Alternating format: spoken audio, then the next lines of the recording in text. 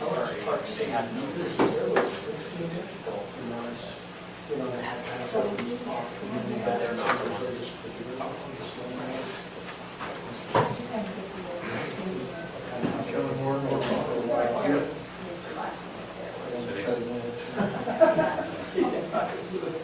We cut this on the edge, Yeah, that's a thing too, yeah. Hugging a cow. Cow. Get the farmer to go hug his cows. Yep. I usually end up kicking the cows.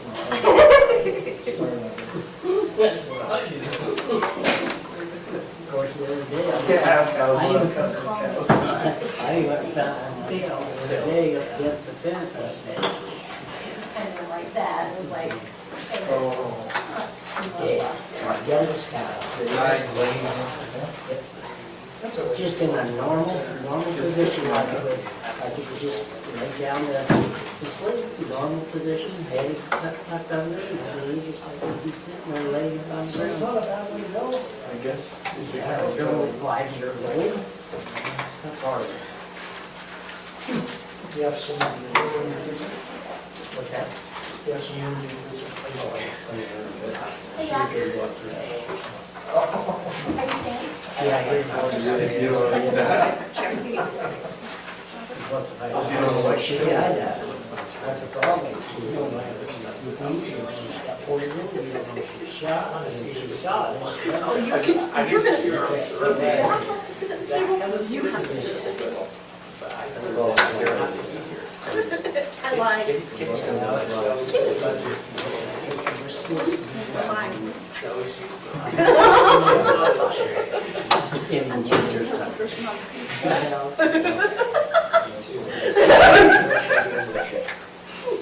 That's what it hurts. I had 3 chickens the first year, and I still have 3 chickens. Are they the same ones? They're the same ones. Hey, that's pretty good. Pretty good, you're lucky. You're a successful farmer. Yeah. That's right. All I know is I started out with about 20 chickens a couple of years ago, 2 or 3 years ago. I'm down to 8. And the ones I got left, there's 1 rooster. And 7 laying, and some laying, Where some we laying. like, Hey man, I was noticing that gum the other night, do they still sell double max? Yeah. Do you have to order that from, Maverick. I didn't realize that gum still existed. Really? Yeah. One of my favorites since high school. It's still,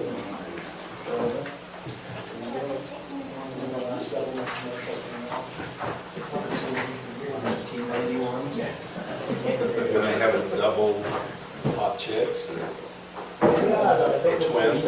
Yeah, that's right. Oh, boys. boy. Here we go.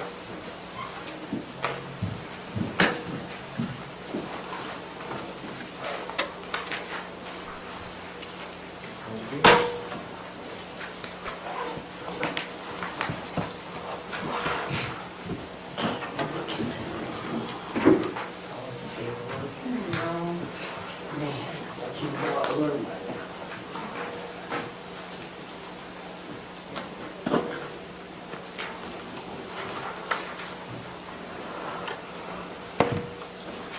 Okay, assessor's kind of close to the front.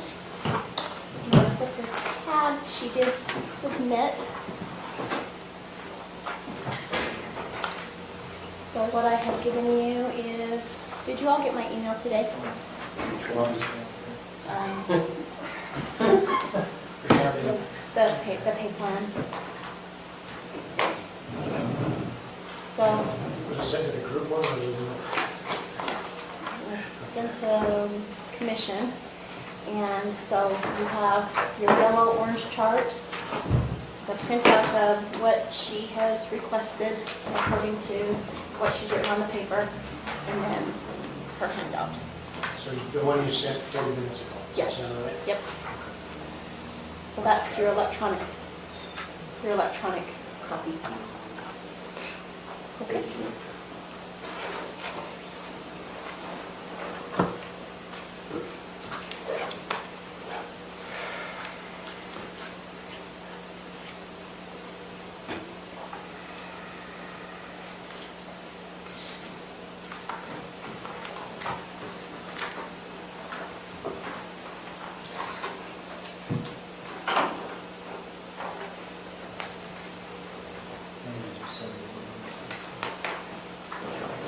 About just 40 minutes ago. 2:22.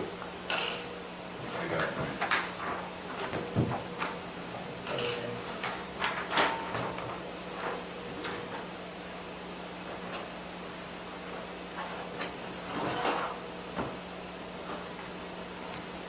Did everybody want to just travel next year?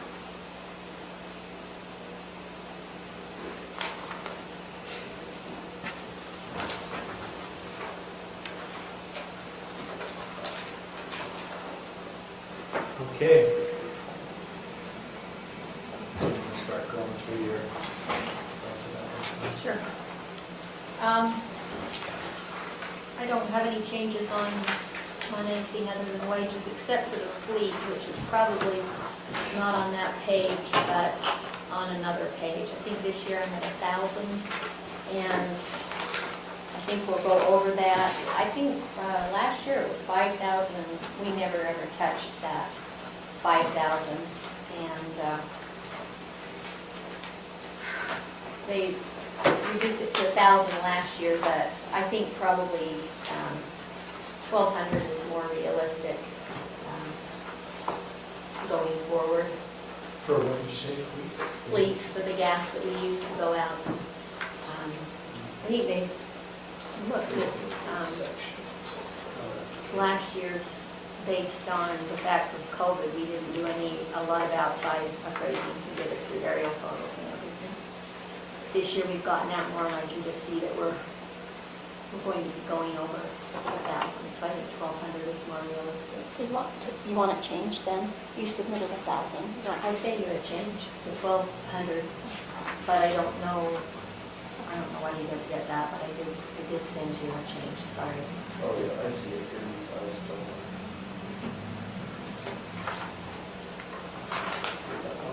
Got it. Did I put it in the wrong place, Stacy? No, we just had multiple pages for, because we have one for each. Yeah. So, as far as everything else, I think will be good. I did give you a two-sided copy of where we're looking at the new subdivisions that are coming online. Across through the ones that came online last year. Because I presented this last year, so I added on additional maybe crosses through the ones that are already in place. So you can see there's a lot of work to be done. And probably not all of these will come to pass. If Wasatch Peaks doesn't get, or Rome, do not get plats recorded as of January 1st, then it'll just be raw land again for next year for them. And I think Wasatch Peaks is trying to get theirs recorded before year end. That's my understanding. So, just take one of these, for example, 90 lots, Riverstone in Morgan City. When you go through and appraise those, I have to believe that there's a kind of a band of value, that a lot of them will be very similar values or identical, right? Correct. If you're talking along a row of a street, and they're all the same size, you're just going to appraise those all the same value. Correct. So is that something that you have to do? There's not a third-party appraisal for that. You guys just do the appraisal within the office. Yes, and I wish that we could copy one and do one and then say, okay, duplicate this here, here, and here. Unfortunately, our computer system isn't that high-tech yet. They're getting there. But you pretty much have to hand enter each one. You're able to copy sketches and, just flip them or whatever. So that does help. So when you say hand entered, you're talking the value that you're attributing to it, or No, a lot of the whole the size, appraisal? the size of it, what the exterior is, percent of brick to siding, the number of bathrooms, porches, the heating system, the roof, So you have to do that with every home? every home. And then once you get that entered into the system as a new home, then your updates Are much easier. are much easier. Yes. So we've got about 3,500, 4,000 homes, and we have to do a reappraisal on them, 20% of them. So we can touch each one every 5 years. This year, this summer, they've been going out and doing the rest of Morgan City. And once that's on, it'll all be in our new computer system, and like we'll get a lot, we'll be able to make better decisions, be able to en masse change things. It will help us out a lot. You probably all saw values raise this past year, and these ones in the city are going to, they didn't quite see it the way, they only got the factors. And they'll see that next year. And everybody will be on the same playing field. So you do the appraisals every 5th year, property specific. Called a detailed review. And in the interim, you do a percentage adjustment based on general price increases and. Yes, we take a look at all the sales that occur in the previous year, see what they are compared to what we have them valued at, and we look at them all together en masse on an average and raise the home and lots if needed, which is what we had to do last year. Yeah, and if you do, is there a formula for home and lot balance, or is that individually as well? It's individual as well. Yeah, there's a lot of sense. So is the program you're using something that the state gives you to do? It's called PUMA, and it's actually created by all the assessors in the state. You probably all weren't here a few years ago when the state of Utah, let me just give you a little bit of history. Back in like 1980, the State Tax Commission had a program, and they would go around to each county and they would do all the appraisals. And then that went away, and each county had to get their own. And out of the 29 counties, there were about 5 different systems. And now they're trying to get back to all be on one system. And 2 years ago, they tried to go with an outside company and basically broke the company when they brought on all of the counties in Utah. They were in the process of doing their bankrupted the Colorado company, CCI. So at that point, the counties, through the Multi-County Appraisal Trust, decided we're going to create our own system. It'll be just what we need, just how we want it. And that's what they've been working on for a few years. We're one of the first counties that went on it, and there's probably about 1/3 of the counties on it right now, and it's going very well. Subject to further refinement and expedite your entry with similar properties. It's interesting, the things that I told them as kind of the test, one of the test counties, we need this. Oh, no, you don't need that. Well, this would be nice, we should do this. Well, we really can't do that. Well, now here a few years later, Salt Lake County is coming out, and guess what? All of a sudden, a lot of the things that were brought up initially, they're getting done now. So the size of county makes a difference. Yeah. So how long does it take one of your appraisers to put in a home? Oh, goodness. It depends. We get, it's like this big process. We get the building permit from planning and zoning, and then we get the plans from planning and zoning. One person draws them, then they go in the file to go out for a new growth. And then the appraiser goes out and takes a look at the plan, walks around the house, makes sure, does this look right yet? Oh, no, they did a 3rd car garage. So we need to add that on, do all of that, take all of, the brick, and, the house may not be done. We kind of don't like them done. It's easier if they're not done, but so then that means you go back a 2nd time to get them finished up.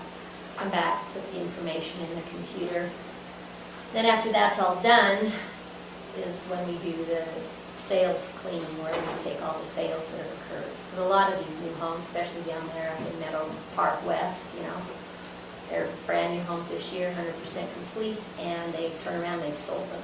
So then we look at, okay, what value did we come up with and what are they selling for? And you have to go through and do that. It's different for different neighborhoods. It's, So do you send a letter asking them to give you the value that they paid for it? the state actually sends that letter. We get good response from that. We get it from the MLS, if it goes through a realtor. In terms of the listing price? No, based on the sold price. They don't always report it, they're not obligated to report it, Yeah, and then if we don't have it, I'll call them. I got awfully gutty. I don't have a problem calling people and asking them what they paid for it. And they don't, sometimes they don't want to tell me, and I said, that's fine. right? Yeah, no, we get those letters once in a while for our clients and pass them on and say whether you respond or not is voluntary. They send them out twice from the state. They send it out twice, and they have a leading paragraph there. We're required by law to send this out. People read it, you're required by law To answer. to answer. And they do that on purpose. I'm sure they do. Yeah. We always tell them, you don't have to answer if you want to. It makes it hard because by law, we're supposed to value based on market value, but yet we're a non-disclosure state, so it's. Yeah, but the game they're playing is, all right, see what the assessed value is from the assessor, and then if it's higher than what you paid, then you can go back in and say, hey, this is what I paid, and you want to reduce it. If it's lower than what you paid, well, you, thank you very much. We'll do Yeah, that. we don't ever hear from those. That's right. Yeah. It's interesting, this year, we raised a lot of values, and we had one home appeal. It's hard to argue. It is hard, which means I'm low. Yeah. That's what it means. And I mean, I looked at Enough mine, people complaining we must be low. yeah, I probably It's tend to the agree. I truth. look at mine and I'm like, well, I don't know what I could sell it for, But I wouldn't take what the assessors got on it, right? Probably not, given what others have told me it's Exactly, for. exactly. But when I look at the value, I'm like, wow, that'd be great to get that's more than I paid for it, Oh, yeah. 11 years ago. It's more than I paid for it. Anyway, thanks for that. I just Sorry. kind of wondered how that whole process went. It was useful to know. So, you'll notice on this page, you may notice that it says new hire there. We have Jenny, and Nora Vehicle is retiring in December of this year. And so we will have a new hire coming in. And Sorry, who's your turn? Jenny Robson, We'll have a little savings in salary there. a little savings, Not a whole lot. not a whole lot, it's kind of sad to, yeah. Zach and I have talked, and we feel that now would be a good time to move the Department of Motor Vehicles to the Treasurer's office. And we're both on board with that. Is that where it should be? Pardon me? Is that where it should be? There are about a quarter of the counties in the state that have it, the treasurer handles it. For the most part, it is assessor's office that handle it. The reason being that years ago when, you probably are all too young to remember, you used to come in and register your vehicle and you wrote 2 checks. You wrote one to Morgan County, you wrote one to the DMV or the State Tax Commission. And everything was based on value, and that's why they wanted it in the assessor's office. And it's not that way anymore, it's fee-based. I don't know, Zach, you want to speak to any of that? I think, personally, I don't know that it matters like as far as where it is, but I feel like it would be a good opportunity for us to take it over. We had discussed, like I mentioned in yesterday's meeting with the judge about taking over the justice courtroom. I think it would be a great opportunity for us to help the public more and what we're able to help them now. Right now, there's Jenny, so if Jenny's gone, Jenny's closed for lunches, there's one person to help, and there's one entry, so we get the long lines out the door. I think this would be a good opportunity for us to take advantage of the room, and we can put the DMV in the justice courtroom, and then open up that room to combine it with mine. And then I will cross-train myself and whoever else is in my office, and we can all do DMV and treasurer. So that will give the public 3 different choices to go from. I don't know who the new person is, but me, Chris, was a new person, and we've got now 3 choices. We can go to either one of us to get DMV or treasurer stuff or whatever it is. So I think it will just help the public more, see how we can proceed for. So if you move your office over, they just explain the logistics to me, you'll still have a court. Yes. You're just in the ancillary portion of that area, right? Just the Yeah, so office the right just the next to office it. right next to it. Okay. It's not like the courtroom like this, it's just the justice court clerk's room next to it. That's just a bigger office. Yes, Who currently uses that office? the justice court. Is that She's across only the hall here. or? It's right next to mine. The wall that Kalina's would like to knock out, which I talked to Brent. We're getting a quote to get that looked at. And then we can just make it one big office. Okay. Rather than having- So I thought you were going down the hall to the courtroom area. You're just expanding into that office, and then you'll have a court clerk function that can be handled from there, as well as this. So currently, the court clerk, like Jeff was telling you yesterday, we contract with her through Sunset. So she's out of Sunset, she comes up one Monday, or 1 day a week, about 10 minutes, and does whatever she needs to do up here, and then she's good to go. So the judge was saying all we would need is for us to be able to maintain that level of competency for her to come in. So if I left a computer there in that room for her to be able to come in and use whenever she needs, that would be okay with him. And then if we kept all the files separate and everything locked up like they've got it, we can just leave that there. And we'll just occupy the room. Great. And lines are relative, right? If I came at lunchtime and I was first and you said it will be an hour before you get back, I'm like, that's cool with me. Right. South Jordan, I waited 2.5 hours, and in Las Vegas, it was like half a day. Well, here in Morgan, we get yelled at for waiting 2 minutes. People that So- come from out of town aren't the ones that have a problem. Right. Because I'm like, oh my God. We'll have people, we're both on the phone and somebody's standing at our desk and they're getting frustrated, making complaints that we're not helping them, but we're both helping someone else, so and if you've got more than one person waiting in line for more than 5 minutes, they're ready to, so, but I think it would, I think There's it's a good sensitivity training opportunity. that they need, because I agree. Sensitivity training. you shouldn't be that sensitive, that's kind of training. Desensitivity. The funniest experience that I had was in South Wagler. I went there, and I knew to get there early because I'm used to a different experience. And I walked in, and I was the first one through the door, and there was a person, I put the teller, I'll call her a teller, it's probably not the picture. And I walked up, and she said, "You'll have to take a number." And I looked down, there was a number thing, so I pulled the number. She says, "And you have to sit down over there." I walked over and sat down, and she said, "Number 1?" I will follow the procedure. I will follow the procedure. I understood taking the number because they're probably keeping track of the number of patrons. It sounds like a Seinfeld episode. It was hilarious. I'm like, okay. Any other questions for Glenn or anything else you want to talk about?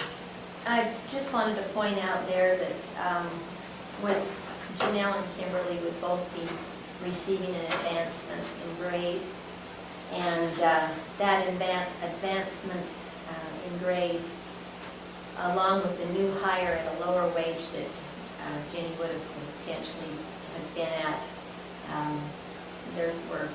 we're down from where we would be. We're within the budget. that way. And, She retiring year end. December 13th.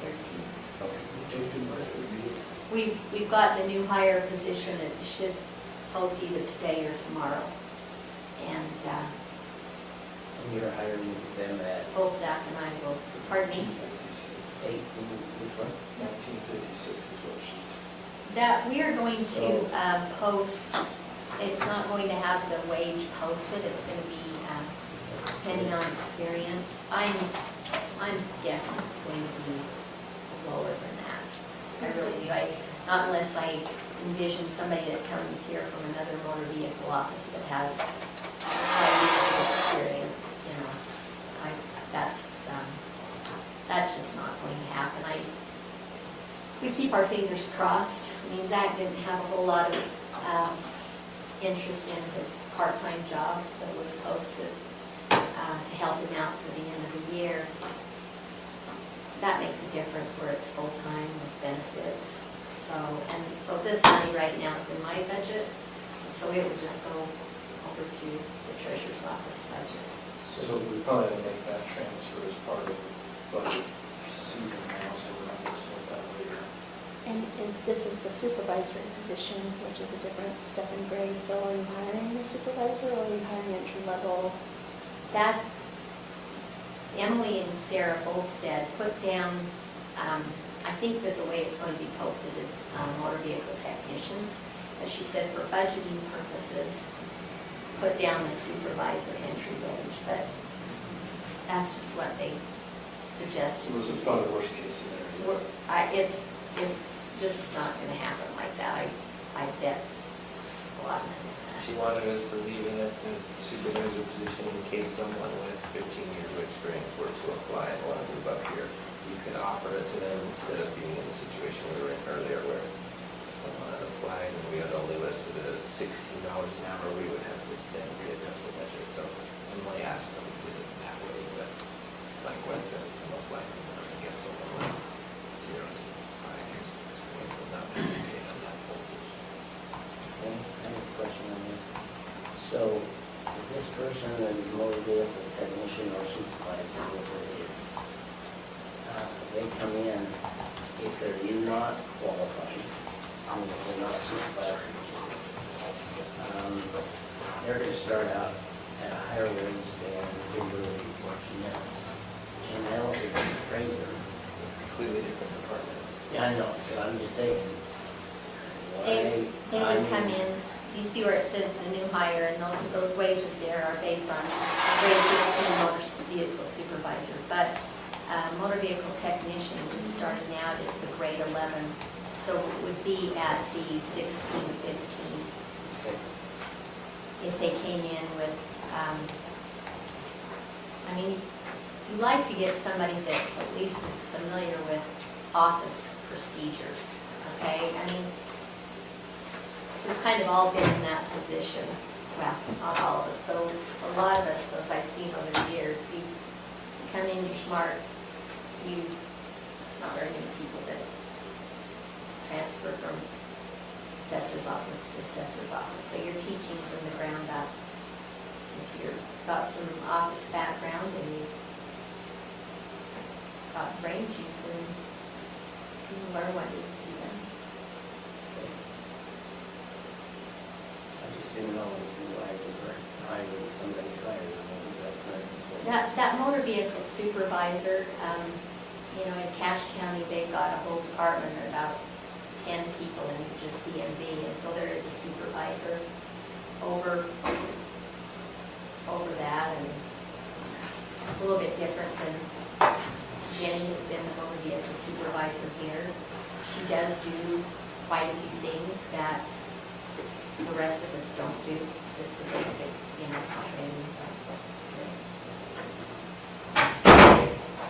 And so,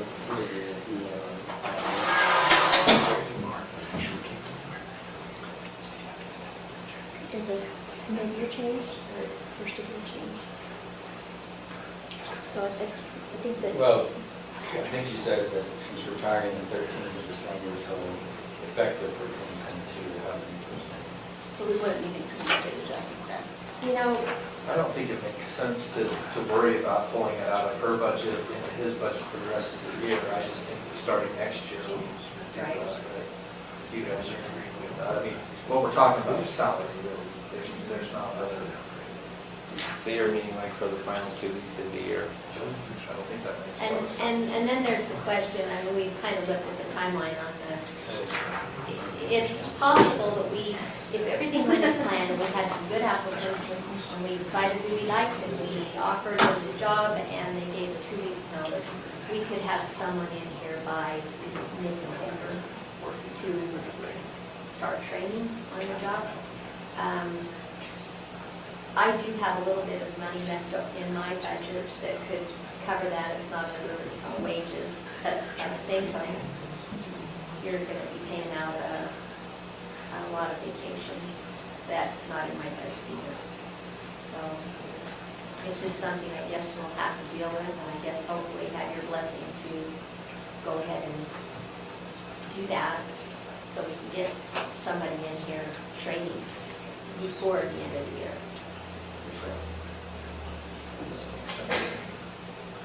But was your question with respect to next year, this new hire salary ought to move over to the treasurer's office budget? Correct, and I get that part, but you won't be making any physical moves or any personnel moves or anything like that until January.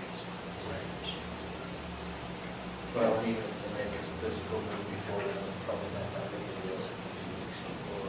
It would be after the 13th of January. I mean, if we could get people in here to do what needs to be done, and it's going to be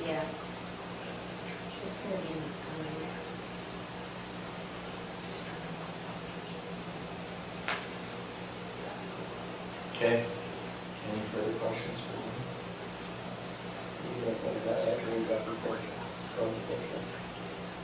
I'm sorry, what'd you say? Code enforcement that I was talking to you about earlier this year, is it a value or not? Green belt. Oh, for evaluating whether people are properly assessed under the farmland assessment? Yeah. We've been doing audits. Wayne thinks we need one person to do that. Only if we can bring in that much money or something. And you know more than I do.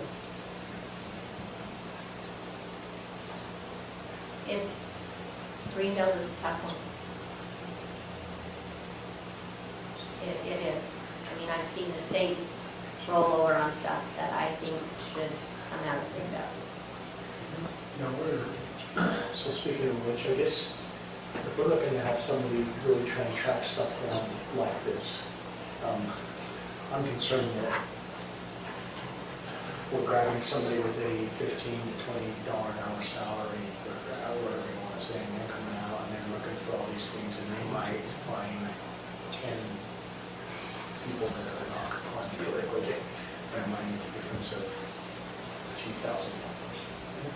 Is that, am I saying that incorrect, or do we really think we have so many people out there that?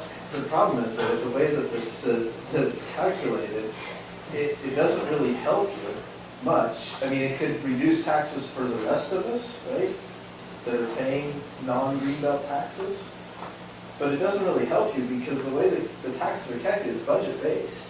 So if all it does is increases the value across the county, which could make the rate fall. But it's not like it's extra money out there. Does that make sense? So Actually, it is extra money. it's not. But if we're gonna, if we're gonna hide stuff that the state has approved, that we could approve, that people could have Greenbelt down to 1 acre, we're gonna not bring that up to our county, but we're gonna go turn them all in. I don't like it. I don't think it's good. Well, it's not extra money though, is the thing, because if your property is worth $10,000 under Greenbelt, right, and you're paying on $10,000 worth of value versus $100,000, all that does is raise the overall value for all the property in the county. And when we calculate our budget, the state tax commission is going to say, oh, well, instead of a total valuation of $40 million, now it's $40 million and $100,000, right? It doesn't it doesn't find us extra money. How? We can sit down at another time if you'd like to, and I will teach you how. You're wrong if you don't understand how taxes are calculated, that's what you think. Yes, I do. We have the assessor Well- right here. Yes, we do. You get a one-time. You get a one-time. Rollback. But that's it. It's, Moving forward, it doesn't do us any good. It's not like we get extra the money way the every year. Greenbelt law is written, it's very lax. And back in 1969, it worked. And now you can't even get the Farm Bureau to buy off on going before the legislature to get it changed. Because a true farmer rancher would like to have the Greenbelt laws tightened up. Absolutely they would. But the Farm Bureau will not go to bat for it because they are afraid they will lose it. And that's a real possibility. Maybe it'd be another 20 years from now, but the way Oh, you everything's mean the going. whole, The whole thing, they won't touch it. And the state tax commission, the same thing, you know, we tried to, had Burton Oldies audited about 5 years ago. And they were going to pull it off, and then the state backtracked on it and allowed him to come into compliance. That's their very first thing. Well, you're not doing it, what can we do to help you come into compliance? And you do it on a year like this year, And when it's it's not drought, very hard. you know. They're pulling around. Right, and what are you gonna tell them? Well, this little piece of paper says you need to have X amount of animals. Well, the very first thing the state tells us is we don't want to be in the position of telling farmer ranchers how to run their ground. They're the best ones that know how to run it. And back in '69, there wasn't as much oak brush in the county. It's become overrun in some areas, which takes a lot of the feed out, which basically changes your grades 2 classification, which should probably be grades 3 classification, which lowers the number of animals that needs to be on it. You don't need much. A 20-acre piece of grades 2, you need a couple of cows on there. And I know he hates to hear that, but that is all, that's the 50%. That's all they have to do. So, 50% plus. There's a lot of discussion on this. 51. We need to go into, but, I mean, I would just be a little hesitant on creating something new like this. I mean, there's a lot of other, in my opinion, I've seen in other counties, but yards that need to be cleaned up, if you want to say that, we can start enforcing that. Land use Green- code enforcement. Green grass instead of brown grass. I mean, you know, there's a lot of things we can go out and enforce or not. That's a dumb one. Green It grass versus brown. depends on who you are, and it depends on what you believe in. So, And where? And where? Either Just- way, Just be I careful know how. we did bring in extra dollars this year, right, when, for green, that, once they were enforced, either to be green or not, right? yes. Rollback dollars. No, yeah, rollback. Rollback But dollars. that But was moving also- forward, there's no extra dollars. Unless we Yes, increase the yeah, budget. because Well, they're not getting green. yeah, There isn't because Yes, but Mike, wouldn't it be the rate true goes that down. but if we increase the budget, If we increase there the would budget, be more properties contributing. potentially. Potentially. But it's So not the extra mill money, it's potentially just, be low. if you increase the budget, yeah, you could get some more money, but you have to increase the budget to get that more. money. And it's, That's true. so it's this thing, like, okay, are we Yeah. gonna increase the budget just so we can get more money? You know what I mean? Okay, yeah. And I wouldn't evaluate that personally on that basis. I would evaluate it simply in terms of are people in compliance with the law. That's exactly what I'd like, is people to be in compliance with the law. And I don't- that's what we do, is we send out every single new Greenbelt application that changes, because it's changed hands. We send out a questionnaire and a farm lease affidavit, and I'm very particular when they come back in, you know, and what's going on here, we make site visits, is it fenced? I mean, you just can't, it used to be you just signed it and there really wasn't much said. But I will say it has tightened up tremendously. And we have now, don't know if you know Burton-Oy, they're sheep people forever, and it was just so funny, he told the State Tax Commission, I had no idea I needed to do any agriculture on these thousands of acres.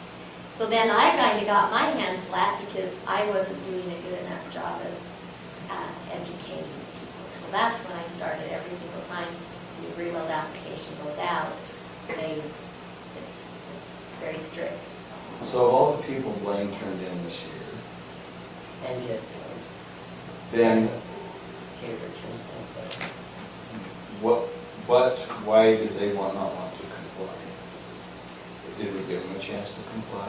The one that came off of Greenbelt is up Woods Creek, and he wanted to, he couldn't prove up that anything had been going on. He admitted that there hadn't been anyone to do with bees, us and his name. And that was the latest. He had a guy call me the other day with Wasatch Peaks. The guy wasn't with Wasatch Peaks, but it was to take care of the greenbelt requirement on Wasatch Peaks and wanted to do with bees. And it's like, no, you can't do it with bees.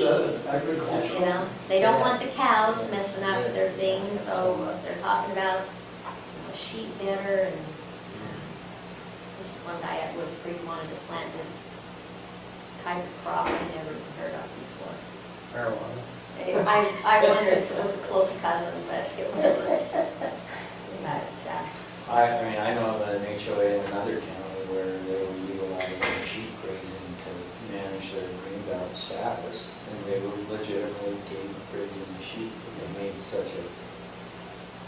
They had such an impact on the property that the people said, we'd rather pay taxes.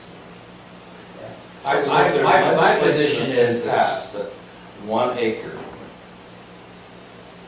is okay for greenbelt now. 1 acre. There's legislation, right? we have to, the county has to adopt an ordinance to allow it.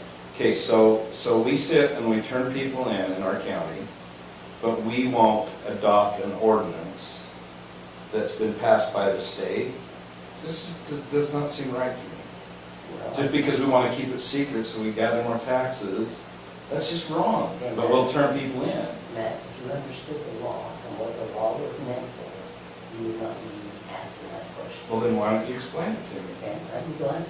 Why do you think they changed the Number one, legislation? agriculture is supposed to be for a profit, Okay, okay? If a person is not doing it for a profit, then that means it disqualifies them. Unless they make production of at least 50% of the production value of that ground is produced for agriculture. Correct or not correct? okay. Okay, so that means there's going to be people out there that raise a horse. Is that for agriculture or is it for recreation? And the law doesn't specify, and so they That go over. depends on them. That's the thing is it going to be for a recreational piece of property or is it going to be for agriculture, true agriculture? And that's where I have a problem. I've been in agriculture my whole life. And I could not get greenbelt on certain acreage because it was under that limit of 5 acres. Now, I was in true agriculture. There's other people that can get it because they own 20 acres, assessing that same amount of ground. And because that 20 acres sometimes produces 50%, then they can get greenbelt. But I can't where I was in true agriculture for a profit. Well, that's legislation, right? Well, what's the legislation change? That's exactly what they tried to do this year. And they did change it. So So where somebody with a recreational horse can get greenbelt on between 1 and 5 acres. So that's what I'm saying. If they're changing legislation, why are we hiding that from our people? I'm going to actually go much higher. Quick question, real quick, now that we're on this tangent. Go right ahead. Do we have, there's many rules and laws and ordinances and statutes out there, thousands upon thousands. In my field, I could probably go to any subdivision and look at some different things and say, this was done wrong, this was done wrong, this is done wrong. I could probably look at different septic tanks, I could probably look at different wells, I could see what the uses are of each, and I could probably, if we're using this term, turn in, I could probably turn in a multiple amount of people for Code operating, violations. for different violations that are out there. And I guess the thought I have is versus, I'm concerned that any of us as commissioners take upon the responsibility of, I don't even want to talk about attorney stuff. I mean, do we take on the responsibility of going out and versus trying to do more of a blanket of everybody, or getting something out to, maybe we send a mailer out to everybody, but I'd be extremely concerned also how you're turning in these people correctly or not correctly, who are you talking to, who you're not talking to. You know, I just don't, because I could do the same thing, actually, I could, but I'm not sure. Let me ask you That's this. what they Let me play ask on you government, this. the enforcers. Okay, let me ask each one of you this, and this is the only reason why I even want to do anything with Greenbelt laws, is because it's fairness. Fairness for you, fairness for you, fairness for you, him, her, every one of us. It's a fairness in taxation. Why should I pay a higher tax because I have less ground than he that has 1 million acres and he puts some animals on it? Why should he get a tax break when he's got some animals and I'm paying a higher amount just because I have a residential lot? That is my reasoning for going after Greenbelt. You're questioning the basics of Greenville? I am questioning So are you the advocating getting fairness. rid of Greenbelt altogether? I want them to revamp it.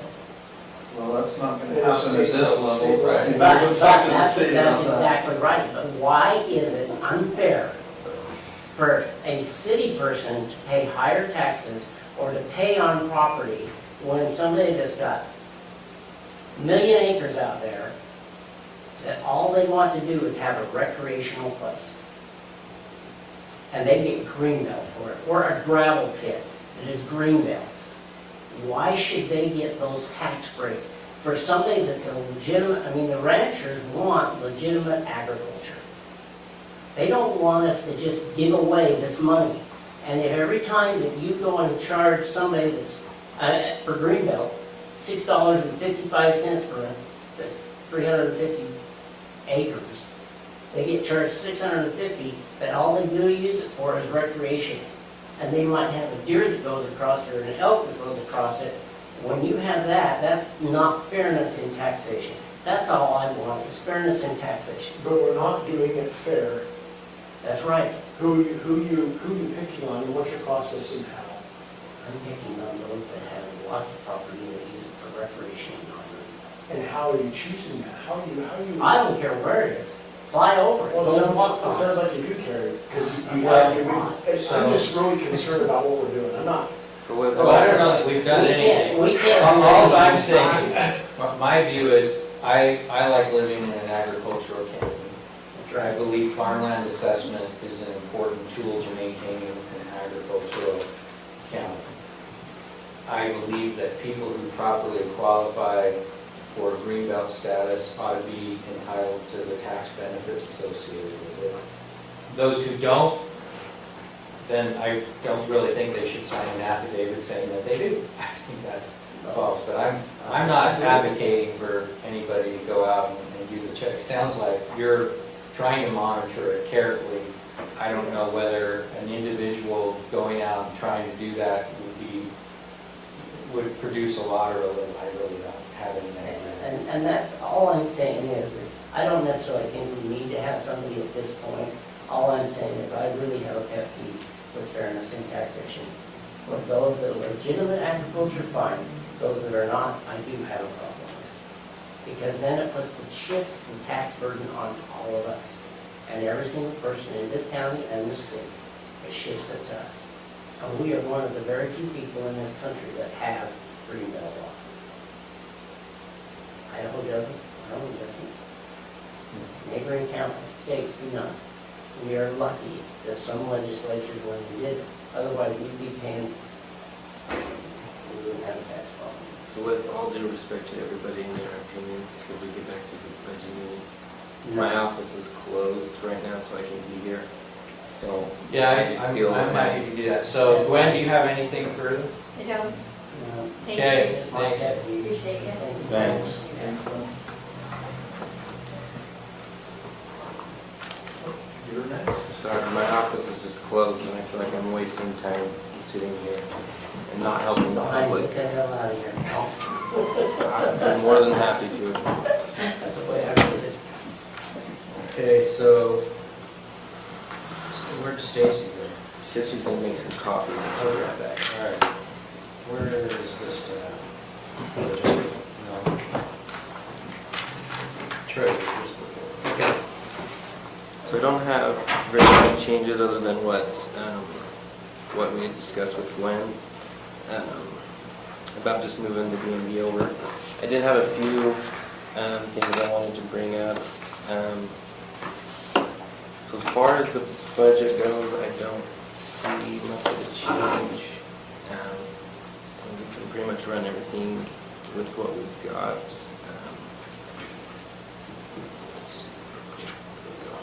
Do you pursue travel and training starting again? Yeah, I mean, all of our departments have Yeah. used almost nothing, but yeah. who knows, I guess, what's. Something with the COVID stuff. So, I was not able to go to any of my trainings really, due to my office situation. I'm hoping that next year I'll be able to actually attend and go to them. So I'd like to just leave everything where it's at currently. I don't really see much of a change in anything. The only thing, books and subscriptions and memberships, I don't know what books or subscriptions I would need or anything. I don't know if I have to have that at all. I don't know the Is money there used, I don't, like a membership you pay for not that I'm aware of. The only, Association of Treasurers or something? well, I guess I do, but I've been taking that just out of, I took that out of the travel and training. I just considered it training, but I didn't. We can leave it at $100 or more, it doesn't matter. Try $100 and you Yeah, that's fine, I don't care. Hey, we'll take every dollar we can get. so.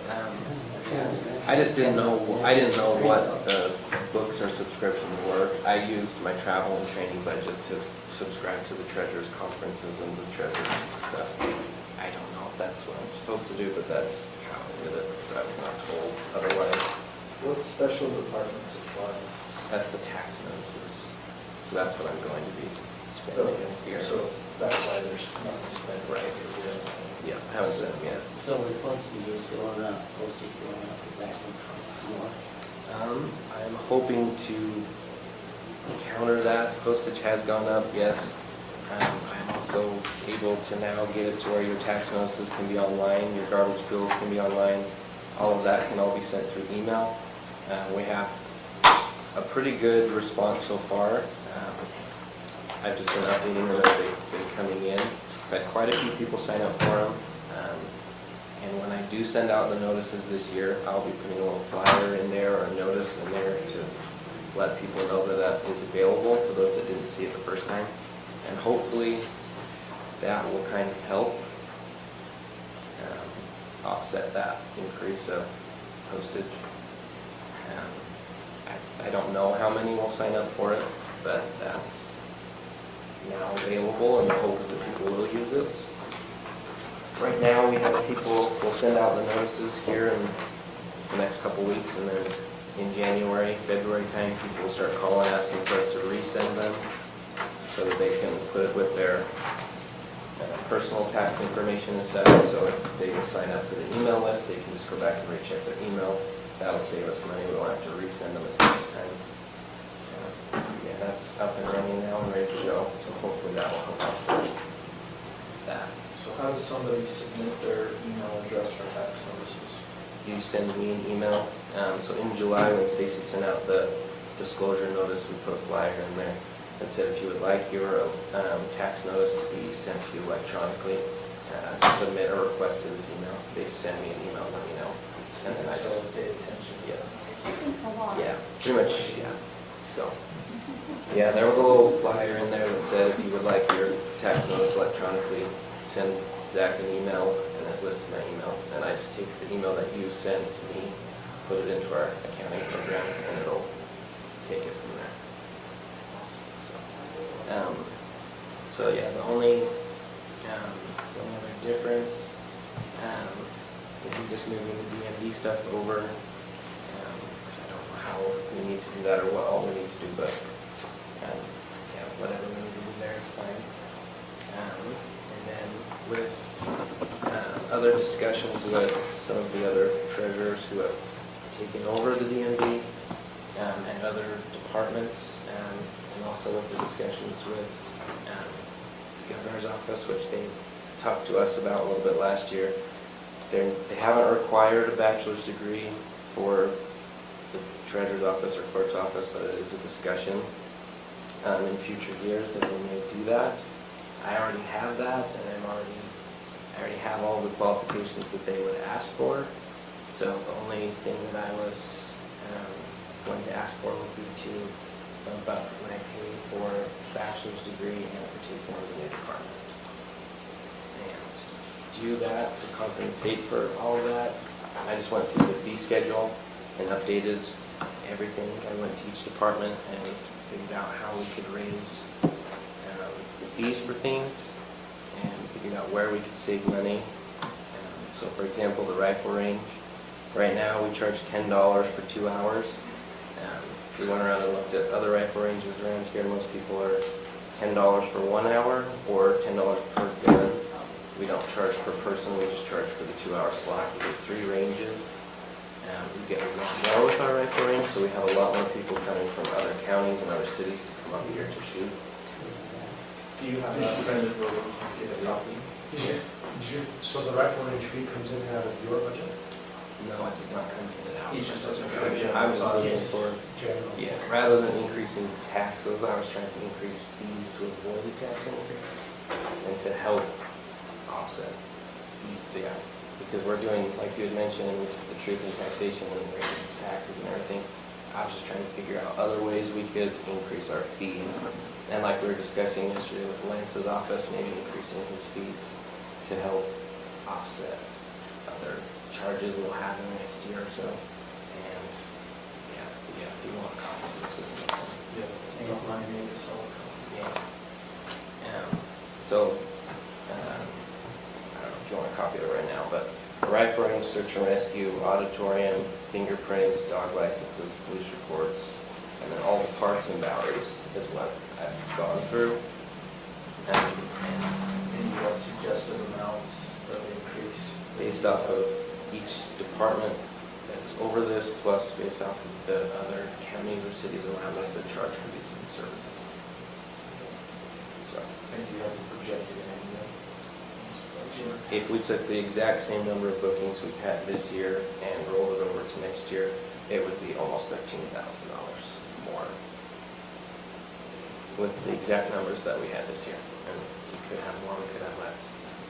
But with, like, for example, the fingerprinting and everything, we didn't really do that many this year because it was shut down for COVID. If you opened that back up, I know the sheriff talked about getting a new fingerprinting machine. That could also go towards helping for that. We used to do a lot. Based on what we did this year, what we're doing, I think it's very, $1,400, I think. Yeah. So, because right now it's $10 for 2 cards, and a lot of the other counties are $10 per card, and it's a 2-card minimum, so $20 rather than 10. So double the fee there.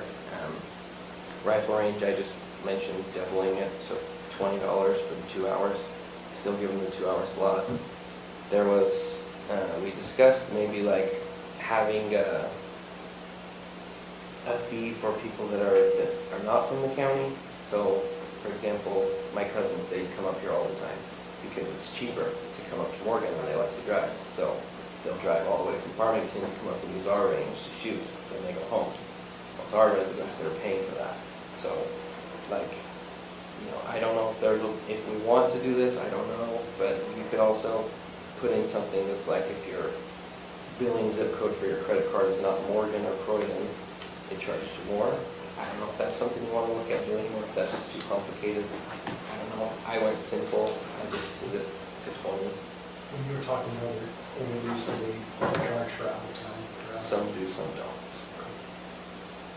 And How easy was it to do it? I don't know that side of things, I'm not a technological person, I just was crunching numbers. But, yeah, search and rescue, I talked to Brett, right now it's $85 a day. Brett and Blaine both are kind of involved with that, we just thought maybe raising it to $100 for the day, make it just a little bit more even and raise the fee just a little bit, leave everything else the same. You'd still get it for 24 hours. The auditorium, right now we charge $10 per hour or $50 for the day. Brett's recommendation was $100 for the day, and then anything under that, he said $50. And that's kind of what he was thinking. He was saying if it's going to be under the 5-hour limit, just make it $50, and if it's going to be over that, make it the $100 for the day, just to kind of help offset the cleaning fees and everything that his girls have to go to. For the auditorium, 36. And usually about now, where Thanksgiving, Christmas, that type of thing, we get more people that come in and do it around the end of the year, but it's pretty consistent throughout the year. But, and then talking with Clayton, with the dog licenses, right now we're $8 for fixed dog, 16 for non-fixed. He was saying to do 10 and 20. So 10 if it's fixed, 20 if it's not. What do you know, that is, 10 and 20 is pretty standard.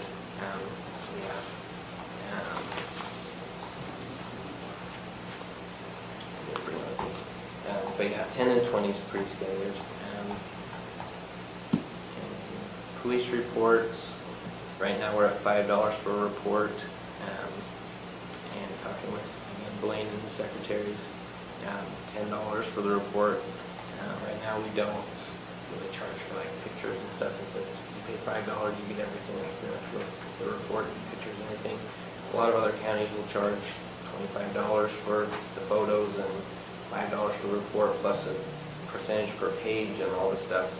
So rather than make it difficult, so we're keeping people in line while we're trying to figure out how much to charge them, we figure $10 for the report, and then if they want to do pictures, we can charge for that too. But just to kind of increase that a little bit.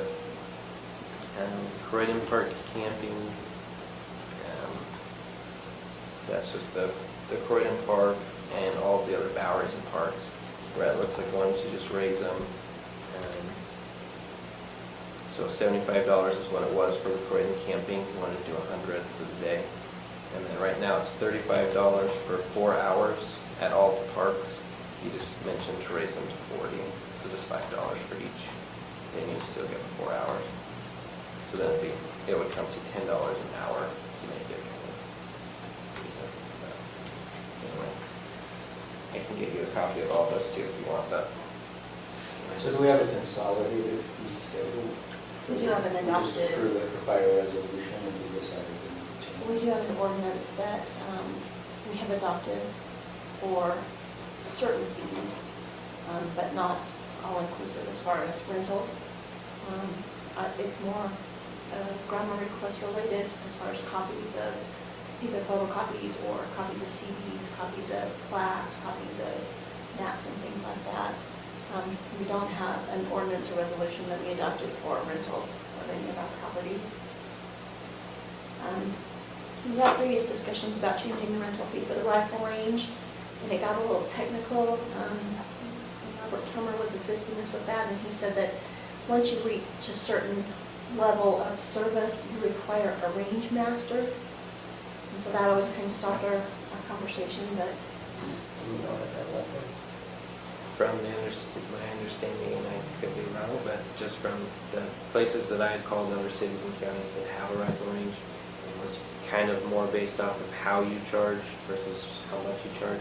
So if we were to start keeping track of how many guns, so if we say we're going to charge $10 per gun, we would probably need a range master up there to say, to take the payment up there, to say you've got 4 guns, so you pay $40, versus you just booking it online, saying I'm only gonna shoot one, you pay the $10, and then you go out and shoot 20 guns. So, that's my understanding, and I could be wrong, that's just my interpretation of what I discussed with the other counties, but.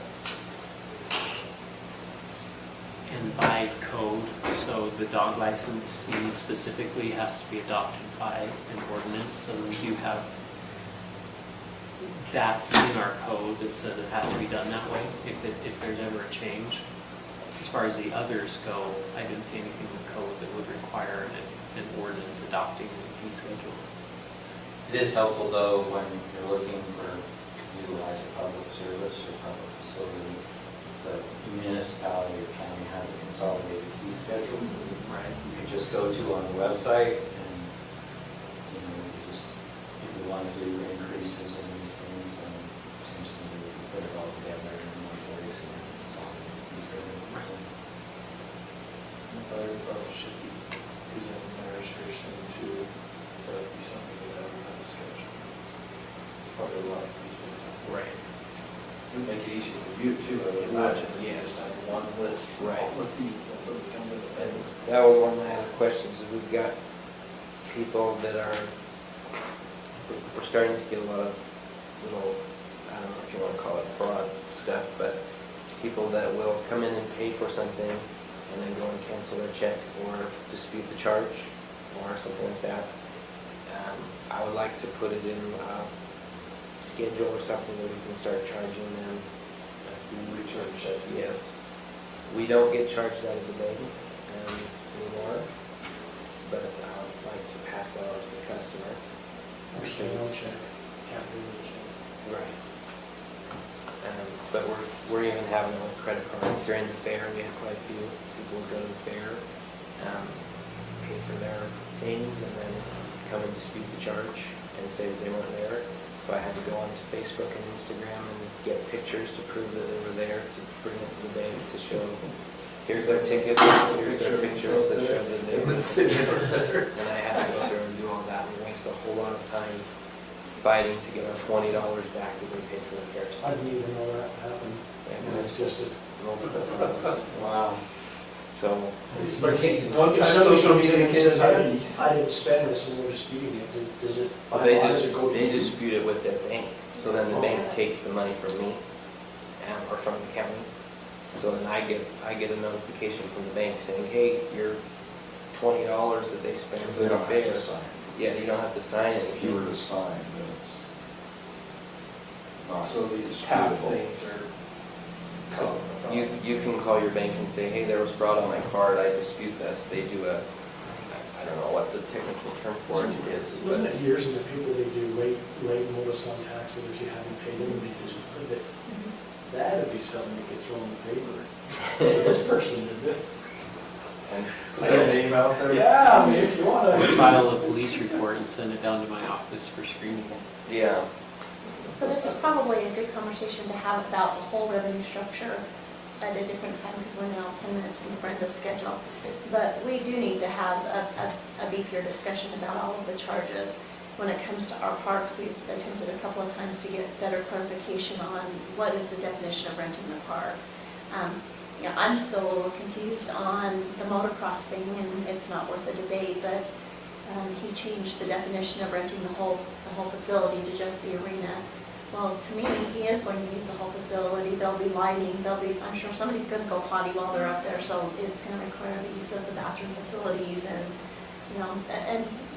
it's not worth the fight right now, but a better definition to assist Zach when he comes in to pay fees. Zach's going to say, I know that you're using the arena, however, it's an event that constitutes the use of parking and bathrooms and utilities and on all of that, and so it is the use of the entire facility. We've got a huge problem with the Milton Park in that the description on the website says when you use it, this is what you're using. And, we've got duplicate reservations for the cornhole tournament, but Barbara's also rented the Bowery for a celebration of life. And we've got a fight amongst the two reservations because Barbara assumed that when she reserved it, she was having a somber celebration of life, and you've got a cornhole tournament going on at the same time because it's just, so, it deserves it. So we gotta better define We do. those areas. We do. And maybe it's as simple as defining it by event size, like for the fairgrounds. Hey, if you're gonna have over 200 people, you're obviously using the whole facility. Sure. If you're gonna have under, I don't know what you're. My definition of overusing the arena is taking my horse up there and practicing steer roping or whatever for the afternoon. It's gonna be my car and my horse trailer and me and a couple of my friends in the arena for a couple of hours, but. Isn't he giving us the whole income of that? I don't That's what I believe so. understood. It's not in the contract. So maybe we, if you go back and listen to the meeting, I think he was, now that you say it, it rings When a he little talked bit to of me a bell. personally, he told me that he would donate all the profits of that back to the county. So that's what he talked to me personally. I think you mentioned in the first You meeting. might have mentioned, yeah, that's kind of ringing a bell from the first meeting that, We don't have anything in writing. No. And again, it's a different conversation When for a it comes to the different parks, time. though, we also need to figure out a better reservation system, because it's a mess. Especially the Croydon. Croydon is too. It's kind of a like. mess, because if you reserve camping, there's not just a reserve camping for $75 a day. So you can either reserve the Bowery, or you can reserve the grass. Agreed, And they alternate shit, yes. it's a mess, we just need to have it clear. So it's Like- like, You you can were right. alternate shifts, like, this 4 hours is the Bowery, this 4 hours. I started that and I didn't finish it, I'm sorry. That didn't sound good. So, if we are going to do with a full-time person on the recreation side, and that's something that we just Figuring out the scheduling and work schedule and do better descriptions and all that sort of stuff. Because I did run into another situation where those that wanted to reserve the camping assumed that they would be able to use the Bowery Sure. and the bathrooms. Which you should, right? Sure. I mean, Yeah. if we're gonna reserve, if we're gonna do it for camp, that park's not big enough that you could have two Two different separate- groups in there. So, But we haven't clearly stated that, Yeah. right? Mhm. But I agree, that's a great idea. Let folks So, anyway, a different conversation for a Any different time. questions for Zach? So you mentioned salary increase, but I didn't see that on the budget. Oh, yeah, no, I did not Oh, put that no, on no, there. you see what I was just thinking, so where I'll be basically taking over the 2 different departments. I just figured the 5,000 that we discussed before, so for each department, so 10,000. And since Gwen is getting rid of one of those departments, we can take her down 5,000, is that what we're saying? I'm not saying to take away anything from anyone. I'm just simply suggesting. So- She wasn't here, she just walked out. Dang Just at the right it. I time. was hoping to Perfect time. throw that in there and No. see. No, I'm not suggesting take away anything from anyone. I was simply just, Okay, she's back now, Starts over now with tell her, that. now tell your joke. Oh. Zach is saying he's taking on another department with the DMV and requesting a salary increase because of that added work. So I just asked him if that meant we were taking, since you're getting rid of that department, if we're taking that salary increase from your salary. Just wondered what your thoughts were on that.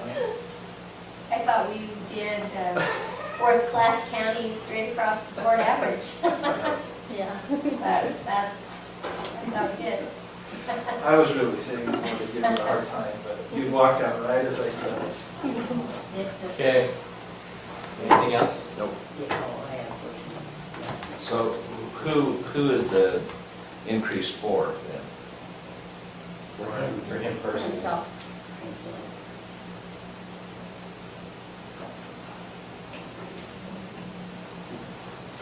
Okay.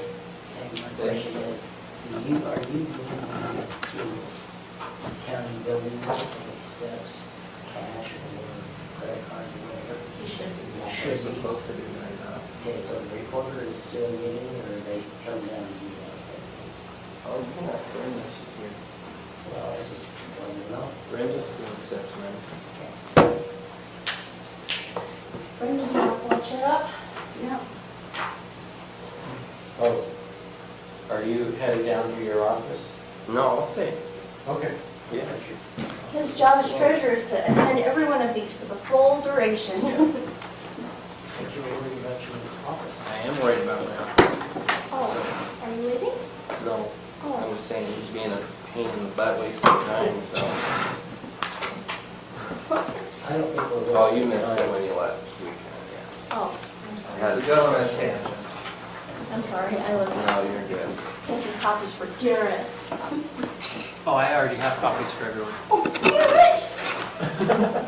I just was giving it to you to give you a heads up. Sorry. Another tree. Sons again. Okay, Brenda's tab is called Recorder. She did submit a budget with some notes. So she does have notes. What I've given you is just a copy of the wage information and what I've input for your worksheet. So what's the front? Yes, it would be closer to It's the just a front. title after the treasurer. Is it recorder clerk? No, that's front. It's right after the treasurer's tab. Okay, Brenda, do you want to walk us through this?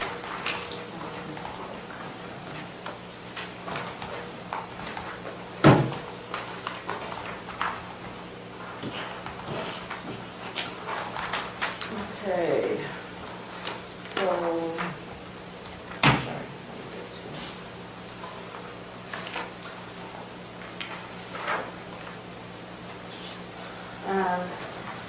I'm proposing that Nadine get a 4% increase based on that she became a cadastral mapper in 2019, but she's never been recognized financially for that.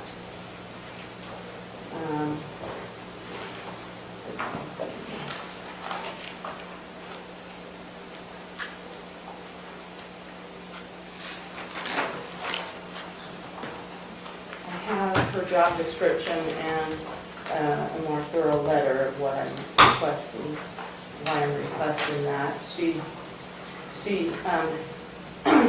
been mapping about 15 years, but only on the pay scale for about 2008 forward as a mapper. And she was categorized as a step 2, but no courses at that time were offered. When the Recorders Association put new manuals together, because the association is the one that puts the courses together, she took the necessary courses and the test affiliated with the courses to become certified as a cadastral mapper. To become certified as a cadastral mapper, you have to have worked in the Recorder's office as a cadastral mapper for 1 year, at least 1 year, before you can take the course or test. The cadastral mapper courses are not available anywhere else to become certified, but through the Recorders Association. The recorder for the county the employee works in has to sign a form attesting that the employee has worked in the recorder's office and doing cadastral mapping work for at least 1 year. She has worked for Morgan County for 31 years, which is about 24 years approximately working within the recorder's office. She's worked hard to learn many functions within the recorder's office, which is demonstrated by her job functions and her job title, as well as her taking the necessary courses and to become a certified cadastral mapper. Okay. Does anybody want a copy of what I just was doing with her job description and stuff, or is that sufficient? That's sufficient.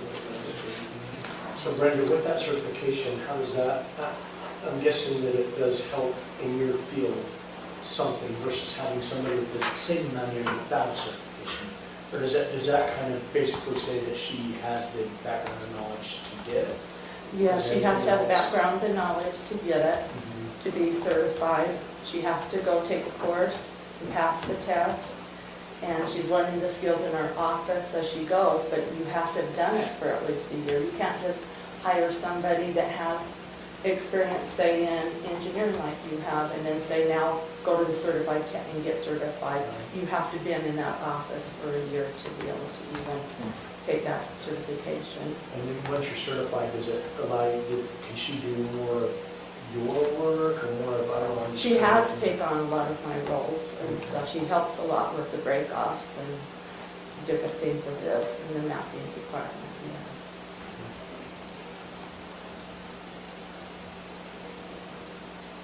She also helps with the direct transfers and that, so she takes a lot of duties on her shoulders. Okay, so let's go back to that, sorry.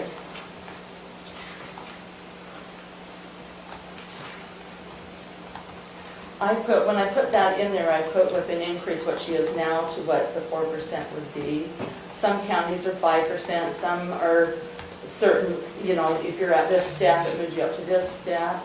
But my understanding, there might be a possibility of looking into a COLA increase or something for the county, so that would be looked at in conjunction with it, not one or the other, is what I'm hoping for. In addition to your. Yes, Okay, I'm also asking for two employees, one full-time mapper to help in the mapping department, and a part-time, instead of trying to get a full-time person, if I could get a part-time to help with the other part-time person, that would go five people. Did you replace Kelly or not? Or you're short that too? We're short that, so right now we're at 2.5 people, and she's working extra hours or part-time, but you cannot go over so many hours, or you have to offer benefits. And so Callie's position, I've been interviewing, and I will have the last of the interviews on Friday, and hopefully I'll have a candidate selected for that. So besides that, That, you're yes. asking for two more? Yes, exactly. 1.5. 1.5, yes. So in what we're, on your timekeeping program right now, what we currently have hired in your office is you and Nadine, Janet part-time, and Thomas part-time. Correct. You're asking for Callie's position to be replaced, an additional full-time person, and a part-time person. Now, Thomas right now, he's on, I want to still keep him on the payroll, but he's right now not working. He hasn't worked for several months for us. And the reason is he's going to school after hours of his regular job, and he right now just can't fulfill both. So it's taken me doing his job in addition to what my roles are. And so just to let you know, I want to still keep him on the payroll, but at this time, he's You mean not you working. want to keep him on the books? Yes, Is that the what you're books, saying? yeah. For future. We're not paying him No, we're not paying him anything right now unless I have to use him. I don't want to take him off in case I need something here and there and it can help, is what I'm saying. But right now, he hasn't worked for several months in our office, and that's So- because he's gone to school. So the part-time person you're asking for would take his hours unless you need an additional, and then he would take the additional, or you expect them both to be working part-time? It would be in conjunction together or something, but I don't see that in even the close near future, because he had health issues, and once he got done with that, he started coming back, but then going to school. Right now, it's just too much for him to do everything.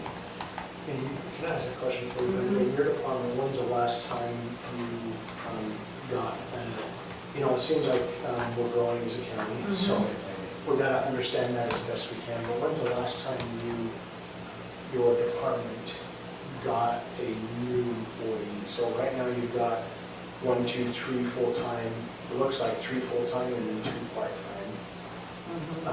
He was working maybe 20 hours a month. But what I'm saying is, what year was it down to just 2 full-time instead of 3? When's the last time you got an extra position given to you, or? This is the extra for Thomas. I haven't had, I was cut in 2016, cut down, not brought up, and so I've been down for several years from when I had it one time. And we've increased volume 50-something% just from last year to this year. I mean, from 2019 to 20, and we will see more in 2021. So you can't tell me the last time your department increased? No, 2005 or so was the last time. Well, I might have had, in 2008, I take that back, we had some temporary help around there, temporary help. But as far as continually to stay permanent here, it's been 2,000 and So I thought you only had 2.5 people right now. 2.5 people right now. I'm talking about, he's asking when we had an increase. Yeah, no, but I thought he said 3 people. So all I'm saying is we typically have to. We had 4 full-time at one time, and we've had that for years, and then it got cut back to 3.5, and they've had 3.5 cents, except for putting a little bit of money in for Thomas to cover. It's just, I try and equal it out throughout, and see if everybody's increasing the workload, so No, it's kind I, of surprising that we have one department that we've actually gone down, yeah, so. yeah. So do you feel like we can find qualified part-time people? I mean, that's always a challenge between part-time and I full-time. know. Do you feel like you'll be able to? With today's market, I'm not sure. All we can do is try. Even full-time with today's market is hard to get people to apply. And with our wages in the recorder's office for a recorder deputy 1 and 2 compared to some of the other offices is one of the lesser ones. What is it? What does that start at? And 14 something an hour up to 16, and that's why I did to 16. And I'm not saying that we're better than anybody else, but we get those kind of wages, it's hard to get somebody in here. And then you get somebody in another office that pays more, the first thing they're gonna wanna do is transfer. And I don't, to say the least, I don't blame them in the least. And then we have the issues of our people that's been here for years that haven't got their raises for years. And here we're bringing people up here, and these people, you know, are getting a cost of living raise here and there, and they're not moving up. And so that's an issue too. We have, like Nadine, been here for years and years, and Gwen's and Chris and several others. And we didn't have even a step raise for years, then we start moving the ladder, then they stopped it again. And then we just depend on a cost of living increase. And so there's, in my opinion, a problem too, of it's kind of, it's sad, because these people have stuck by and worked hard for Morgan County for a lot of years, a lot of effort and time and investment in there. So, there's my soapbox, I just finished it. I don't. Does anybody have any questions? No, on what it we're looks going like over? everything else is the same, right? Yeah, I think there was a little bit of extra, just in the increase of $66 on line item 10-4144-250, because our monthly cost of our maintenance agreement has gone up. So that's what I foresee the next year. $66 increase. So I'm trying to put it out there to tell you.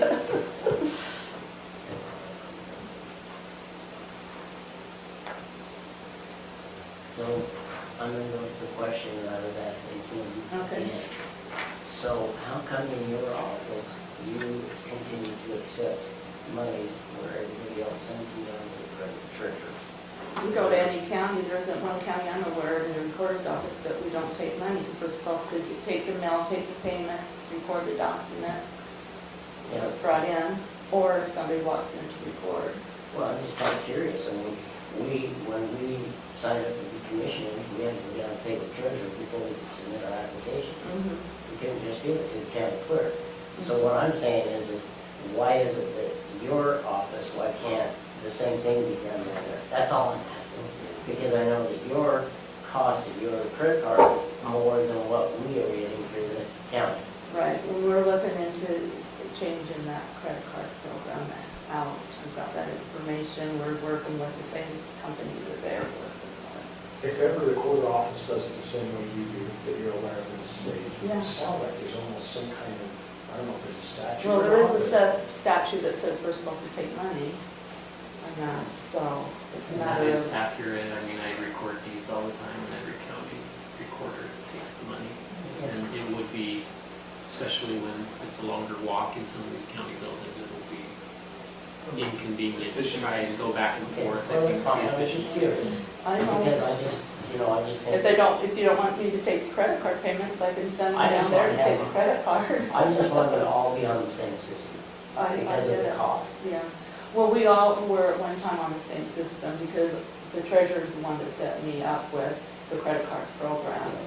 But Zach's moved over and now we're trying to get on the same system of his, but it's not just as easy as you'd think because of the book work and that, because we're not on a certain book work program and stuff, so we're trying to do the best they can, taking comments As on long as that. you two are working together on trying to get it the same, Yes, I'm we are. fine with it.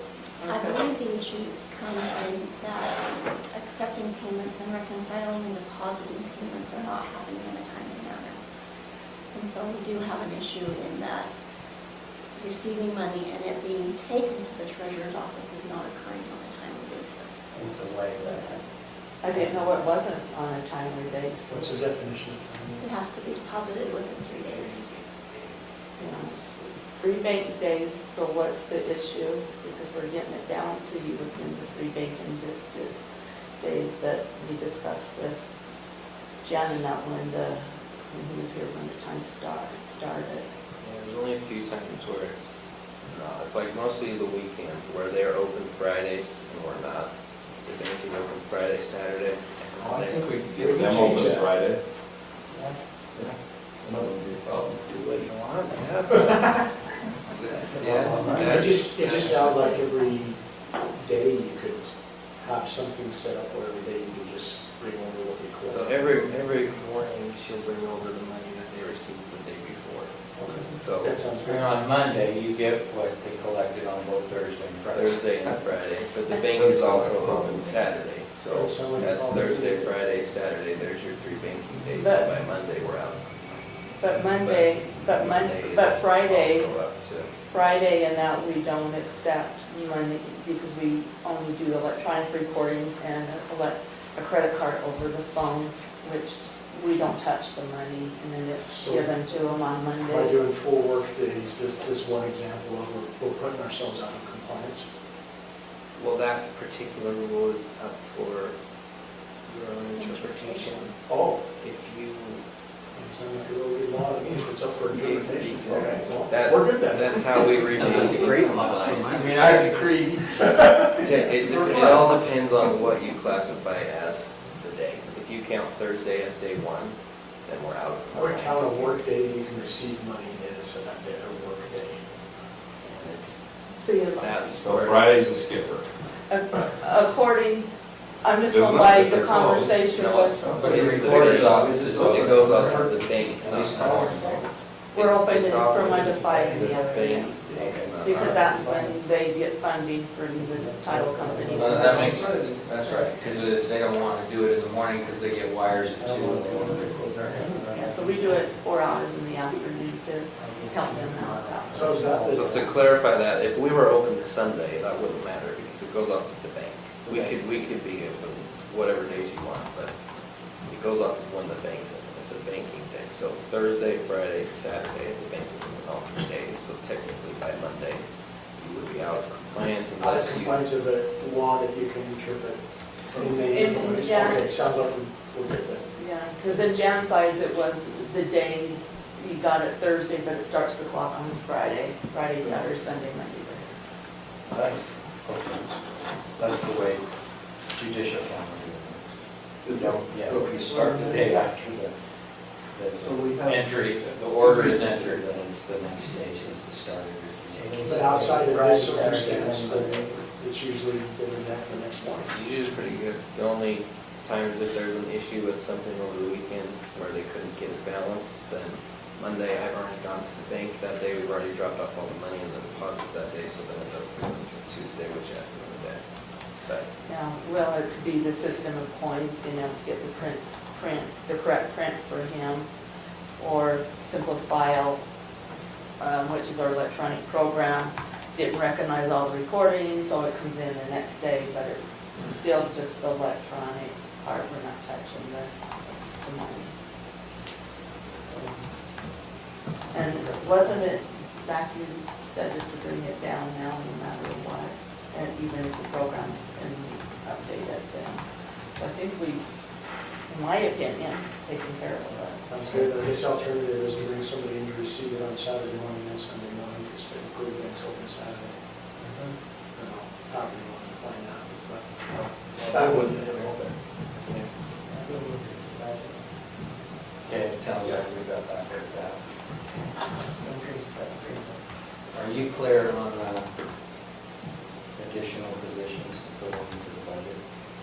I've written down leave Brenda Nadine and the vacant position, part-time Janet, part-time Thomas, add one full-time position and one part-time position. That's my understanding, is that correct?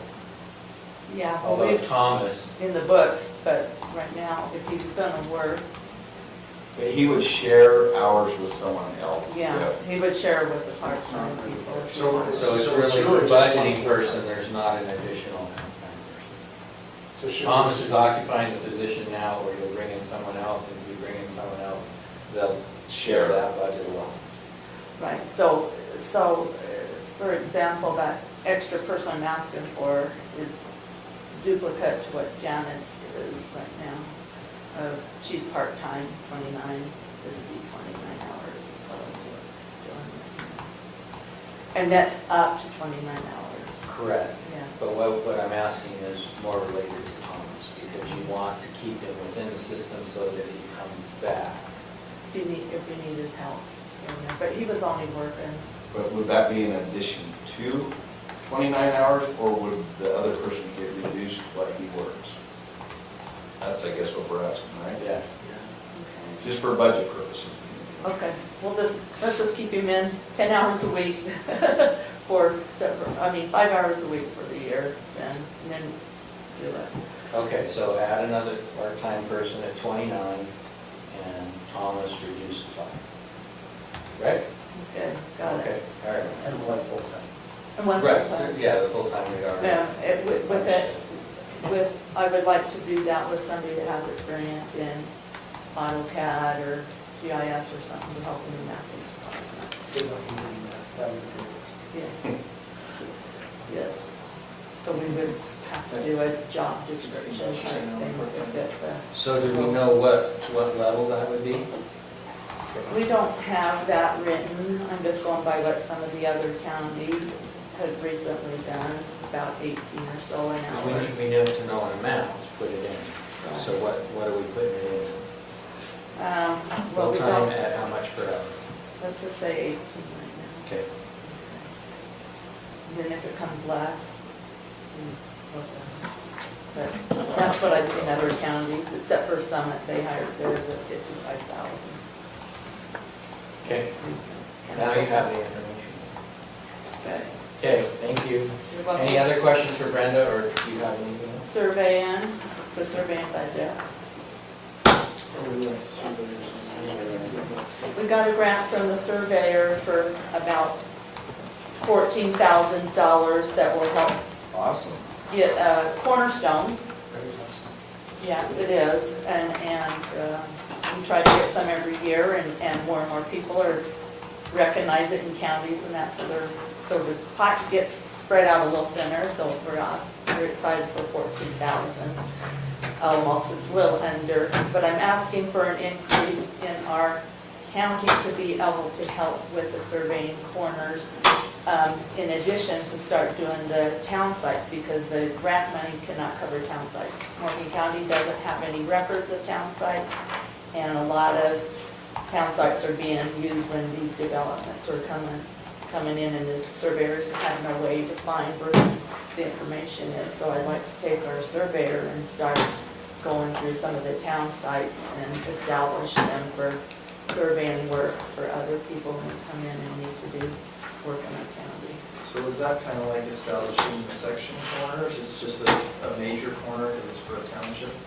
They lay out the town site and what corner they're coming from and where is it established. So is that a physical on the ground thing, or is that just a mapping thing on the computer? It's them having to put corners in. So it's physical on the Yeah, ground, they yeah. go, just like they do section corners, Yeah. they're gonna go put a corner and say. Yeah, they're this gonna have is to do section. research and try to find out when the town sites, we have no drawings, no nothing. We don't know what happened to them. I don't know. Are the are the requirements from a planning perspective different in town sites versus other town sites? I mean, I guess I'm trying to look for what's the reasoning of trying to find out what this, and where this border came from, or how it was created, and actually now, what's the... Well, you want to know where it's at, and in fact, as I've talked to some county surveyors, and that's where they would lay out the subdivisions and stuff, the town sites were when the Morgan County was originally established. And so here's your town sites, and now you want to do your subdivisions around them to see, you start there and you start working outward is a good Yeah, I'm just plan. thinking of Littleton, for example, so Littleton's where Right. the intersection of Deep Creek and One Valley Drive. Right. I don't think it's in the general master plan of any kind of subdivision or growth in that area Right. versus our village centers that Yeah. Lance is talking about. Yeah, that's where we would start, is the ones where development or needs have been done. Porterville is one, there's been a lot of surveying work there, and they can't establish that. Over in, an area where like Summer Ridge and all those flat places are, you would, Is your work going to make a difference with what Lance is doing? Is this coordinating with Lance? Is that, how is that? Because I guess the thought is, what you spoke about, for example, you dig back 100 years and find out what boundaries could have been established. You get this established boundary and get it set. What difference does it make to us per se? Because, for example, the one guy that came in from Mountain Green, and there's a couple lots outside of the zoned area, they rezoned it to a higher density. He said, yes, we agree with it because of 1%. So does it matter? I want to make sure all this work and effort you're doing makes a difference in what we're doing, I guess. well, it's also so we can put in the recorder's office where the property lines lay correctly too, to know if, we had one, West Porterville, that we had map clear here, and it was really supposed to be back here because of that information, and so we had to go get enough information and go by what surveys were done to redraw it in. So it is not just for development, but it's also for the needs when people come in and want to see where the property lines are as well. And information in Porterville. But anyway, I'm using that as an example of one But I've done. that's true, well, because my property, here you've got the river, on this side, they claim they have more on my property, and we claim we had into the middle of the creek. I mean, we just got swollen before, I didn't have the same property. So- Well, that's a great example. I want to be careful with dealing with private property issues when it's private property. But we're gonna end up having that kind of a problem throughout the whole thing. No, what I'm saying is that's not a county problem. Yeah. That's a Civil private issue. property, that's a civil issue. You got to be careful not to cross those boundaries. Right. This is all. Yeah. And that's what I'm saying is I'm trying to go by some information I get from county surveyors that you want to have those town sites drawn in and then start moving out your subdivisions that are abutting, and that's where we would go with, is the property property that's going to be developed and whatnot, and put those, we have absolutely no information of how they laid out the town sites on our maps. Because all the information, when it came down to be brought in our office, there's no plats or anything that was given when they drew out the town sites. We have nothing to go with. And if you don't feel that's a good direction, then we can certainly start establishing more cornerstones, because that's $14,000 is great, but it's not going to give us very many corners. And that's a great point, I think, phenomenal point. I think you ought to at least talk with the Lance and see if the township work you're doing is going to be more effective with his general plan for, because I'm 100% on board with establishing correct section corners, because that's pretty important for any property. Right. Well, and by law, surveyors in county are supposed to be making sure those established. Right. Yeah. How do we decide where we start with those? Do you just kind of work your way from one area to the other in the county? We started in Mountain Green and started working our way here, but then as new developments come in, it's like, okay, maybe we need to not keep moving forward, we need to go to a different direction because development's starting. So you're kind of concentrating where the development is. to That's make where we sure that started, they're- yeah. Yes. So the last budget that Brenda Oh. uses is the microphone budget.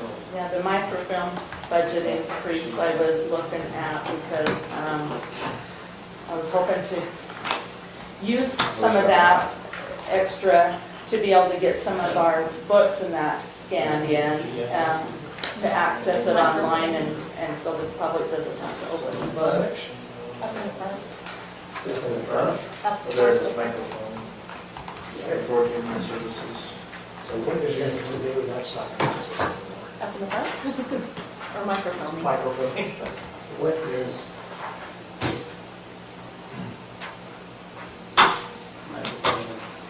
Microfilm is what we do is we take the books that we've scanned in and stuff now, and then we send it into the archives, and they give us a digital copy back, and they make a digital, they give us a, excuse me, I take it back. We send it digitally to them, and they keep a copy from the Plastic Archives of our scanned images of our documents, and in return we get a copy, we order a copy of the microfilm back in case we need it, something happens to our servers or fire or something, we have access to the microfilm to be able to pull it up and look at the images. And also what has been used in the past is to take some of that money and like the treasurer would take some of her old books down there and send them to the prison and have them digitally made for them. Just put everything in the cloud. It's. Yeah. Well, we, That's what I was wondering, like, is that something we can do at this point, where we have cloud capability? I mean, can it be saved there? Does it have to be microfilm? that's what they want us, it's a The state state still wants requirement. a microfilm. They still want it, yeah, and they might make a microfilm and put it on a digital copy eventually, but this is what they want us to It's do. just, it's very similar for me anyways as a Mylar. I mean, I think Mylar, because of the equipment and everything we had 30 years ago, Mhm. made sense. It Mhm. doesn't make sense nowadays, but it's still, state still requires you have to have a Mylar. It's like, okay, Yes, well, yeah. we can get this electronically in 1,000 different places, but make sure you got that Mylar. The signed Mylar, right? Yeah. And, and part of that budget was used for scanning, so I was hoping to take some of that and to be able to get some scanning done. I, since have had, a company come in and look at our books, which is US Imaging, which several counties have used and recommend. They come and looked at all of our books. They come and looked at all of our old plaques that are on paper and stuff, we call them ancient, before the 80s, Gower Clark, different things like this, to scan those in, because the surveyors want to look at them now, since we have them available. And they're tearing and that as we pull them out of these, and it's hard to copy and that, and they said they would come and do all of that, but it's not cheap. And what they would do is they would index everything, they would look at everything, and then put it in a way for easy retrieval, like they've done the other counties. And, what was I going to say?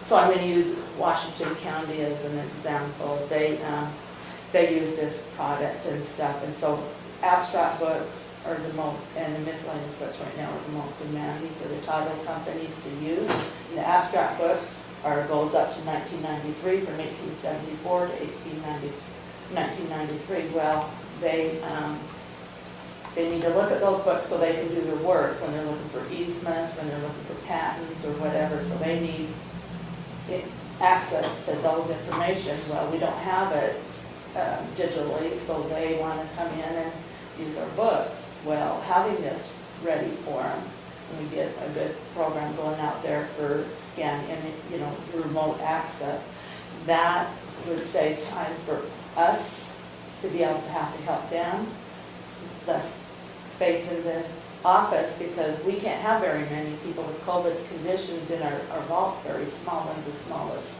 in the recorder's office in the county, and plus, like I said, more remote users will want to use that to do the work instead of have to come up here and open those books. So they come in and took a projection of all the plaques, all of our books, including what I was just talking about. And it's not cheap, and that's for them to index it, that's for them to also, if we wanted to double inspect it, what that means is I'm using Family Search, they index it, then they run it again to make sure there's that same index. And that's what they do there, so that's what it reminds me of. And, let's see, and then they mask unwanted documents. Maybe we don't want the military records to be remotely accessed because we try to, even though it's public record, we try to protect that because it's got social security numbers and whatnot in there. We wouldn't want, I'm using that as an example, we wouldn't want that to go out to just anyone. We want the ones that I say I don't want them to be accessible to the public remotely or in-house. That military book, even though it's a public book, is kept under a file cabinet that we don't, unless we know who they are, even if it's, if it's their dad and stuff, we'll do it, but it's just not, I want to look at all the military records you have in here because of that. People have been taking stuff and using the information in different places, and so we do our best to protect it. They use that for going to blind. So that's, what you're asking about isn't reflected in your budget request, this is separate. Right, I was just showing this is what they've done, but budget request, all that is just to get a little start. Where if they come in and did the whole kit and caboodle, or if we want to do, they could come and scan the whole thing. 200 grand? No, 121. Got a deal. Yeah. So, Well, that's if you want it double inspected and masked and everything, otherwise it's 95 You know, I'll thousand. definitely say, make sure you're. Right. So- And they would come on site and then digitally take all the pictures, and then if I wanted all the pictures taken, say, okay, all we can afford is this much this year. Give me that. so is that in the microfilming budget? No, this was given after the budget. I was just throwing this out there as a So, possibility. but we can write it down on that one. That's the microfilm area. Well, actually, I think it would be in the recorder's. Yeah, we could put it in. I was just doing that because that's what the assessor, the treasurer's office was using. So recorders, Some of them. 121,000. It was And that's for 121, them to come in and 876. do- Everything in my vault and in the auditorium in the survey. Would they be able to do it all in a year, or is it a 2 or 3 year process, or what? She said they can divide it up however they want. However we want to do it, yeah. Oh, they would do a contract where you could do a certain amount per year? They would come in, yeah, they're going to charge every time they come up, so it's like $5,000 for them to travel. But you could take all the images Where's and, it coming from? yeah, so take all the images. Yours come from Europe. Yeah, well, that's their staying here a couple Maybe it's days. $5,000 minimum to come up with. So we need to make sure we've got a You contract. do like $25,000. And then I could see how much it would be, but they would come in and take in all the images at once, and then we would say, okay, we'd just say, we only want this much this year and this much this year. They could do all the images and say, this year, take all the images, but this is all we can afford, is this part right here. They'll do that? Yeah. How small of a segment would they let us do? Like if we said we can do $20,000 a year, are they gonna allow that, or are they gonna say, no, you gotta? Will you ask them that? Yeah, I can ask them. 50,000, I don't know. Yeah. The other Well, that's question what I we're have talking is, about. are there any grants available for No, I've asked that. Otherwise, sure would be nice if we could put a word into somebody to get us some grants for this. That would be helpful if we could. Okay. So, you had mentioned, because you're very COVID restriction in your office, if you have you and Nadine filling the other full-time vacant position, Janet and Thomas part-time, one more full-time person, one more part-time person, where are you going to turn everybody? Well, Thomas only come in on Saturdays or after hours. And that's all, and we had him set up to be able to do remotely from his house. So he wouldn't be here during working hours. other than if he comes up in the evening and he has questions, we work together, and that's the way it's been the whole time. And as So far the as, office is too small, is what you're saying? yeah, our office is the smallest office. We got more space, but we have to have our vault, we have to have our big printer, we have to have this. I'm just wondering where you'll put everybody. Right, I would like to, Put it in if the possible, DMV move. office if they got extra help. Say that again? Put it in the extra DMV office. Just throwing it out, guys. Extra DMV. There's really not extra space, we're just taking out all the Oh. Let's put them on the road. Anyway, you don't need to answer that, I'm just wondering where Well, everybody will go. Yeah, well, I'm gonna have to move things around, and I'm hoping, with Callie not here, and we have extra money, maybe I could reconfigure some desk space there. And still, by the time I hire, I'm hoping if I get any extra money in my, extra piece of my budget, because I have the money right now, that I can start possibly hiring somebody now instead of having to wait for it till January. Kind of an odd question, it's funny to me that we have a building that's 90 years old, and the county at the time, and the county's increased by who knows how much, and yet we have the same building. So we shared it with the city when we first built it. It's a good question. Yes. We're good, yeah. Take a break. And that was. Only built in the 1950s. Come on. And Been the- 60 years, 70 years. And it was in the works at one time, they were designing and everything, and that's when the market died. The county paid for it, Yeah, a lot of money. For, in the same, I think it was to be built in the parking lot and then just tore down in the parking lot up here, is that correct? how long was that? So we entertained it, we just didn't go anywhere. You can have plans. It was, I think we spent $100,000 on plans. It was a good plan. We were on money. Okay, Garrett, you ready? Yes. Brenda? I'm not Thank sure I you, Brenda. finished it. Thank you. Did you print them in color? I did. Ah. Sorry. In color, sorry. So did you come dressed for us? or- I had this report. I came for Judge Hyde, but I'll come for you guys too. I was dressed up on. We have fingerprint all of them. Now I'd like to see back. Did you see that email? I sent you? So- Stuff I sent you. Is that gonna be a threat? I mean, look at this before we start. So I Pull out his weapon. Survey information that the governor's office. Hopefully I'm not that. You got Civic threats. And he says, if you could please finish this today. Today? So if you want to just take a look at it, see if you can. I don't mind bringing it up and having you give me the information. I don't get my email down here, so.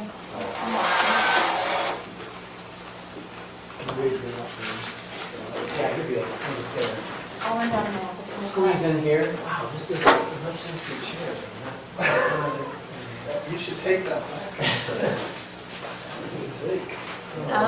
Because he made me make all of those copies and he's not using them, I'm leaving. He's on his own. Oh, I'm gonna go okay. check out that survey, Robert, I'll be right back. All right. I trust you well. Okay, so on that first page, I tried to just give you an idea of what I'm requesting on the side and then what the change is in the red. So it's, plus 6,000, plus 1,000, minus 5,000, and the total overall is plus 2,000 for the indigent. Now, the indigent, that's really just a public offender. And there's been some discussion from our current public offender about changing that contract for a few months now. I know I've brought it up just a couple times, but wanted to go over it a little more here. And just the total number of cases that we're having has gone up, and then the total number of cases needing a public offender has also gone up. As I've talked with other prosecutors, I think a lot of people, shut down businesses or lost jobs, or it is somewhat related to the COVID. And I'm going to get into how ARPA funds could supplement that a little bit to get rid of backlog. But the long and the short is more people are qualifying for a public defender than have in the past. Because they're either not working or aren't making enough money. And then on the other side, because a lot of these cases have been backlogged for so long and kind of been moved down the road because we haven't been able to have in-person jury trials until more recently, it is creating this backlog that we're hoping to get through. And so if you see here, I did make a note that there are currently 8 district court jury trials scheduled and 6 justice court jury trials scheduled. Judge Brower was in yesterday and said, you know, he's had a number of jury trials scheduled that he never actually taken. And so, you know, maybe that's just a bluff. And there is a little bit of tension between the prosecutor for justice court and public defender, which could also be leading to not coming to resolutions. And so I'll cover that a little bit more. But that is there. The 8 that are scheduled in district court really are these cases that they really have nothing to lose. You know, if there's not a plea deal on the table that's going to work for the county. Some are pretty significant sexual abuse of minors type cases, and so there's really no leeway from the state or from the county to say, yeah, we'll give you a deal and let you out. And so really they get a roll of the dice, go to a jury trial, and then appeal it the rest of their lives. Like we've got that case of Scott Collier, if you're aware of that. So that being said, there is a lot of backlog, a lot that we're working through. We did just this morning with Judge Hyde, we scheduled a 2-day domestic violence jury trial. It's a misdemeanor A, so it's not even a felony, but misdemeanor A gets to district court. And it's at the end of February in a 3rd place setting, so that's just kind of giving you an idea. So that means that there's 2 other jury trials that are scheduled ahead of it, and if they fall through, then you get that date. Oh, gotcha. So it's a 3rd place setting. So you're saying first place, so it's not till August? August Holy is the crap. first place setting. That's on because backlog. First place that means that Oh, that's all your, first. that's your first place, and if you show up, then you get it. If you don't show up, we're gonna go to the 2nd place and see if, you know, if they're ready to go. And that's just really how the courts are working right now, because they're especially giving priority to in-custody defendants, because the 6th Amendment right to speedy trial, and they've been held for so long in custody because of COVID, and they haven't been able to move forward.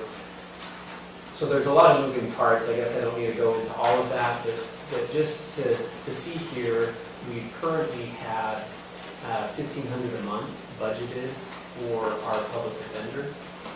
And I stepped out and spoke with Judge Brower for a while, and in most places they're doing $100 to $200 per misdemeanor. And then, you know, in district court it would go up for felonies and so forth. And that would be, you know, what you're paying per case for a public defender contract. We just have a flat fee, and it says whatever comes in, comes in. But more are coming in, they're being assigned more cases, and what I've noticed with Mr. Condi, who's been with us for 4 years and done a fantastic job, he just got the Farmington contract, and so he's going to be taking that on, shifting from Weaver to Farmington at the beginning of November. And he's indicated to me on a number of occasions that he doesn't want to do justice court anymore. Somewhat butts heads with Dean Saunders and Judge Brower on some things, and wants to just stick with the district court. His proposal was to, rather than getting paid $1,500, handling all 3 courts, because juvenile would also go with justice, is to get $3,000 a month for just district. And so I think all of us would like to do half the work and get double the pay. So I understand, as I've been listening to these budget meetings, that that's probably not necessarily your go-to solution. And so my solution would be if you did see the value in keeping Mr. Condi on, and if he was willing to, you know, do half of it for $1,000, you know, it's just bumping up that monthly by 500 to cover the extra cases that are coming in. There's also been a recent Supreme Court case saying that they discourage flat fee for public defenders just because if you do that, then people aren't getting adequate representation.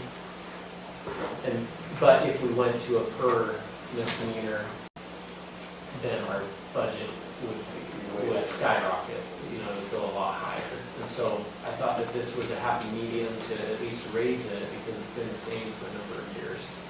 To raise it, to kind of keep up with our new caseload, supplement with some of the ARPA funds, at least for the first 6 months of next year, where we take 1,000 of ARPA to help with the backlog and hopefully get some of these cases down, get jury trials out of the system. And hopefully as things open up, people won't, well, I'm not saying hopefully they won't exercise their right to a jury trial, but maybe they won't feel the need as much as when they've been sitting in jail for an extra 18 months waiting for it. So I think, like we've seen in some of the other land use things, the longer it goes, the more stubborn people get, and they just want to have their day in court, so to speak. So I'm not discouraging their right to a jury trial, but I think that that is an important right. So, So you I guess I'm looking for 12,000 some- from ARPA or 6,000? 6 in so I'm looking for 6, but if we set aside 12, and I know we haven't really had an ARPA funding meeting after I brought it up, so I hadn't brought it to the, whatever we call that body that was starting to discuss it. But if we maybe set aside the 12 and just plan on the 6 at least and then reevaluate sometime after the first quarter to say, are things slowing down or are we still having this backlog and these jury trials scheduled further out? But as far as the budget here, just increasing it by 500 a month would add 6,000 to the total budget for the year. We haven't budgeted conflict counsel in the past. We're at 500 this year. And I think I might not have brought this sticky note, but basically when we conflict out because the public defender is representing 2 clients or knows that client, then we pay $250 for a misdemeanor. If it goes to trial, another $250. We pay, and that's in justice court. In district court, if it's a misdemeanor, it's 500 plus another 500 if it goes to trial for a misdemeanor, and then for a felony in district court, it's 750 plus another 750 if it goes to trial. So it's not very often. There is a current case that I think could potentially, well, we thought it was going to conflict out, but then a private attorney just entered in, so I think we'll be okay. But just setting aside that 1,000, that's up to you. If you want to keep it 0, how it's done, and then just pull it for the indigent appellate attorney, I think that's fine as well. Whatever you think, and then it only changes the overall budget by 1,000.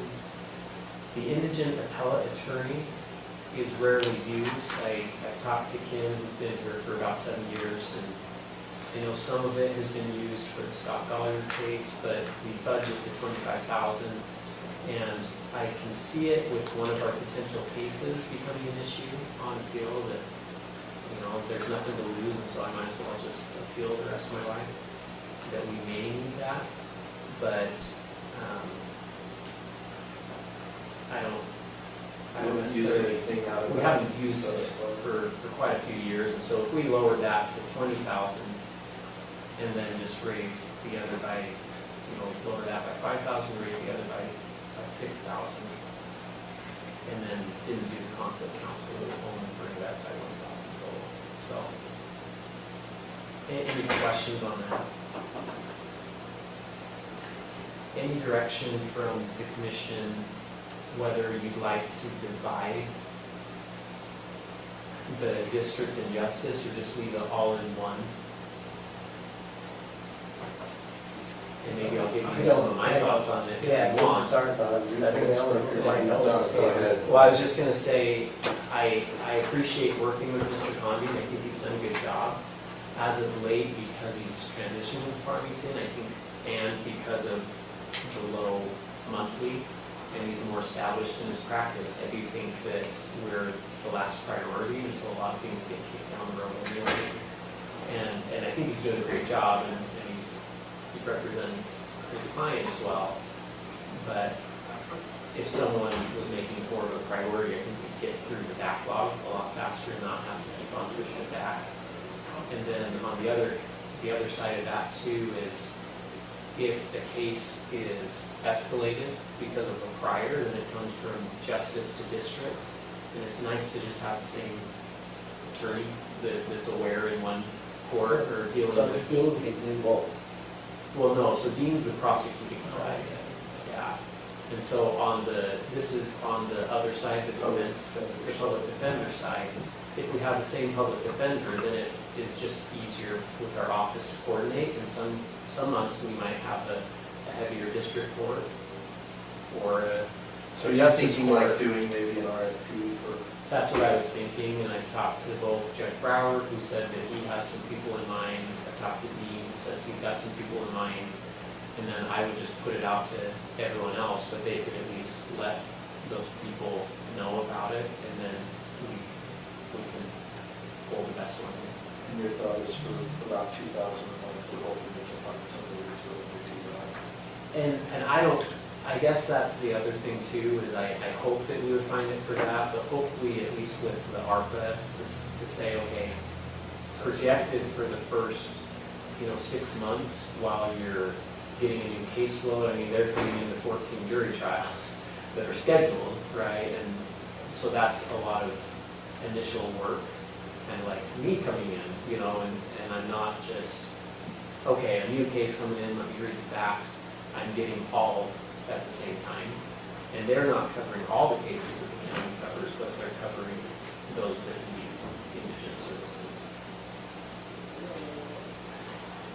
You see, do what you feel is best. Financially, it's not a big difference to us. I mean, I'm gonna work in a completely different legal world than that. Would you do it for 2,000? Yeah. Like, I wouldn't do it for 2,000 a month, and so, but I think if we use some of the ARPA and supplement it, get off the ground and see what the case will be, then.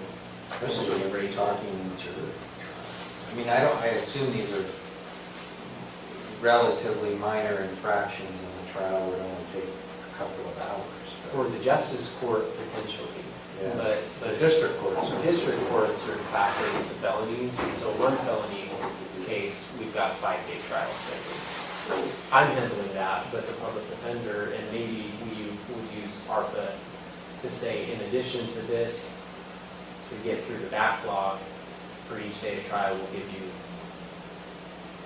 Yeah, And maybe to that's the way to subsidize. subsidize it more, but at that point, I'd be requesting more ARPA funds. Do we know how well qualifies under the ARPA requirements? Yes, let me. There is a provision for court backlogs. Right. Yeah, I mean, I'll just read it here, because I think it's clearly within. So it says, the interim final rule recognizes that decreases to a state or local government's ability to effectively administer services such as cuts to public sector staffing levels can constitute a negative impact of the pandemic. During the COVID-19 public health emergency, many courts were unable to operate safely during the pandemic, and as a result now face significant backlogs. And our significant backlog for our county, for other counties, it would look, oh, okay, that's not very big to Salt Lake or maybe even Weber, but for us, I think I mentioned this before, but Kim has been here since June of 2014, and there's never been a jury trial since that time in justice court, and there's only been 3 jury trials in district court over those years. And so historic, this is a very huge increase to our historic numbers, and I do believe it is related to COVID. We can show that. Crime is up big time. I saw some stats for the state, and it's crazy. It'll get worse as we defund our police. Yeah. It's weird. There's a correlation. So, So it does say, therefore, steps to reduce these backlogs, such as implementing COVID-19 safety measures to facilitate court operations, hiring additional court staff or attorneys to increase speed of case resolution and other expenses to expedite case resolution are eligible uses. So I think That's it clear. falls squarely within what So we how use much, that funding if for. you were to say, how much would we need to set aside for it, if we had to come up with a number? 20,000? I mean, a 5-day jury trial, like if I was billing what I billed, That's 10 grand right there. yeah, I mean, I was. I don't know. Okay, 20, 30. But I was Any more billing, firm sense? I was billing. You don't want to butt that this. Yeah. There will be no response to the RFP from us. I was billing $250 an hour at my private firm for, business litigation. And so if we're just saying 8 hours a day, and that's in trial, for, plus the prep and. And most of my litigators tell me when I get their bill and pass them on to my client, well, for every hour in court, we spend an hour of preparation. Yeah. So an 8-hour trial day is a 16-hour day. Yeah. And I'm not saying we have to pay the public defender at $250, $350, No, but even if you're paying him $100 an hour, that's still $1,600 a day. And if we need to spend it by 26, gotta spend it by, right? And so if that's the case, I think we could set aside a healthy amount. We need, that's what I'm getting to, we gotta set aside enough to, To get us through this. Yeah, because next year we have to come up with a plan this year, written down some kind of plan, and we have to come up with one for next year also, for the second. for the second portion. So we've got to, And then if it's not used here, we can reallocate it. Yeah, we can absolutely Okay. reallocate it, but 50,000. And these are the sheets related to the indigent attorney. Is that what you're speaking? Yeah, so I gave them at least the front page. Okay. I think overall, but that could, that could I be. mean, if we don't use it, I'm fully inclined to spend it where we can, but Yeah. I think we need to be a little bit.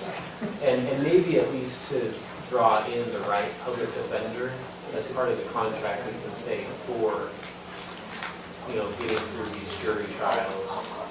In addition to the monthly, you'll get paid this amount per hour or day of trial. I said, well, yeah, And maybe that should be an incentive to attract the right, someone good. Yeah, well, we should have someone that's complimentary representation. Right. Yeah. Which is the other reason we would give a response to the other people. Oh, yeah. We have lots of competence. Yeah, I was gonna say, We we we have no one that specializes in criminal law. Right. Yeah. Okay. Well, if that's the case, I think we'll probably pull that RFP together. Unless you want to keep it together, I'm persuaded by your argument to keep it together. okay. That's my personal view. Anybody else want to express a different view on that? I'm not arguing against two attorneys, so yes. All right. So, We have an argument over this. not for me. So I'm just gonna make a note, if we set aside that 50,000 for ARPA, that can be reallocated. I'm thinking of drafting the contract, I'll run through everybody to see if you think the terms and what the added might be for each day of trial. I think that's a great use of it. Okay. Well, maybe I'll jump ahead to my sixth point, which is the importance of constitutional rights. It kind of relates to this one and the next agenda item or the next point. And so we want to make sure that all defendants have adequate representation. There's a lot of case law on whether they were given adequate representation. Where are you at? No, this is just my own, sorry, I'm trying to say, I'm trying to frame it to say, okay, the reason that we want to have a good public defender is so that the rights of people that are charged in our county are upheld.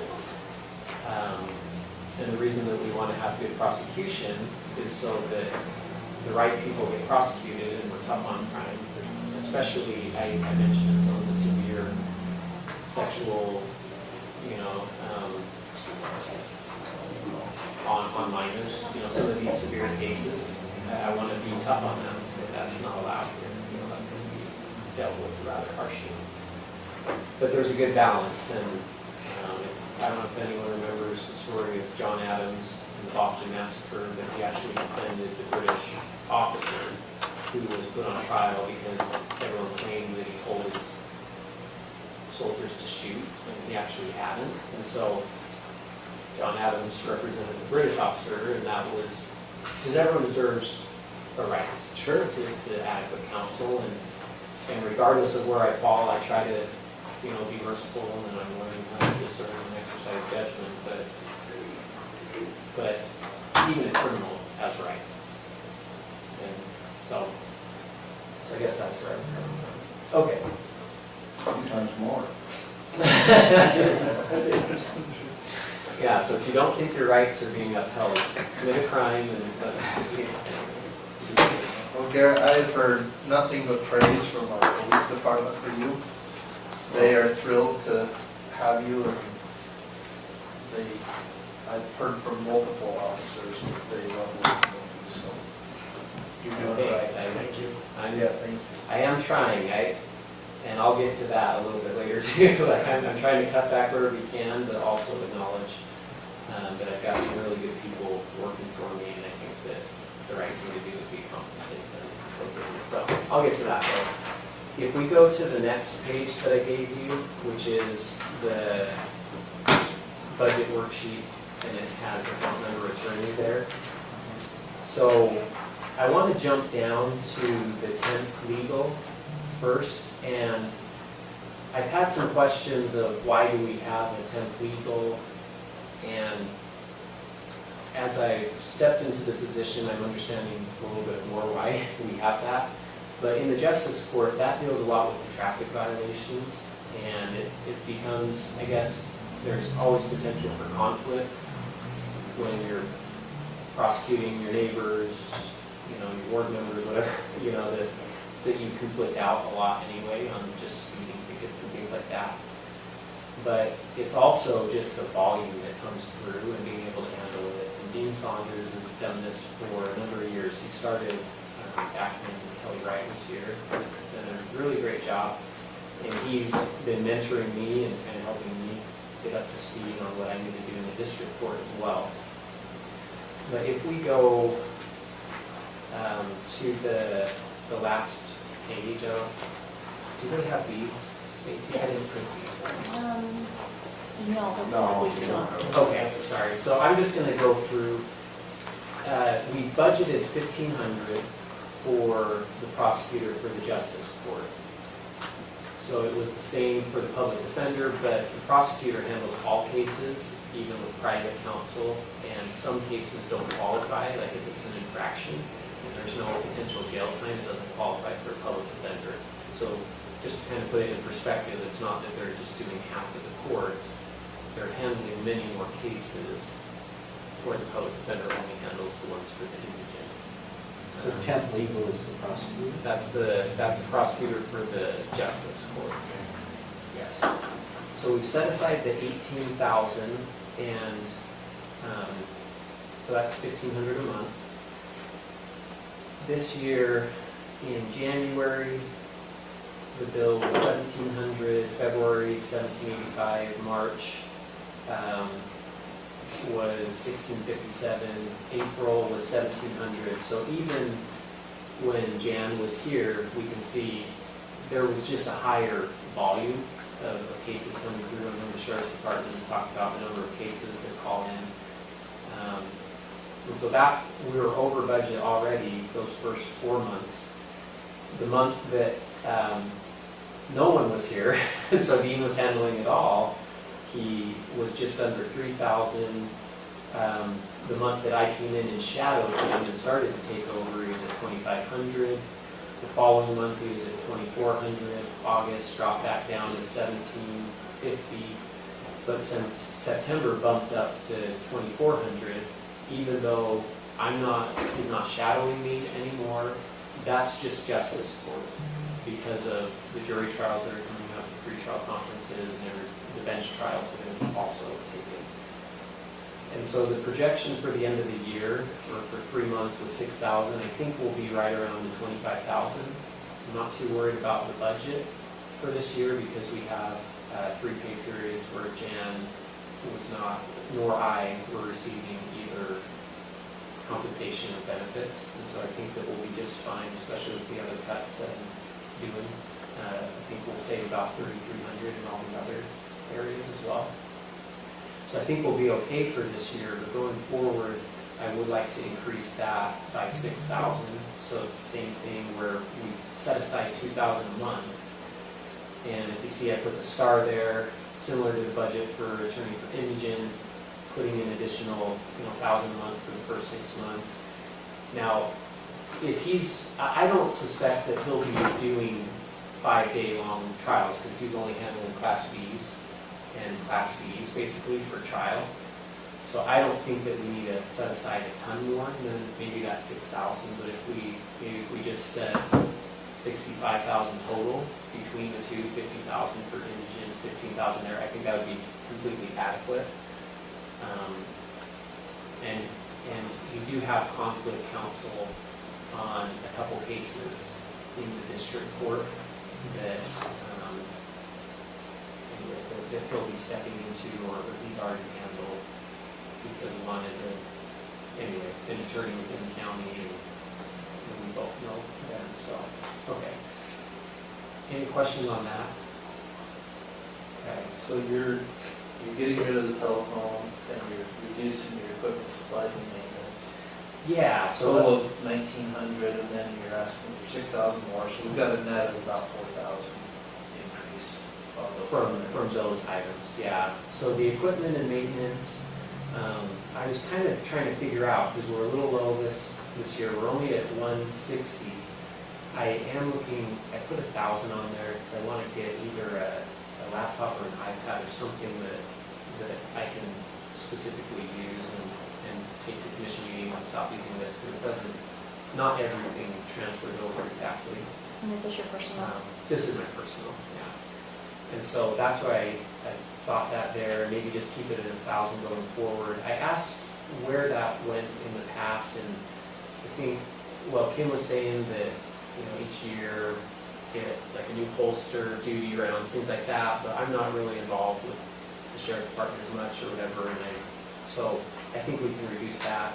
And then the telephone, I do have, you've probably seen my 2 phones. I call it my light side and dark side. So I've got my personal, which is, the light side, and then my business for IntegraLock, which is the dark side. Wow. And, but I don't think that I need, but it's not a county phone, but I still use it for county, and I don't see a need to put it into the budget. So I think if we reduce that, I'm trying to say what we don't need, I want to get rid of the fluff, and just say, I don't think we need that. Was it $1,200 a year? Oh, because $100 a month. A month for the previous phone, yeah, and I don't, it was just. That was the whole issue too, because we shouldn't have been, we were giving $40 a month to our police officers for their phones and $100 a month to our attorney for his phone, which never made any sense to me. Nobody could ever explain why they were 2 different amounts, but. And in all honesty, we shouldn't be doing it that way anyway. Those are stipends that should be added to their paychecks and taxed that way. I agree. And I brought that up as issues. And if we decide to do a uniform allowance rather than quartermaster, somebody somewhere is going to need to step up and say these need to be added on as payroll benefits and added to their paychecks rather than paid out. So is there a reason why we're not doing it as payroll? I mean, I get a stipend for phone for my work and it's payroll. Yeah. That's just the way it's been set up with the phone. And because it's not taxed, if you do it that way, but you can tax on your $40 stipend. And the department has requested that not be added as a payroll deduction. Well, Garrett, thank you for stepping up and at least saying, hey, this is an item I don't need, and I can pay for Not my out of my own budget. But he's gonna get mad at you one of these days and he's gonna quit. He's gonna say, by the way, you need to reimburse me $1,200 a year and I've been here 10 years, therefore I'd like to check. So you're going forward. Yeah, That one you're paying for? I pay for both, but this is personal, and I pay through this with Integra Law, my personal firm. Yeah, and that's also what But yeah, I don't see a need to shift it, because then I would be using it for my personal firm. So I just, It kind of reminds me of my laptop, this is my work laptop. but I'm running it like that. I'm just not gonna be able to use this, I'll get like that. A reimbursement. You don't use them for counties and stuff. No, commendable. One thing I was going to mention too, just with the prosecutor and trying to set aside adequate, our cases are going up, and I think they'll continue to go up, especially if we make our sheriff's department more robust, because right now they're responding reactively to calls. There's not a lot of proactivity going on, and I don't blame them, because at night, when you have no backup and you're going into a dangerous situation, I think it's very commendable what they've done. And Detective Jakes was in here yesterday and spoke during public comment.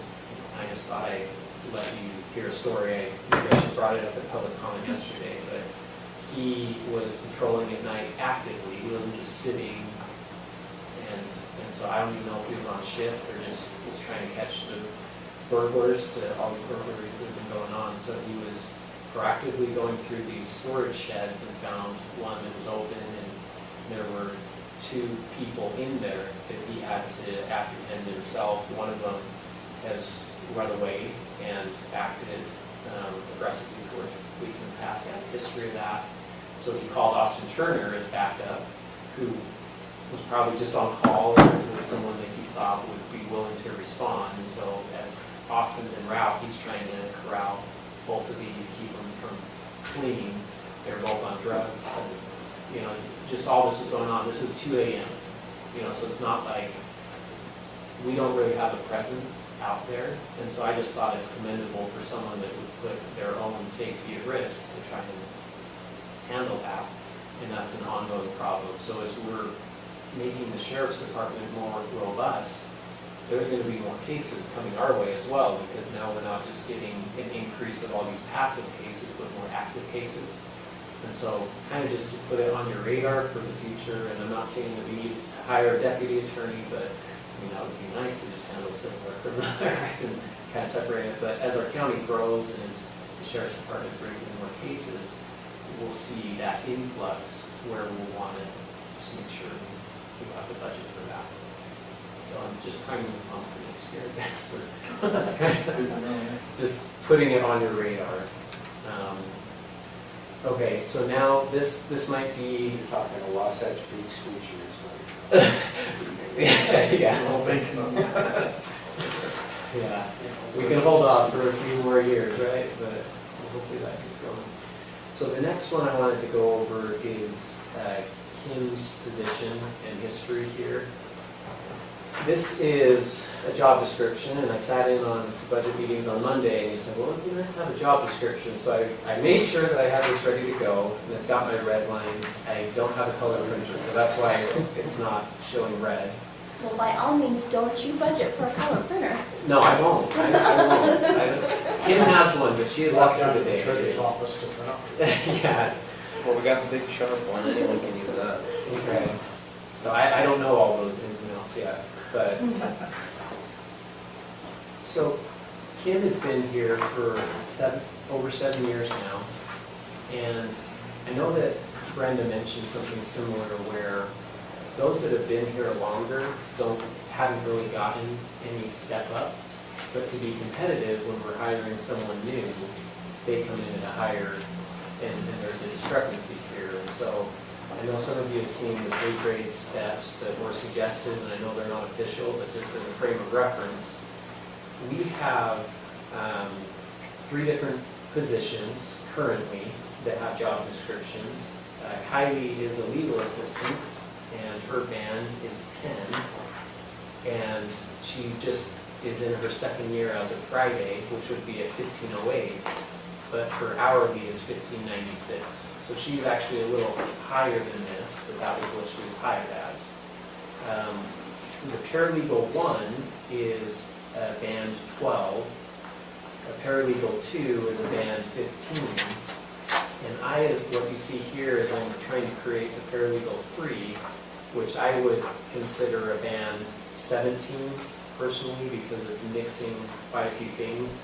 I'm not HR, and if you want, I can run it by them, but I'll explain why I think that that's the appropriate band.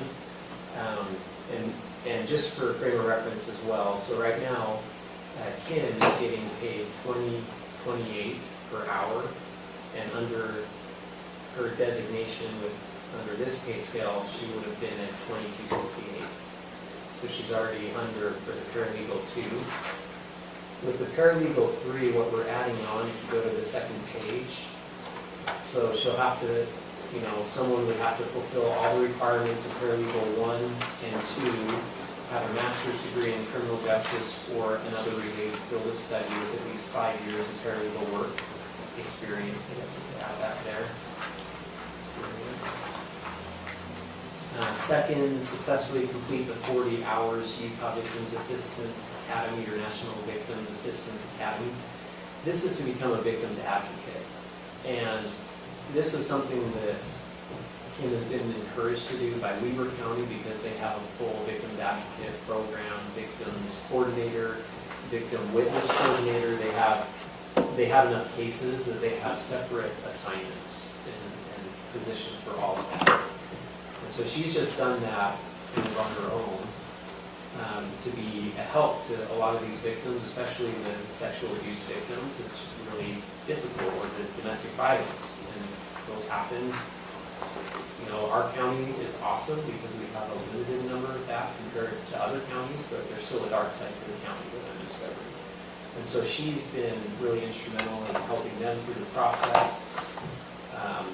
So here, complete any other specialized victim services training or certification is deemed necessary by the county attorney, which currently she does 8 hours every quarter, 8 hours of study every quarter. So in addition to 40 hours, she gets ongoing 32 hours every year. And then have an undergraduate degree in sociology or a related field of study, which includes victimology classes or at least 4 years of experience in social work.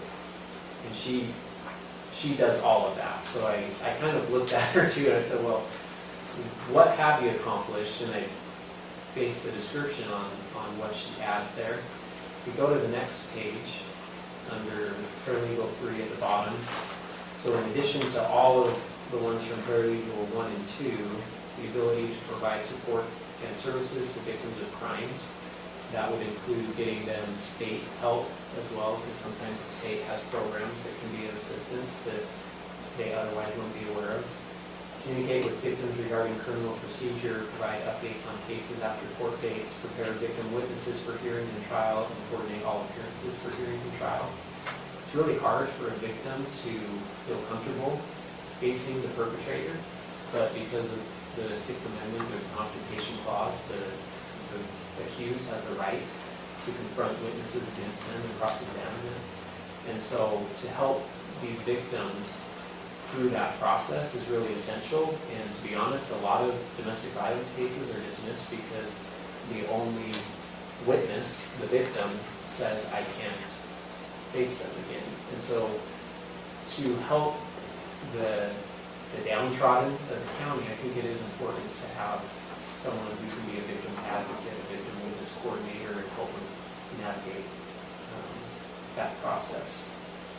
And then this last one, I put ability to act as office manager and training coordinator while the county attorney is managing criminal and civil litigation issues. And I just threw that in because if I'm not in the office or I'm on a call, here is the office manager, and she can basically handle anything that comes through. And I'm not trying to devalue the value I bring to the county, because I think that I'm, trying to do my best and I'm getting over this learning curve.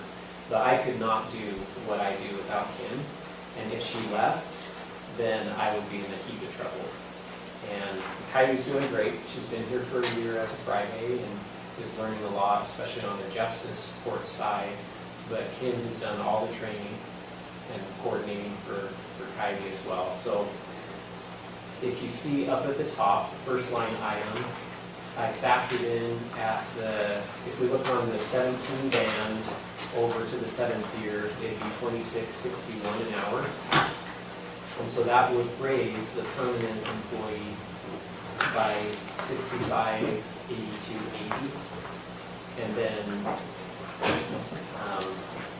probably should have asked Stacy, but I was 37 days late on my budget thing that I brought to you today. So I just calculated the same rate of the FICA to add to the employee benefits. And just to tell you a little bit more about Kim, and not only is she qualified and deserves this, but she has done what's in the best interest of the county for, I think, since she came here, to be honest. But if you look at the 2016 budget, this is when she decided to go from full-time to part-time. So she gave up all her benefits, she went to part-time, and she accomplished the exact same amount of work in 20 hours a week that she was getting paid 40 hours a week to do. So it cut down on her time sitting at her desk reading a novel or doing something unrelated. And so I think that, you know, she's been loyal to the county, and I have the numbers here. So in 2016, the permanent employee budget was $165.48, the employee benefits was $62.87. She shifted to part-time, maintained the same workload. The request this year is 5.81% down from those two categories in 2016. So my office used to have a full-time and a part-time. Now we just have two part-times. And so we're actually down, but our caseload is much greater and our efficiency is up. And our entire budget that we're proposing for 2022 is still down 3.11% from 2016 budget. And so I think that we're doing more with less, and she's really efficient, and I think she deserves to be paid what she's worth.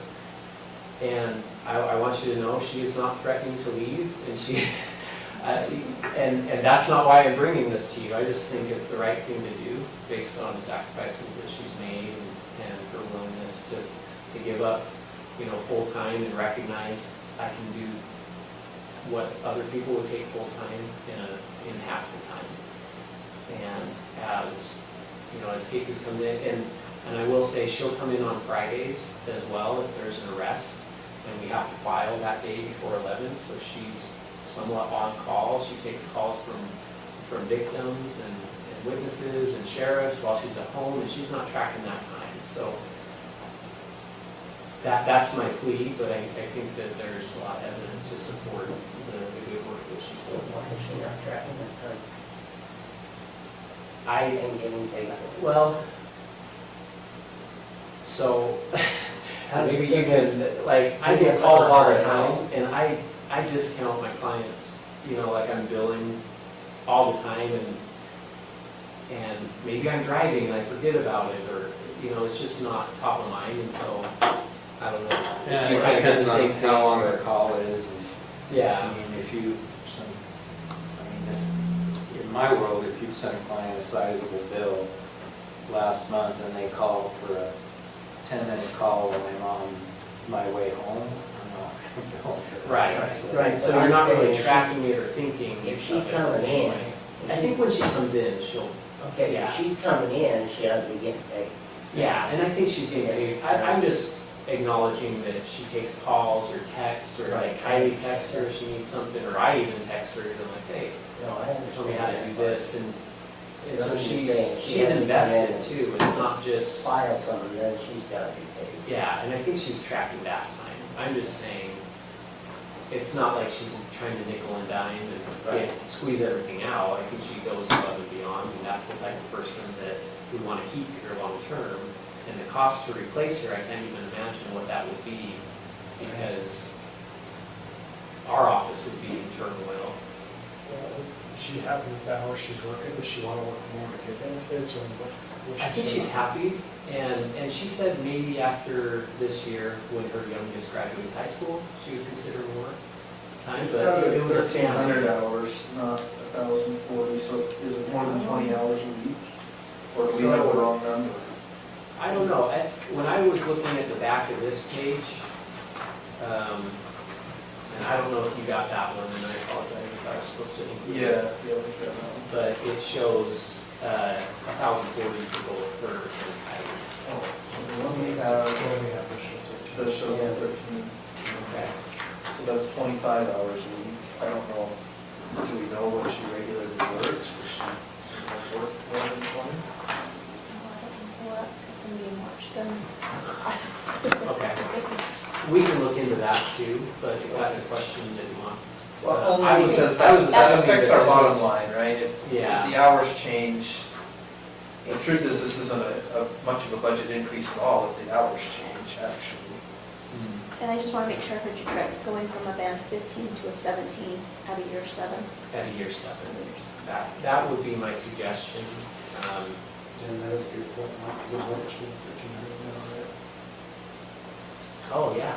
Yeah. Maybe for the 1,300, that's true. Okay. See what you're saying there. So it actually, it's a much smaller budget increase.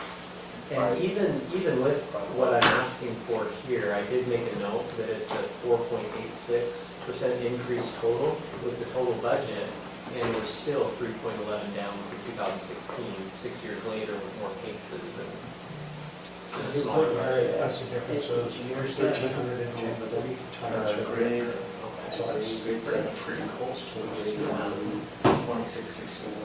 So if the hours are really 1,040 instead of 1,300, it's only $1,000 increase to the Right. budget. Yeah. So, I didn't realize that. so let's check on it and see if it needs to stay at 13, great, but so let's, Yeah. let's Okay.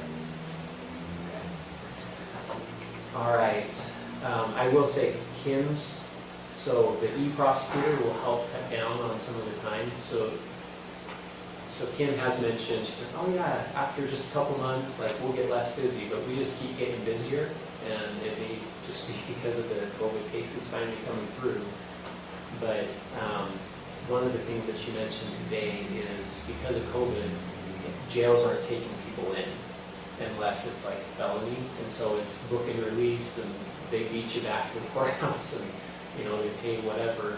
And so officers aren't arresting anymore, and so now our office has to do a summons, file it, get it signed by the judge, and then serve it, and so it is, and hopefully that will decrease as things open up, and hopefully the jails are able to take in more, but that is a big difference in time as well.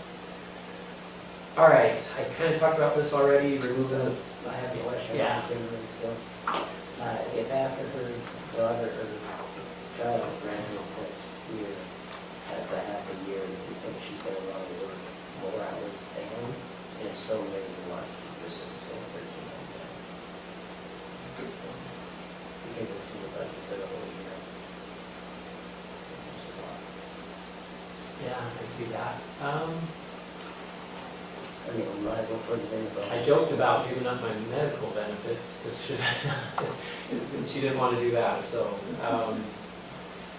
no, I think that she would be happy, and really what I'm looking for is if, I want to manage everything that's coming in and providing professional service.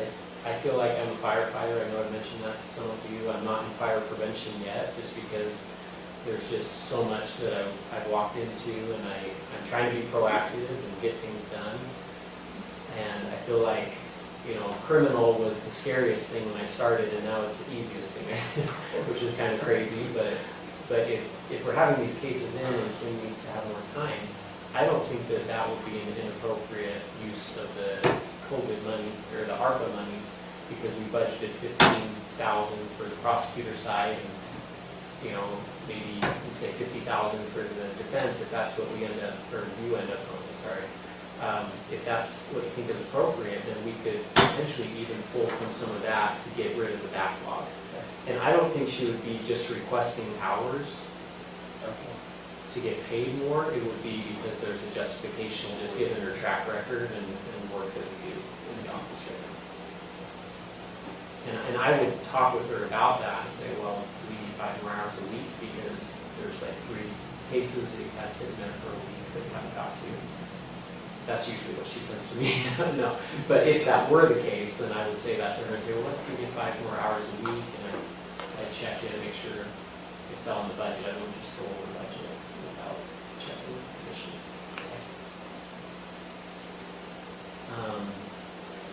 Okay, so I kind of already talked about cutting out where I thought there was a little bit of fluff there.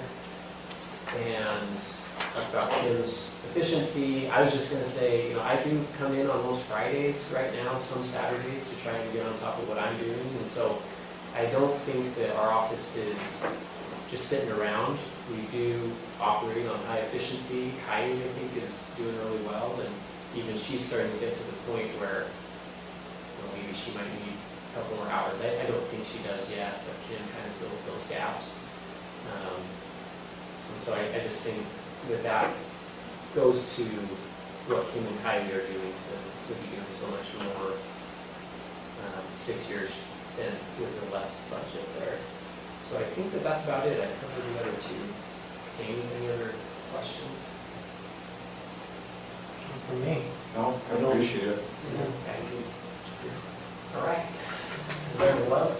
What was that? You learned well. I learned by observing, yeah, I'm glad I was not on Monday, Thursday after watching the The other thing, just FYI, if you have more questions about justification for, an increase, I did get these from Emily that describes the legal technician, the legal secretary too, and the victim witness coordinator, all for Weber County. And Kim does all of these in one person and is more qualified. So I do think she's a really great person to have, and it's worth keeping around. Will be hard to replace. We have to hire like 3 people. Great. I think on mine up in 5 minutes and you can eat. Okay. Ready? Deal?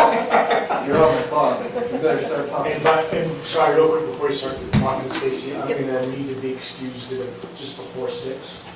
I've got a It's just meeting. before 6. And then I'll jump back in as soon as the meeting's over. Yeah. I'm sorry.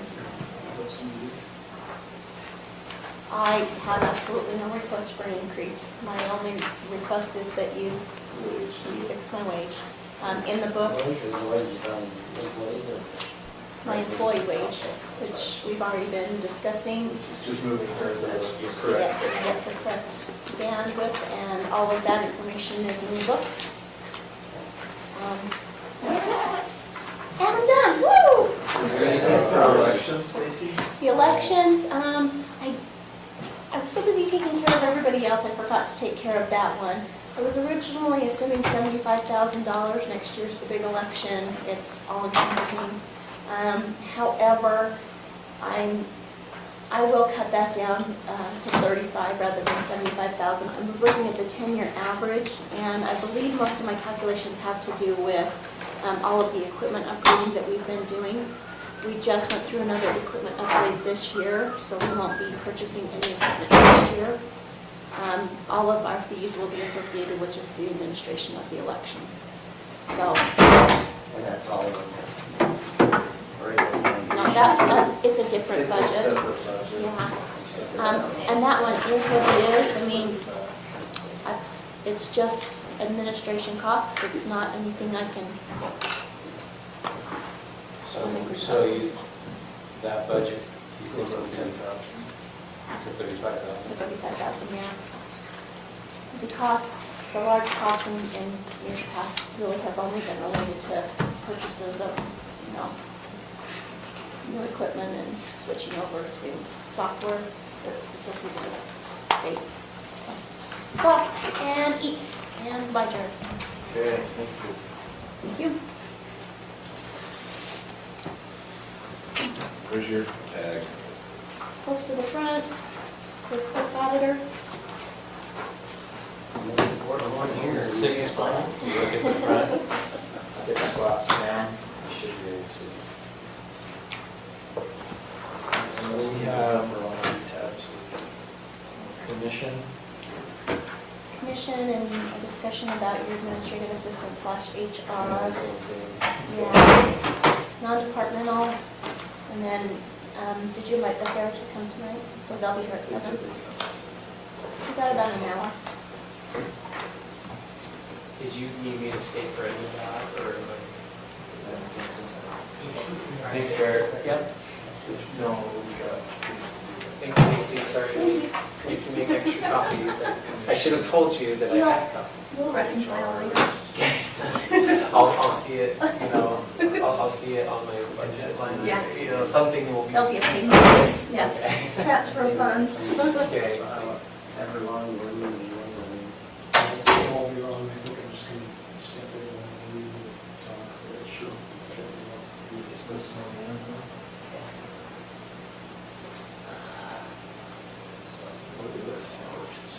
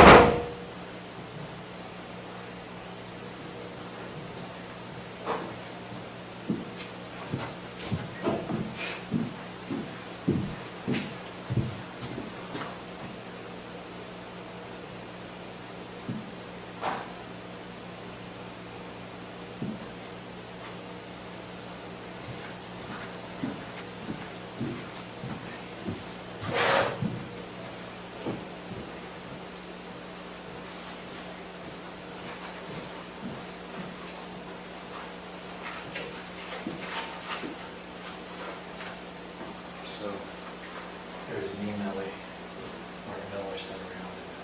Student observation.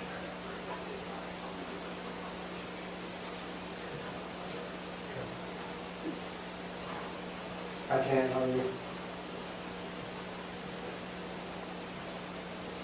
Ken, can you hear me?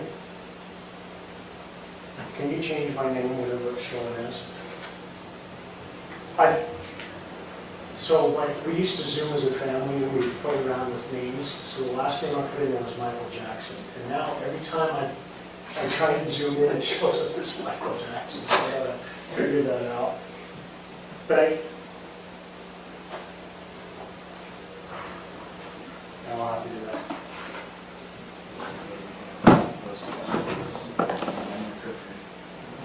So, man, I'm in.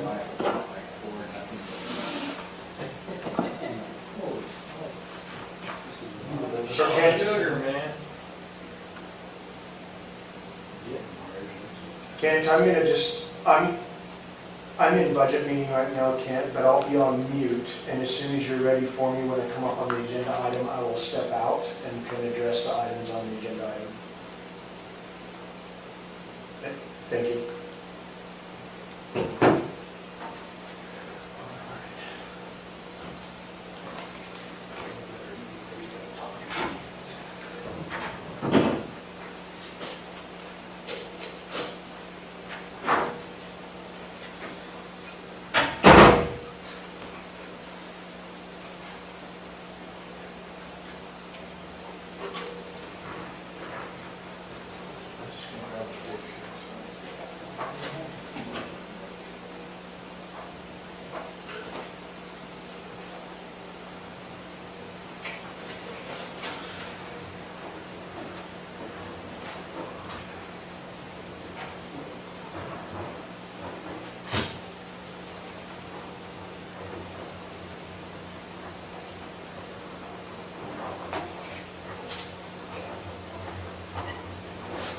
you say you had some renovation money in your budget, or we gonna try to do that from capital improvement? You guys talk about that for your office renovations. Brett was saying that, he thinks he's got it in capital improvement. Randall Brothers came yesterday and was looking at it, and they're gonna work with Brett to get him a quote. I don't know. I just told him to work with Brett on that. But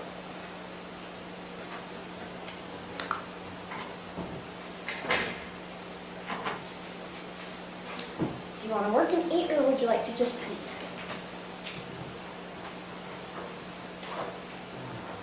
whatever.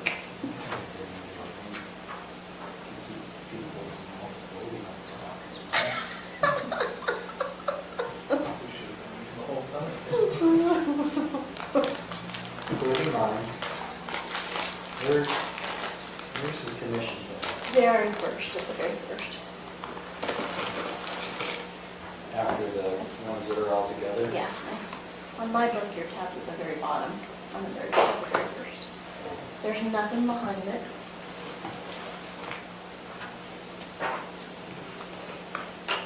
So I've got a 2022 tax increases. That's the most. Now look at the very bottom of your book.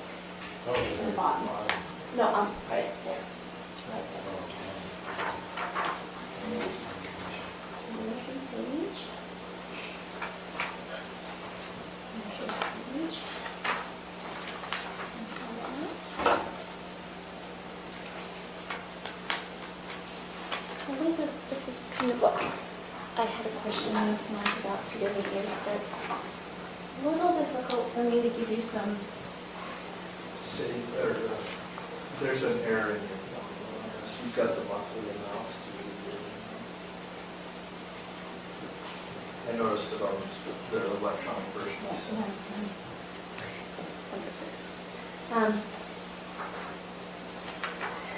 Trying to track where we're at, unless I know where you would like to go, either with the 5% or with the.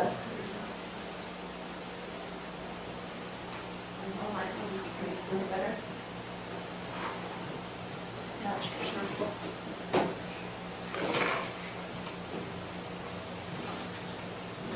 These guys come over here.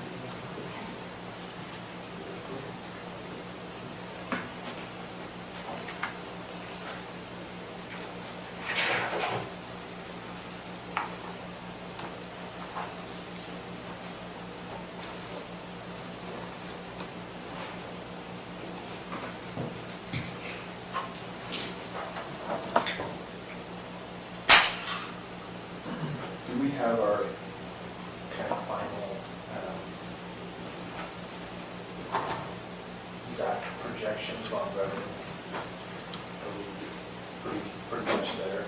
That last one that I sent you, I don't know if it was printed out. That 2.6. Well, we'll be more than that, you've got revenue from all different sources, not just property tax.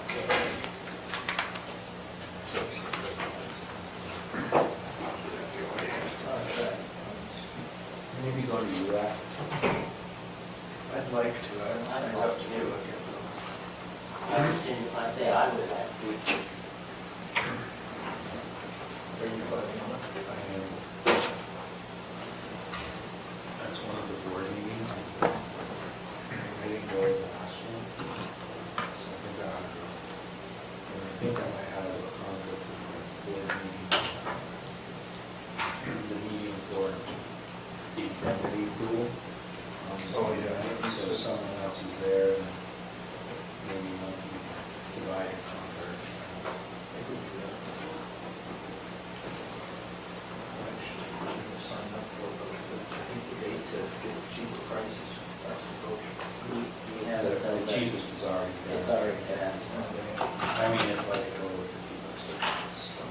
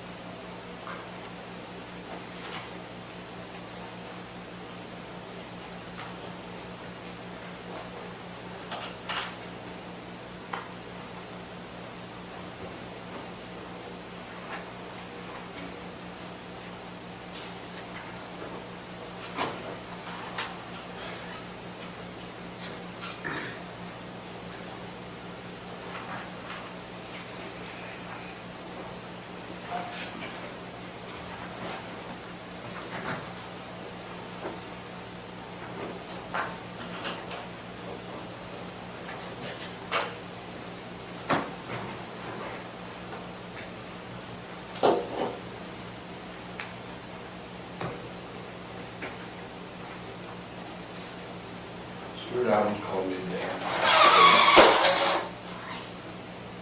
If I could give him a kind of a plat layout of how that interchange is going to be and who the property owners are that are adjacent to it and everything. UDOT has that plat layout. They've got it, yeah. And it's also. I've seen it, but I.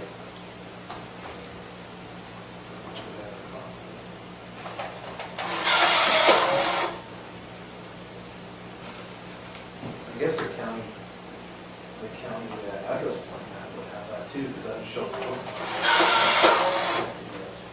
And it shows the, where they're at. Yeah, that's true. I would just take a screenshot of that too.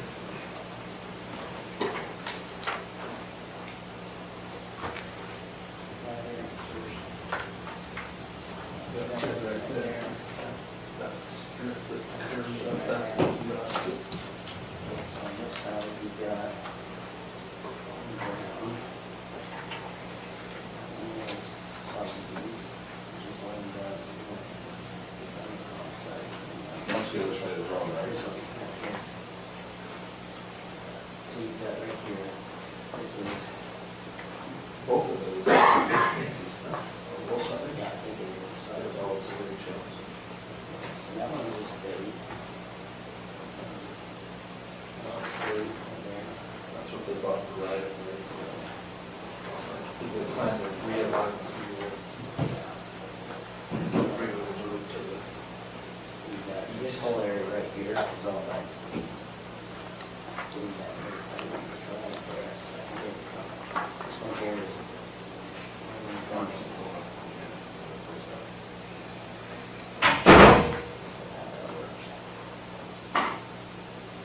This is Glen Johnson's right there. Is it dead? Oh, this one.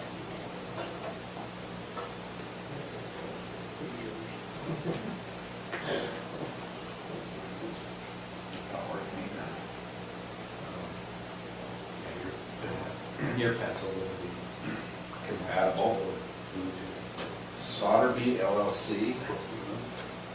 Who's that? That's something else. And this one's one. Glen Johnson. That one's the only rezone. This property.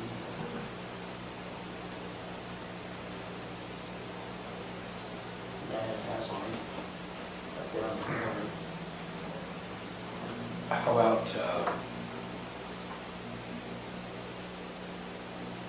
does Gardner own any ground there or have any interest in any ground there? Future development?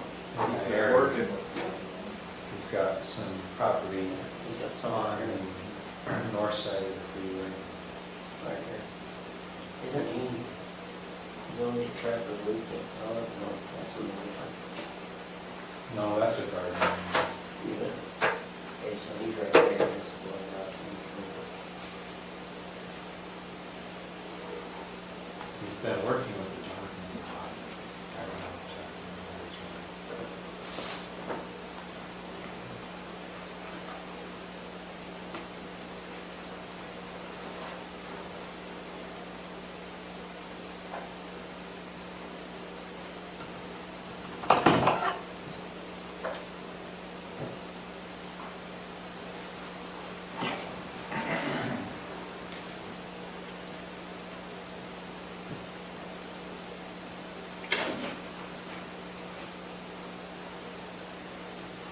So Stacy, do you want me to talk about what we talked about? Yeah, that'd be great.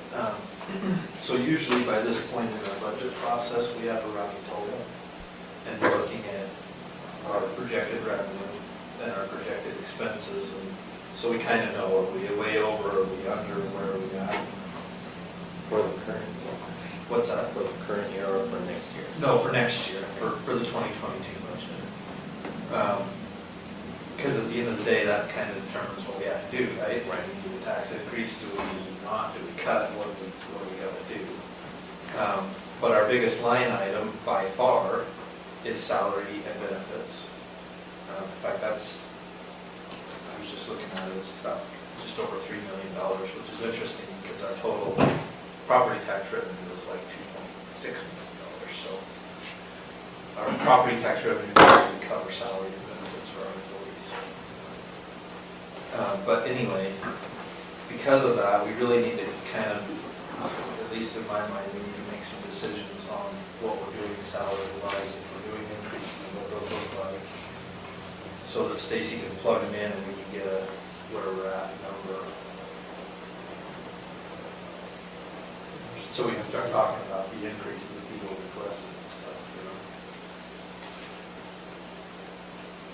So Stacy and I talked earlier today, and I asked her to, because she's given us these, you know, that have the snippets for every department, and I said, can we get that for the entire county, so we have a running total? Excuse me, running total. I'm gonna get drunk on that piece of pineapple.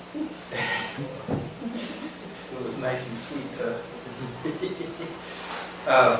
And so we can have that comparison, because what we've got here is either just a 5% COLA, or we've got these adjustments that HR suggested, you know, by employee based on movement in the tiers and whatnot. So I've totaled it right now.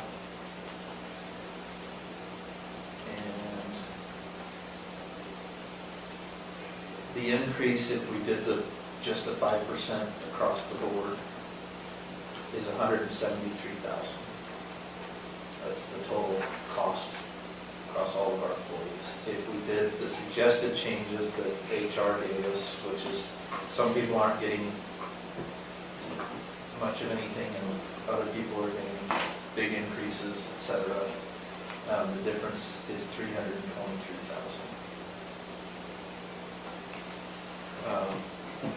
So It seems like a no-brainer to me.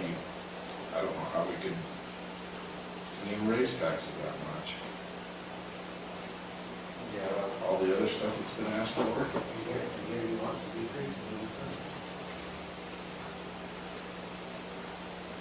do we decrease? So the way, this is Don't get back on the my approach would be, I did the same thing. have her put it all in at the higher level, except for the ones, there were a couple that we thought were not accurate. Right, and we got those corrected. well, now we've got it corrected because And that's 323 instead of instead of using this, 375. yes. Okay. Plus, there's been a few individual one-off requests. I put it all in, get the total budget number, and say, all right, what does that represent for $100,000 of? Are you talking on all the bands and all the steps? Is that what Yeah. you're talking about? I'm not saying that's what we are approving. I'm He's saying, saying throw it all in, for let's purposes see of where my we land. analysis, I want to see the total. And then I want to look at it in terms of for $100,000 of value, what's the increase? Okay. That's the way, and then I start saying, okay, I may agree with you, I don't see how we can increase taxes that much.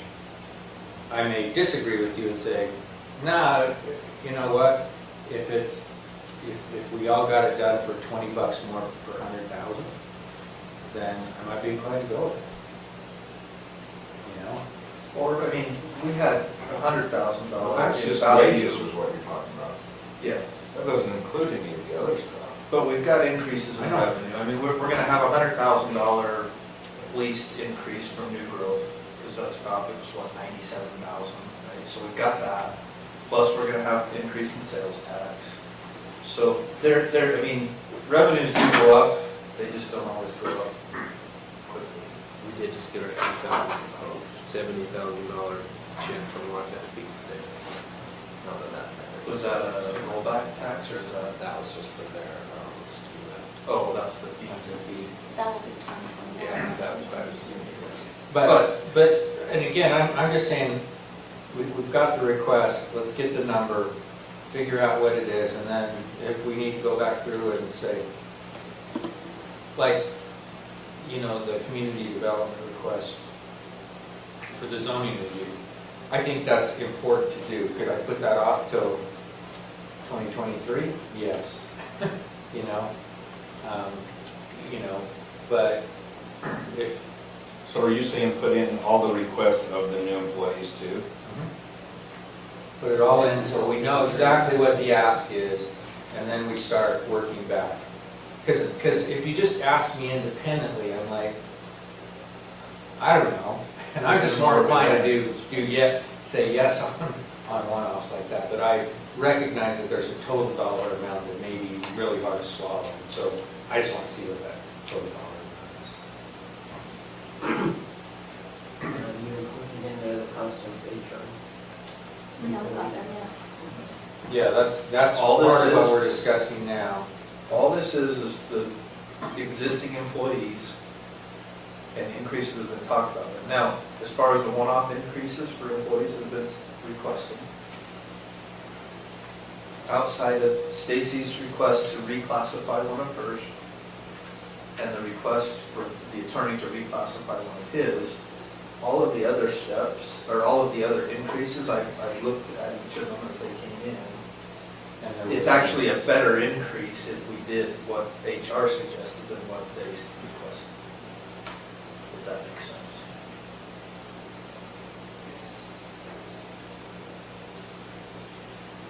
So, I'm just expressing an approach, No, I think it's great. so. I'm fine with looking at the total number. Well, you know, we always And hope we that- would include the revenue projected increase too, in that, because more that's already paid for, the better.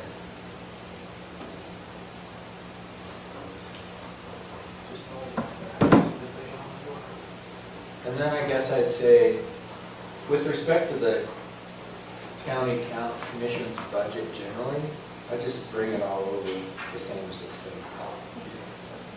I guess with the 5% increase. So that's a question that I had. I don't need 5%.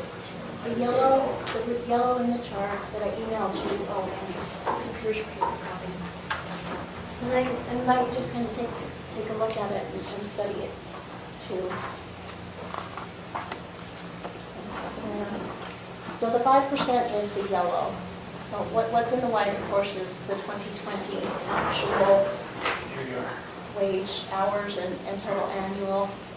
What is in the yellow is a 5% blanket across the board, 5% cost of living increase, and what that represents. What is in orange is the suggested pay according to the chart that Sarah sent out to everybody. And what that means is she took what this was in 2021 and bumped the chart up 5%. And then she took every employee and the band that they currently are, and then inserted them according to the number of years that they're here. So if you go through and you look, you will see that there's a handful of employees that will not receive any pay grade steps, nor will they receive a 5% increase, according to this chart. After I talked to Mike, I just clarified with Sarah that there are some employees on here that aren't even charted. For example, the extension office is not charted, nor are some of the personnel within the fire department that are paid hourly. I'm not talking about the stipend employees, I'm talking about Rich, Sean, and Sean. And she did not include any elected officials. Now that includes the elected officials, that includes commission members, and that includes the judge. And her suggestion to me was to add a 5% onto those individuals into the orange area. So your orange area includes her suggestion of bumping this up 5% and inserting everybody in their current band and year, and adding 5% to anybody that's in an elected position, including commissioners and the judge. And you'll need to acknowledge that there are people that are not chartered, that it'll just say not chartered. What's not included on here is the assistant and the HR. And Mike pointed out that in the orange, there's a calculation error with your annual wage. And we did the one-off, a couple of different changes, right? That's not That would be in included. here yet. Correct, And Brenda is additional. correct.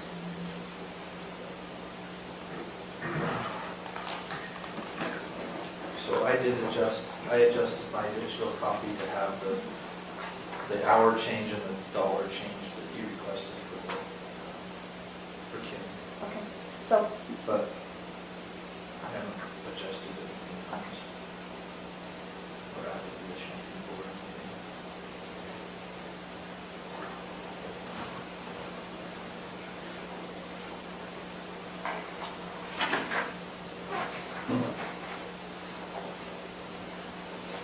Okay. okay. So, I will just move everything that the commission's budget was before, I'll just move it straight over. Is that what you're suggesting? Is that what you meant when you said that? Yeah, on the expense items. Got it.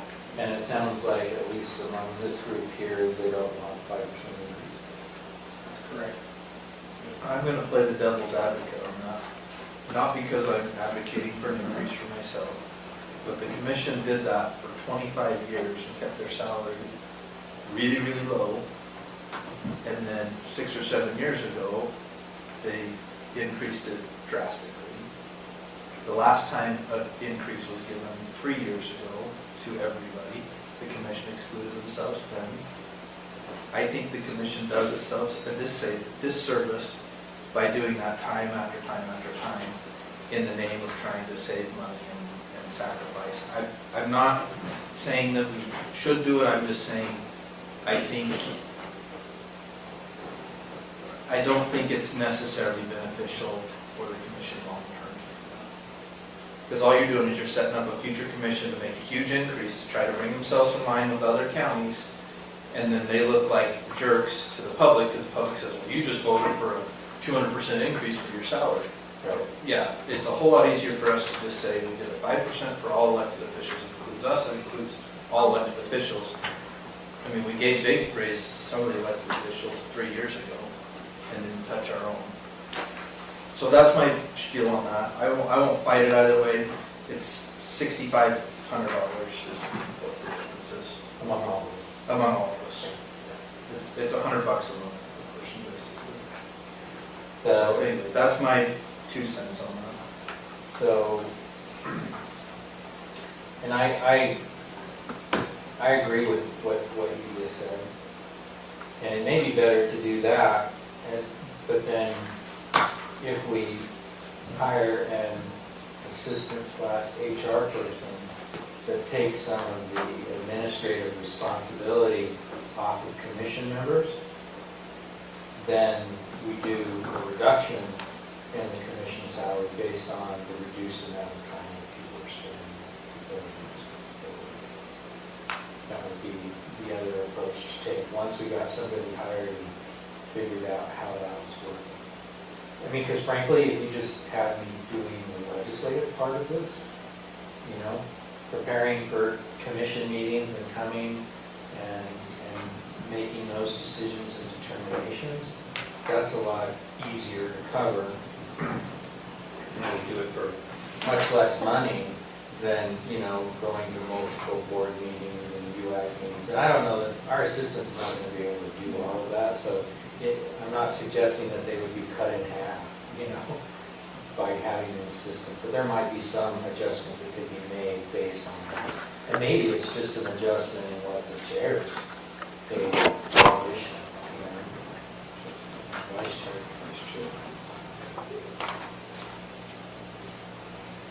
So with that, let's move on. So we can wait and hear what Commissioner Anderson's thoughts are on it, and then you guys think about that. Okay? So, Mike, this is your administrative, this is the bomb, we're dropping the bomb. This is the information that Mike and I asked Sarah to help compile regarding an administrative assistant / HR generalist. This was prepared prior to the adjustment made to the grade and step plan. So I touched base with her again today and asked her if her feelings were the same today as they were back in September when she put all of this together. Because she's suggesting this start at a step 15, which starts at $18.63 an hour, and that's not what a step 15 starting wage is. That starts at $19.56. Does anybody know CPR? Yes. So it's not just 1860 Well, if you further read, before you read it. And this is part-time, right? We need to, Is what we're thinking? I also- Actually, if we bring them in, human resources, This is full-time. this is full-time, it's been way too long. she further suggests that we don't start from an 1863, you start at 2214. She gives 2214 back in September was her suggestion. that is, She gives you a human resource and commission assistant job description.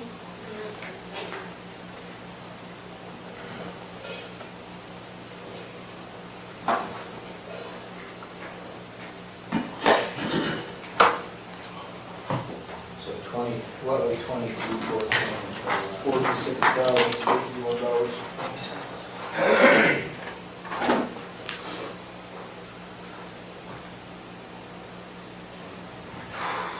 Plus the And benefit component would be what? No, that's-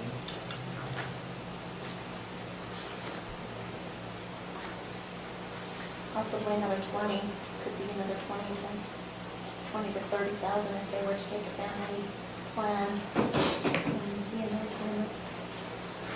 So I'm just gonna round up to 70.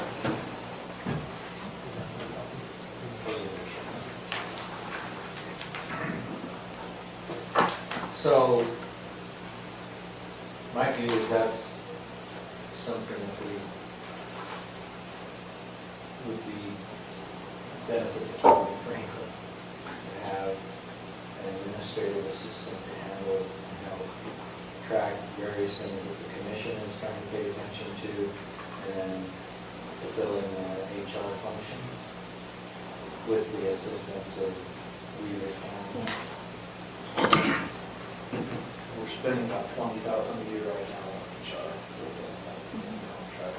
When we had, before that, we had HR, what's that company called, the third party? HR services. HR services, and I think we were about 25,000 with the. And then before that, you had a similar position like this. Part-time. It Well, was okay, yeah, almost after that, no, we had the part-time, it was about 25,000. And then before that, We had full. you had a full-time position that was similar to this setup.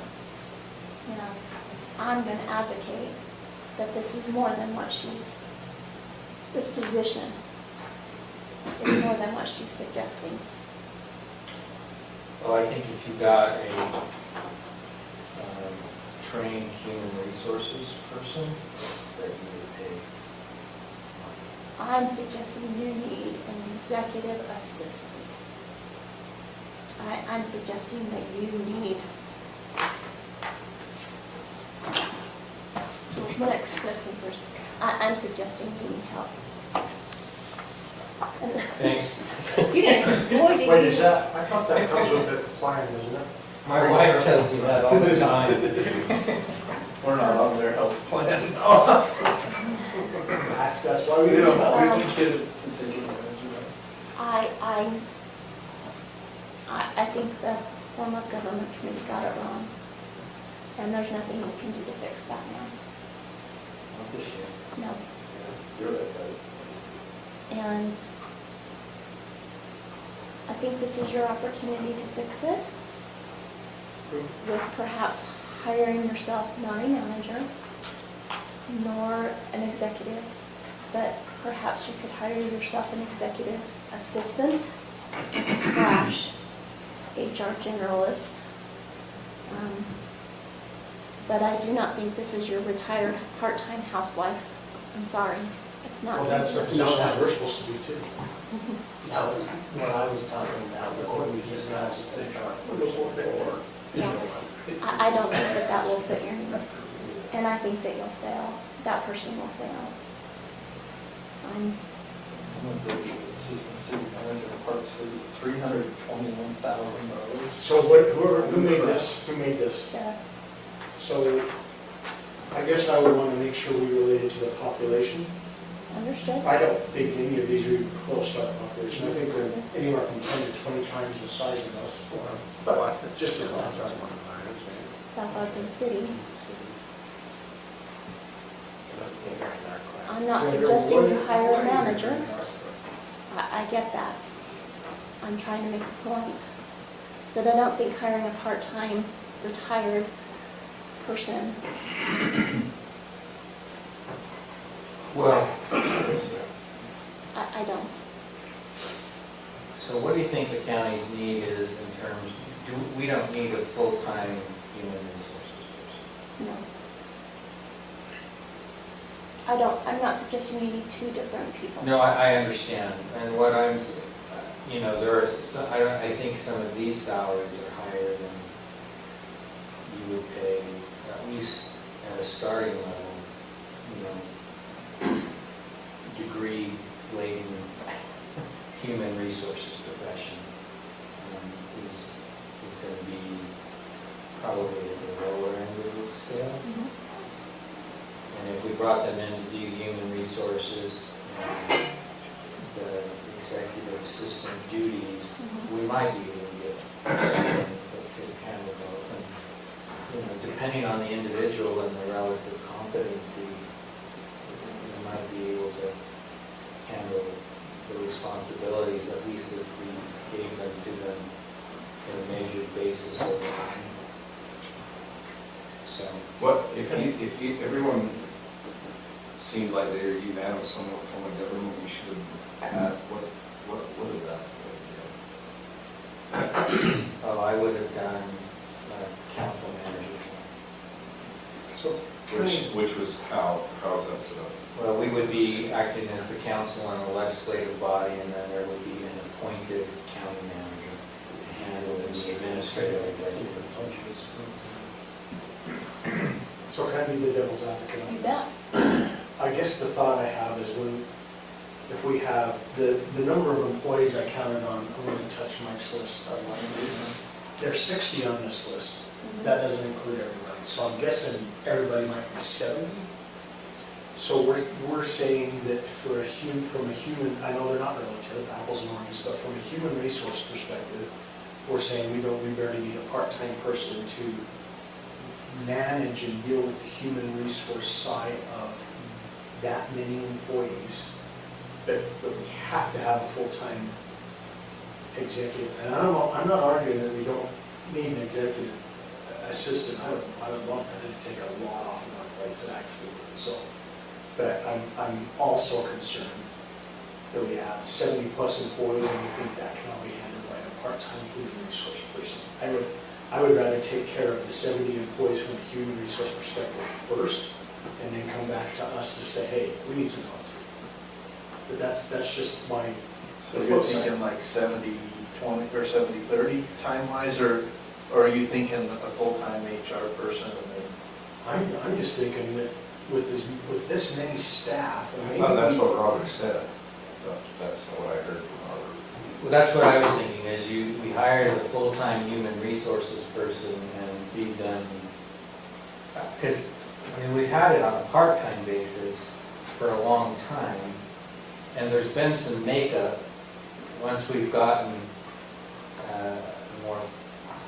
taken a more professional view of what needed to be done. There's been some makeup that pursuant to the Weaver County contract, they've been helping us make up, but I think some of that is now in place. The updated manual employee procedures that we have yet to adopt, but has been drafted, you know, I think that's all going to be helpful, and then I'm hoping that, you know, the day-to-day human resources stuff would not be 100% filled. And that if that balance is, say it's 60% of her time, if the other 40% could be an assistant and then covering, you know, taking the minutes for our meeting and so forth, then that would be the way to go. And if it ends up that the balance is 80-20, then they just perform less function for us. And then, you know, but if they take a significant amount off our plate, but that's how I would do it. I'd try to hire the human resources professional and fill the excess time with executive administration stuff. And there may be a little ebb and flow from year to year, but I think that could potentially be a way to work. That's how I would start. So is Emily an option or not?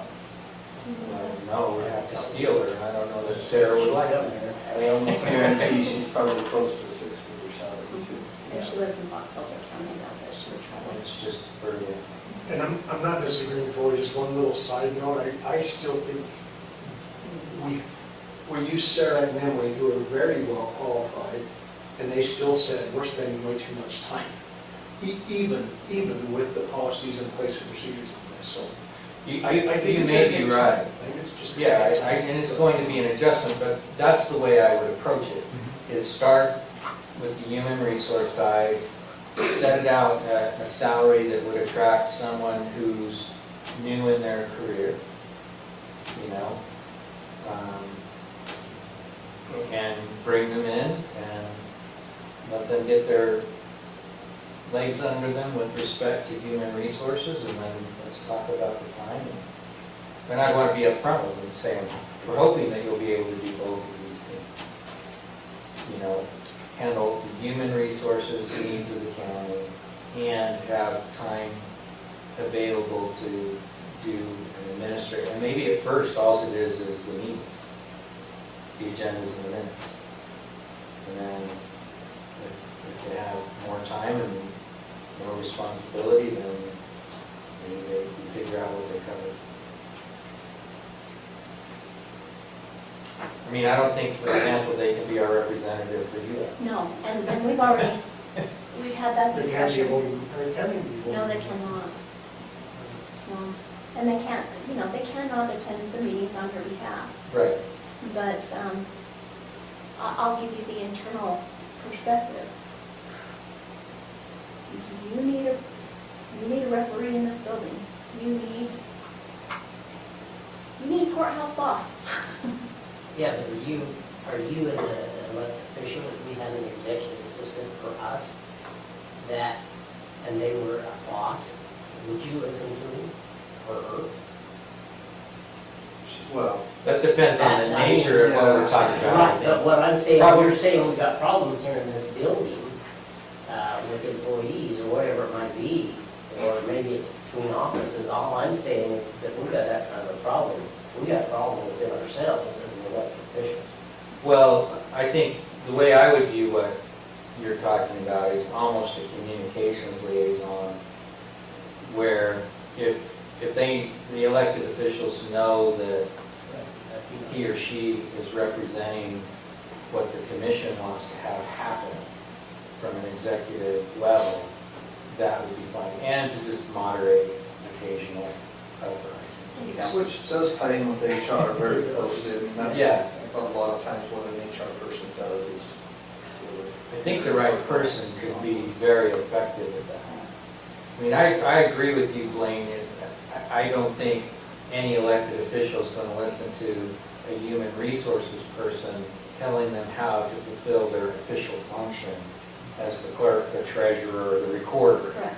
You know, but if it's intercompany politics per se, then yeah, I think particularly if they're someone that meets with us regularly and says, hey, no, we talked to the commission, There you go. I talked to the commissioners, this is how this needs to be handled. even to be able to send out a memo to all of our employees, hey, the commission talked, this is our plan, because that was one of the issues we had during the pandemic. Oh, yeah. Many times, right? Because we would meet and talk about something, and then the word wouldn't get out to our employees. You're right. And nobody knew, what was it open, is it not open, are we locking this, are we masks, are we not masks, what are we doing? So to even just have somebody do that communication. And who is that person? Who, when you, as a group, decide on something, who is that person that takes it back to the rest? Who are you looking to? Well, and that's what we need to have. That's what I'm trying We to, need to have I'm that. trying to, However, help you open your minds to, this is more than just a part-time position, you need somebody more than just a, perhaps more than just a transcriptionist. Maybe I So to me, the misrepresented. question is the salary that she suggested going to be enough to No. get somebody to do that? Which is Is why I $46,000 a year gonna do it? Which is why I handed out that other paper to say, here's your minimum, here's your maximum. And I think what you're looking for is somewhere in between. You can't have this position. Your form of government disallows this position. But what she sent you in September is probably the bare minimum of what I think you need. So I'm suggesting this is the bottom of the barrel, and this is the top of what you can't have. This is your budget, this is your champagne budget. And I would like you to consider perhaps something in between. may I And it's a suggest, mixed grant, so it's probably a lot of. There you go. I don't know what that is, but there you go. all right, may I suggest something that might be an option for, I mean, I agree with what we're trying to accomplish. But what about having an intern that's almost ready to graduate from college, as an intern, probably graduate from college, and then step into a higher pay?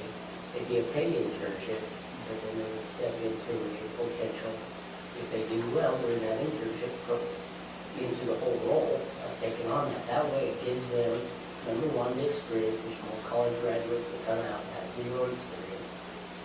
And it gives them an opportunity to, you know, already have a job when they get out. I mean, that's what they do at the school districts. They'll hire teachers that are going to school under part of the pay, 5/8 of the pay. If they get to work like a regular teacher for a year in their internship, they don't have to go through student teaching because they're already in it. And at the end of the year, if they've done well, they get offered a job for a higher pay. If not, they go to another school district. But that way, that gives them that on-the-job experience. Because I see this as management level, and I don't think you want an intern mixed and mingled in your HR and your management level. Right person they can. I wouldn't doubt that perhaps an intern wouldn't hurt sending to the treasurer's office to learn how to receive cash, or work in the recorder's office to learn how to do what she does, but I See, sorry, Stacy, I would follow up with what you're saying, but go a little bit further. And I don't want to exaggerate anything, but I'm going to go just a thought, almost opposite of that thought process, and say not only low 20s, I would say mid-20s or even more, because we're going to be saying you've got to have as much HR experience as you can get.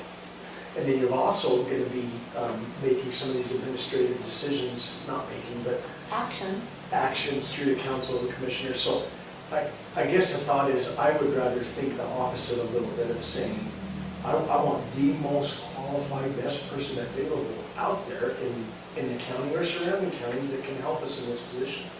And I'm not disagreeing. I use interns in my group all the time, so I'm not disagreeing with that process.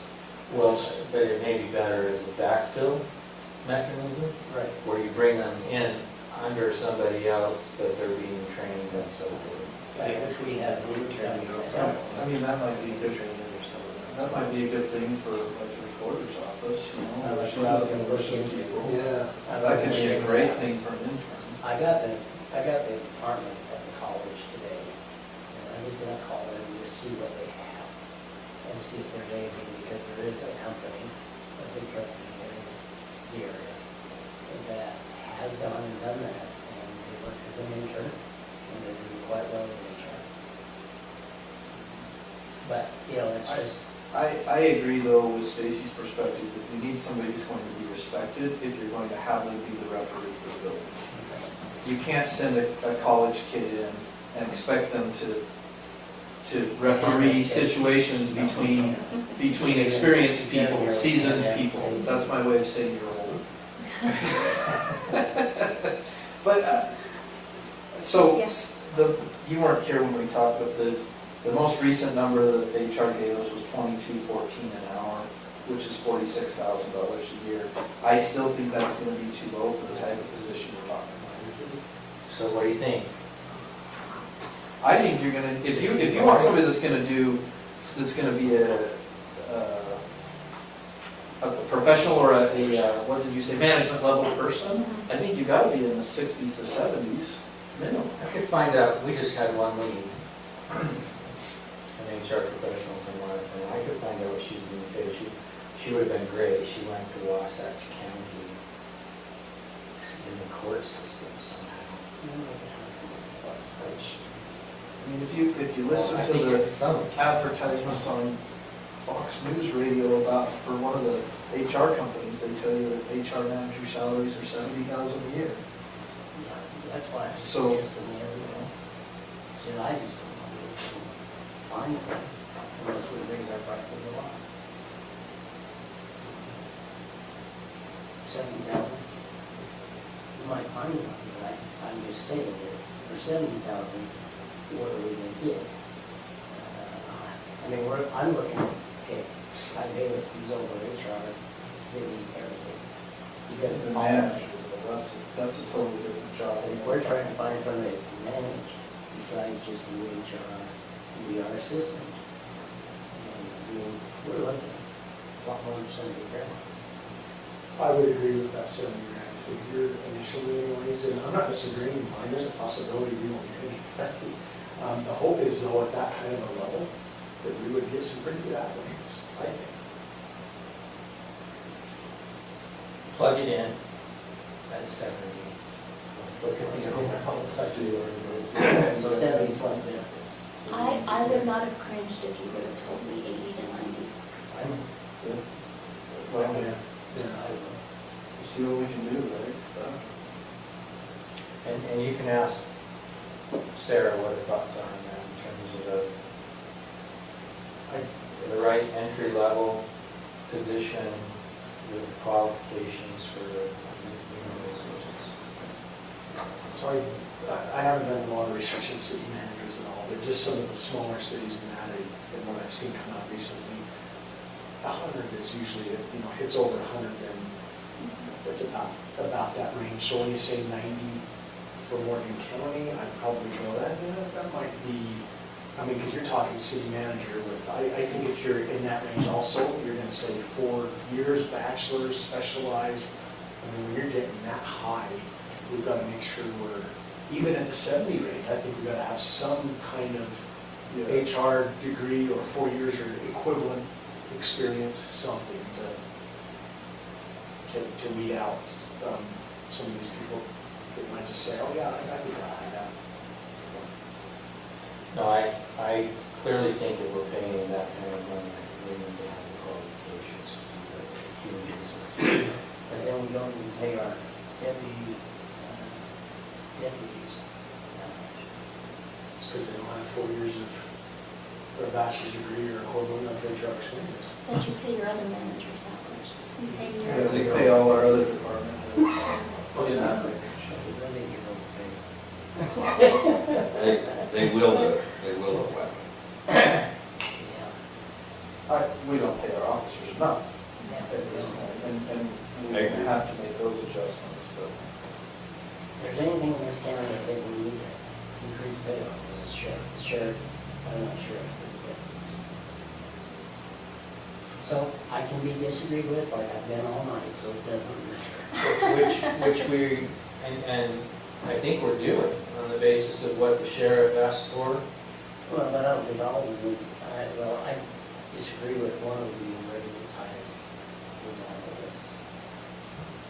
Okay. And you know which one I'm talking So I think that, but in terms of the general increase that they were asking for, I think we were in agreement that, at least I want that plugged in. The 5%. Well, plus, and then we said, plus they're getting the 5% COLA, and they're like, oh, that would be great, so. Because, I mean, I'd like to see them, I want to keep them here I agree. as much as we can, because otherwise, they will go. Even the ones that are fighting going, because they want to stay in this community. You know, if they're getting $10 an hour somewhere else at the same position, or maybe even a better one. No, it's hard to keep We're gonna end some. up paying for it one way or the other. I know we are, that's what I'm saying. So can we really afford to go and pay an HR person / administrative assistant that kind of money?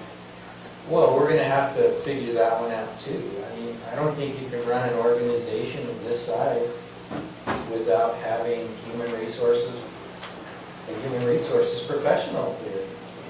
We Quality. We tried it with Weaver County for 20 grand, and they said, we're not even touching that again, because we're spending way too much time. Yeah. So 30, 40 grand is, I'm just using that as an example. So And we tried other formulas as well. We Yeah, tried a we part-time had a and part-time it does not person. work. And I'll tell you that if Zach is sexually harassing me, I need to have a resource that I can go to. And if you're telling me it's a part-time retired person that has no skills, I'm gonna sue you. And then you're gonna pay for it. Well, here's the thing, we were spending $35,000 a year for that between salary and benefits. So, yeah, we're talking about a pretty big increase, but remember, it's not 100% of that. We're gonna have to pay for some type of HR, no matter what we do. Even if we outsource it again, it's still gonna cost us $30,000 to $40,000 a year to outsource it. That's just the way it is. We're gonna have to have someone here for one day a month versus 7 and a half and here 40 hours a week. So, the other discussion, so I say, let's plug it in at the 70 with the benefits. Talk to Sarah. Probably not. Yeah, you should give her a perspective on that. We can talk about that tomorrow. We're not. We're not allowed. We can talk about the other discussion, Matt, this was with respect to the 5% increase of fine to the commission. I think there was kind of a general view that we wouldn't do that, but Mike raises a good point. And I agree with this point as well, but the commission for a long time, and the council previously didn't raise the necessary individuals. Just move it up, kind of generally with everyone else, and it puts the commission in the future having to make a significant increase, and everybody thinks that, back to have people who are raising themselves.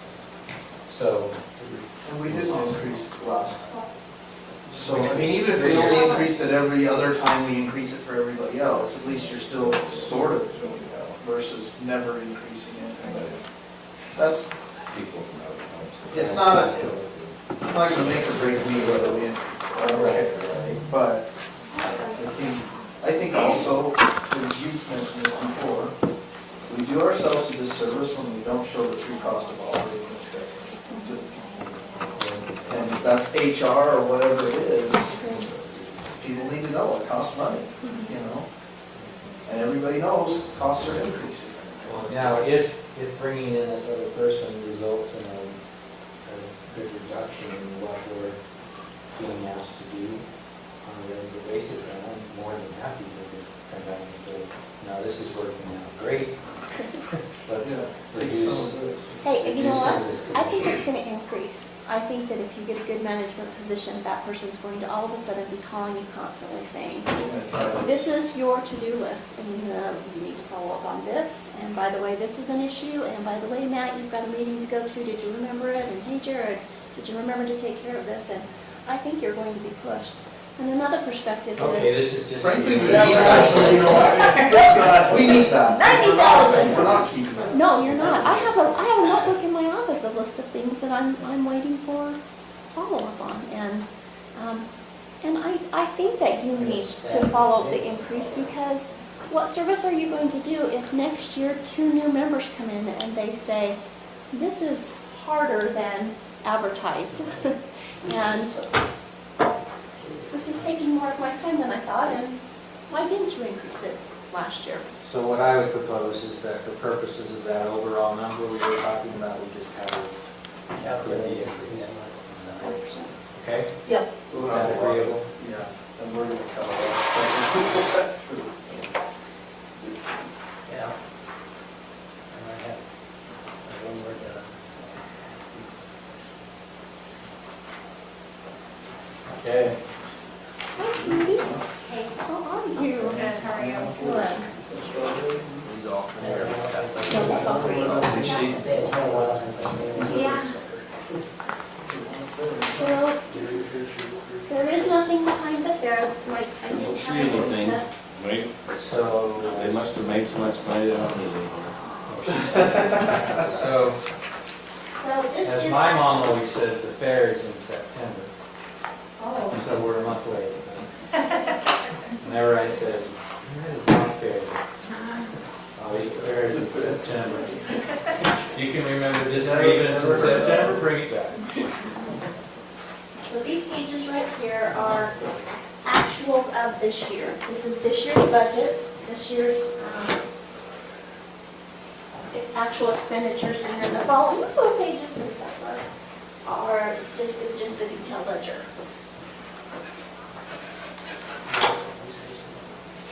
where's this tab? Is this? That's Oh, towards the back. back. This is just. No, this is just This expenditures. is just expenditures.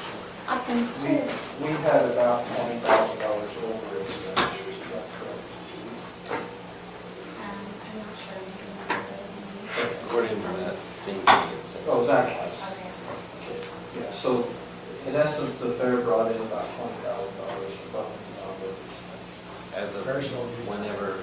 No, No. but well-managed ones do, and we have a lot of community support too. I mean, donations and other things that have been definitely part of that. Plus, the Fair Board has worked really hard to bring in elements that generate revenue. You know, activities, I mean, even from the kiddie train at $1 a person to the rodeo, which we sold out Saturday night. We've never done that before. And we sold out to a bigger stadium than we've ever had, bigger arena. So Cool. that's awesome, you know, it's a great problem to have. I think it will continue to grow too. That's my biggest concern, that's a different meeting, but, we can't get volunteers, we can't get enough volunteers to run a fair. And so you get a bigger fair, you can't really go bigger because you don't have the support, yeah.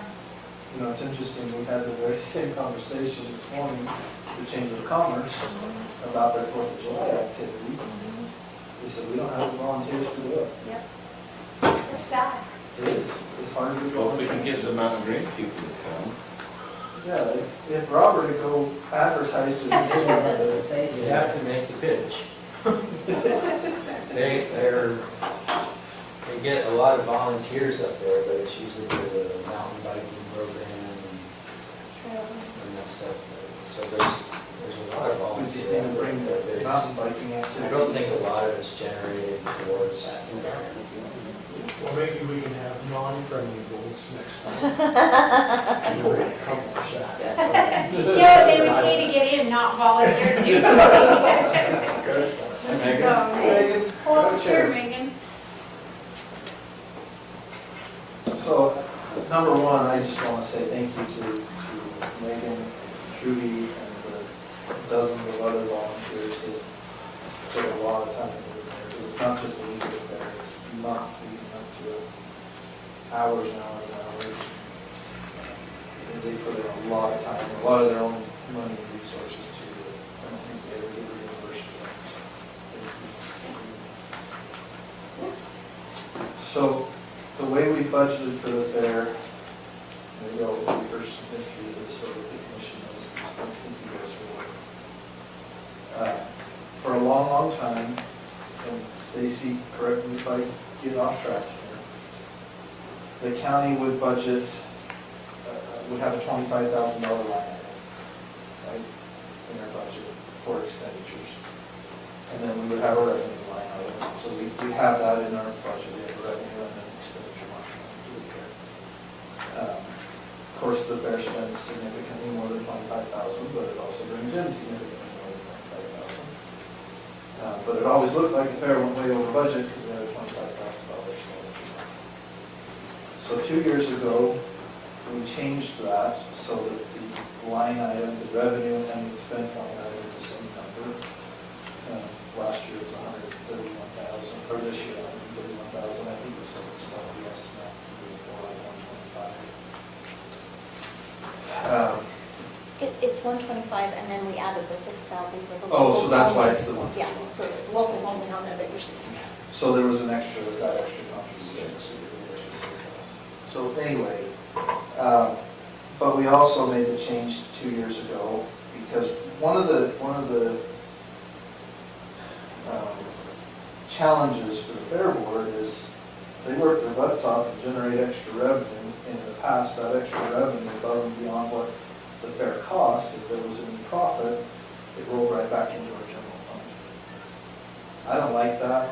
I don't, especially because we're considering some of that revenue comes from sponsors, and I don't think that money should go into our general fund. So we made a change and said, okay, anything above and beyond what the fair makes, because the fair is part of our general fund, there's not a separate fair fund, so it's not a fund that can roll over. What can roll over is capital improvements, and so we set up a fairgrounds capital improvement fund specifically for the fairgrounds, and we devoted any additional money that the fair makes to roll over into that fund, as well as any lease revenue from the fairgrounds itself. So the cell tower lease, which is about $20,000 a year, and then anytime you lease the fairground facility to somebody like this motocross thing, that revenue should go into the capital improvement fund for the fair. That's already been proven to be really helpful, because those bleachers, we got them for free from the school, but it cost us about $45,000 to $50,000 to have them dismantled and moved and put back out a new concrete floor, redo the arena. So the money for that came out of the fair capital improvement fund rather than out of the general fund. So the fairgrounds was generating that revenue. So anyway, that's where we're at now. That's kind of the history of it. Anybody have any questions on that history? How long that been going? 2 years is all. Yeah, we just barely. Last year. Yeah, and last year there wasn't really any extra revenue from the fair, but there was revenue from the cell tower lease and the facility. I don't think we ran the facility much at all last year. So it's really just the cell tower. Yeah. But the other, I guess, kind of rationale behind the fair funds rolling into the facility fund was that if we can improve the fairgrounds themselves, we can put on a fair for less money. And a good example of that is our shade, right? We lost half the trees at the fairgrounds, at least all of them by the food court. So we didn't have shade. So what did we do during the fair? We rented tents, right?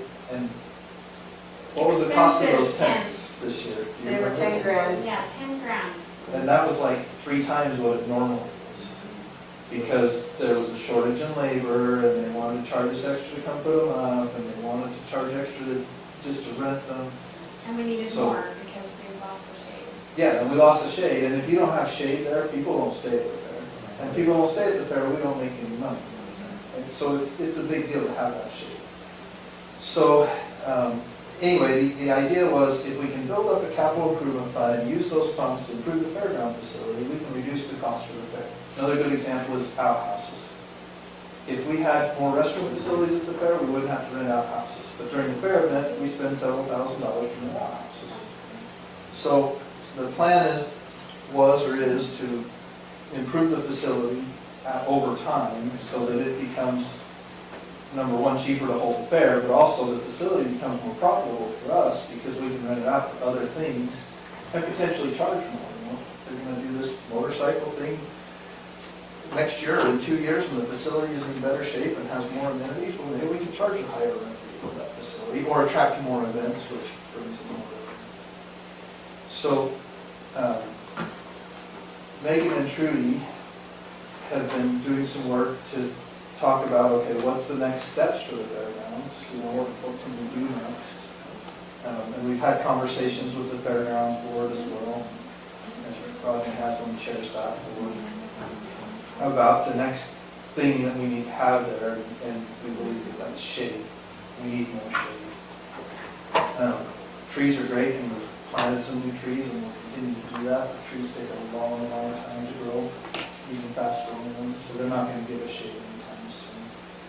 So, what they would like to do is build a Valley Pavilion for some additional shade, which is something we've talked about in the past, before the trees were taken down, is the need for that. Right now, we rent these tents. You know, if we didn't have to rent as many tents and could save $5,000 a year on tent rental, that pays for a building. Did I get it all? I think so. So, So do you have a cost? Yes, We have- 70,000. we have an So we estimate. did get a cost. He did text me later and be like, I just had my guy send that. He goes, let me resend it with my discount from that, because that's not really what I wanted. So I'm waiting, Could end up being a little less than that. yes. We also feel like we can get some volunteer labor and materials from folks in the community. You know, there's So a we lot have of- the trusses completely donated by a sponsor. So no matter how many trusses we put in there, he's paid for them. So it's basically just the rest of it. Like I said, I think we can get, you know, all the prep work donated. Because there's lots of smaller companies that can donate time, can donate their equipment, for sponsors for the fair, but can't donate money. So I think a lot of that we can take care of. Is this the capital improvement, the fairgrounds capital Yeah. improvement? So are we showing that we have a balance right now? So we're showing that as of this year in the capital improvements, if I'm reading the revenue side right, we've received 18,000 and we've spent 93,000. But this is the regular capital improvement, not the fairgrounds capital. Okay, sorry. This is the one that we use for this building. We get about $100,000 a year. So I'm back to the Right. general fund, and I'm just confirming with Zach. We brought in 74,000 in the general fund and spent 82 Um, the fair. So the general fund revenue side, not the capital improvement side, we received less than we have spent. Okay, so we need to look at that and see Yeah. what our discrepancies we can. Yeah, so that's what we brought in revenue-wise versus what we've spent on the general fund side. And then the capital improvement for the fair.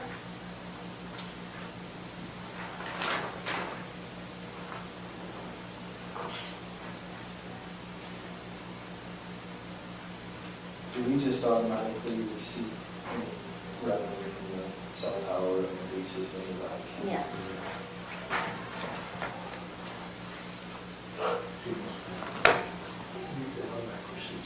Into Into the the fairgrounds capital capital improvement. So we have a capital improvement fund that we use mostly on this facility and other, it can be used on any kind of facilities. That's a separate line item on our tax roll, and it generates 100 to 110,000 a year. And then we have the fairgrounds capital improvement, it's not a separate line item, but we contribute from these other sources. Can I ask a question while you're You figuring sure this can. out? So if there's a balance, let's say there is the 18,000, has the 20,000 for the, I'm assuming the 18,000 is for the year we didn't have the fair? That's why there's a balance? No, that 18 that we were just talking about was This what year? was spent out of the capital improvement fund, not the fairgrounds capital improvement fund, the other capital improvement fund. Okay. But we get 20,000 a year in that account from the cell phone towers, is that right? Roughly.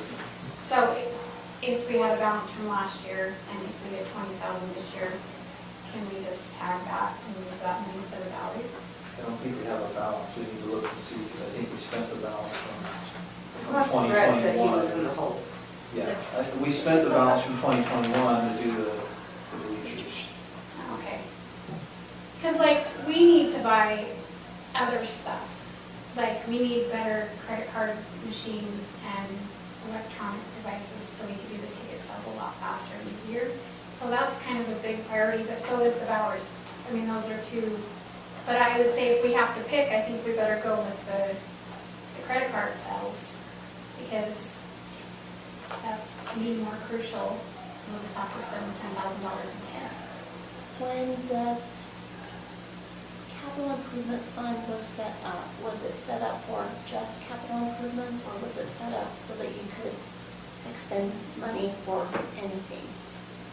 Was it capital improvement related?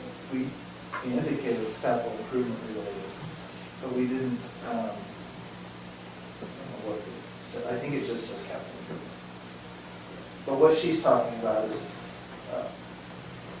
balance of funds left over from this year's fair before they roll into the capital improvement fund, which they should do at the end of the year. There's balance there. And from the general fund? Yeah, well, or from revenue from the fair. Fair revenue. Fair revenue. Like what kind of equipment, have you got a price on it or anything? Yeah, I've talked to Jeremy, he's getting prices, he's been talking with Zach to make sure who we're going through for the credit card sales and everything's gonna work. But he's been up there, and just everything we have is, I've been doing it for, what, 3 or 4 years, and Gina bought it. Like, so the stuff's like probably 8 years old, and it just, We're talking about iPads, Yeah. maybe a couple laptops, because our laptops have crashed and they're just garbage. In fact, I think we were running one last year. we have one, We're we just started running with on 3, we have one. Our secretaries have to use our personal one because we don't have. For the auction and stuff. Well, there's, I mean, everything, every event that we do That's true. runs through an online computer system called Instant Payment. So we set up for, I don't know how many things we have. I bet we have 20 to 25 different events that people go in and sign for. So like the ATV rodeo, the open horse show, like every little thing. We don't like to deal with cash, so we have to go straight to this website. They tell us what they want, whatever, baby contest, and then the person over it directly gets that email that they signed up for that. So then they just keep track. Nobody's dealing with cash. The cash goes straight to Zach. So to run all that, we're just outdated, basically. And then for like ticket sales, So you need new software also, is that? no, the software is fine. It's just Just the hardware.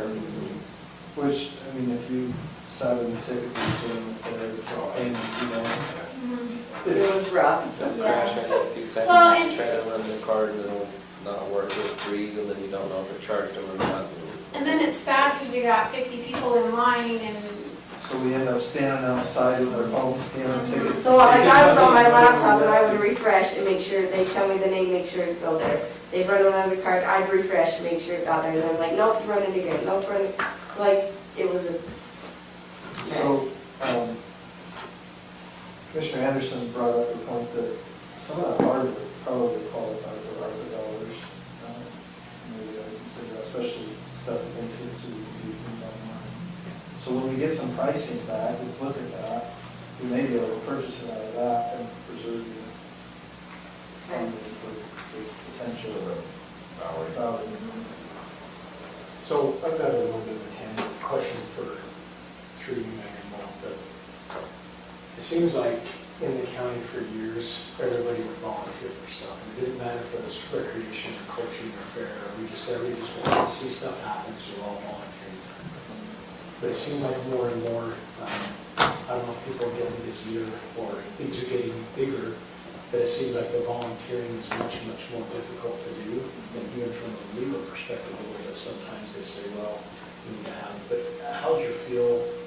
We mentioned it, but I'm concerned that these volunteers that have been helping run this thing for years, is there any feel that there might be a little backing off of that? Or that we're not going to have enough people to even run That's this? one of our biggest problems is volunteers. People are willing to help, then their question always like, what do I get? How many free tickets do I get? What do I, they're like, well, I want to get my whole family into every event. Well, no, we can't do that. So people want to help, but they want to know what they get out of it. And we did do, you work 4 hours, we'll give you a free ticket. And we did kind of do the bartering system because we've been taken advantage of. We have a family of like 10, she'll come work for 2 hours and want tickets for the whole family, and it's like, no, we can't be doing that. But yeah, it's getting less and less. I would say this year, the fair board had to volunteer a whole lot more than we've had to, because we just can't get people to help. You know, who's gonna man the gate? Yeah. Nobody signed up, so we're throwing whoever we can. Yeah, and honestly, Mike's parents were there a ton. I mean, we, poor people, they. And we get desperate to where we take whoever we I can. know. Yeah. I do. Yeah, I it said, here's the just, sign. and we put it on social media, like, we've tried word of mouth, we call people individually, like, but we're also in the middle of a fair, we don't have time to sit down and start calling people, you know? Well, So- it's ironic that our maintenance anyways, we make sure and hire three part-time people, or whatever it is, for 3 days to make sure it's maintained, but yet, how about operations? We're not doing anything there. And maintenance wise, we had to ride right on those kids too. I mean, there was times when we had to be like, hey, the bathroom's out of toilet paper, hey, we gotta. Yeah, clean the that tables. was a big problem this year We spent too. a lot of time riding those kids to do, Yeah. to do I that. And we were cleaned- paying them. to do I that. cleaned tables one day because they were disgusting and there But was on their- nobody around to you know, clean them. In their behalf, we had so many more people than we had, We did. even, that they were doing their best to keep Well, and that's why up, I and worry about the garbages, volunteer and system with it growing and growing and growing. And maybe some of the thought process as we're talking about economic development, different things we can do there, different upgrades to just bring more people in, bring more money in, just. And that was the thing, like, we had people coming in, and the majority, we had no idea where they were coming from. Like, no clue. And I had people all week long calling us from all over, being like, we're coming up. And I'm like, oh, great, why are you coming to Morgan?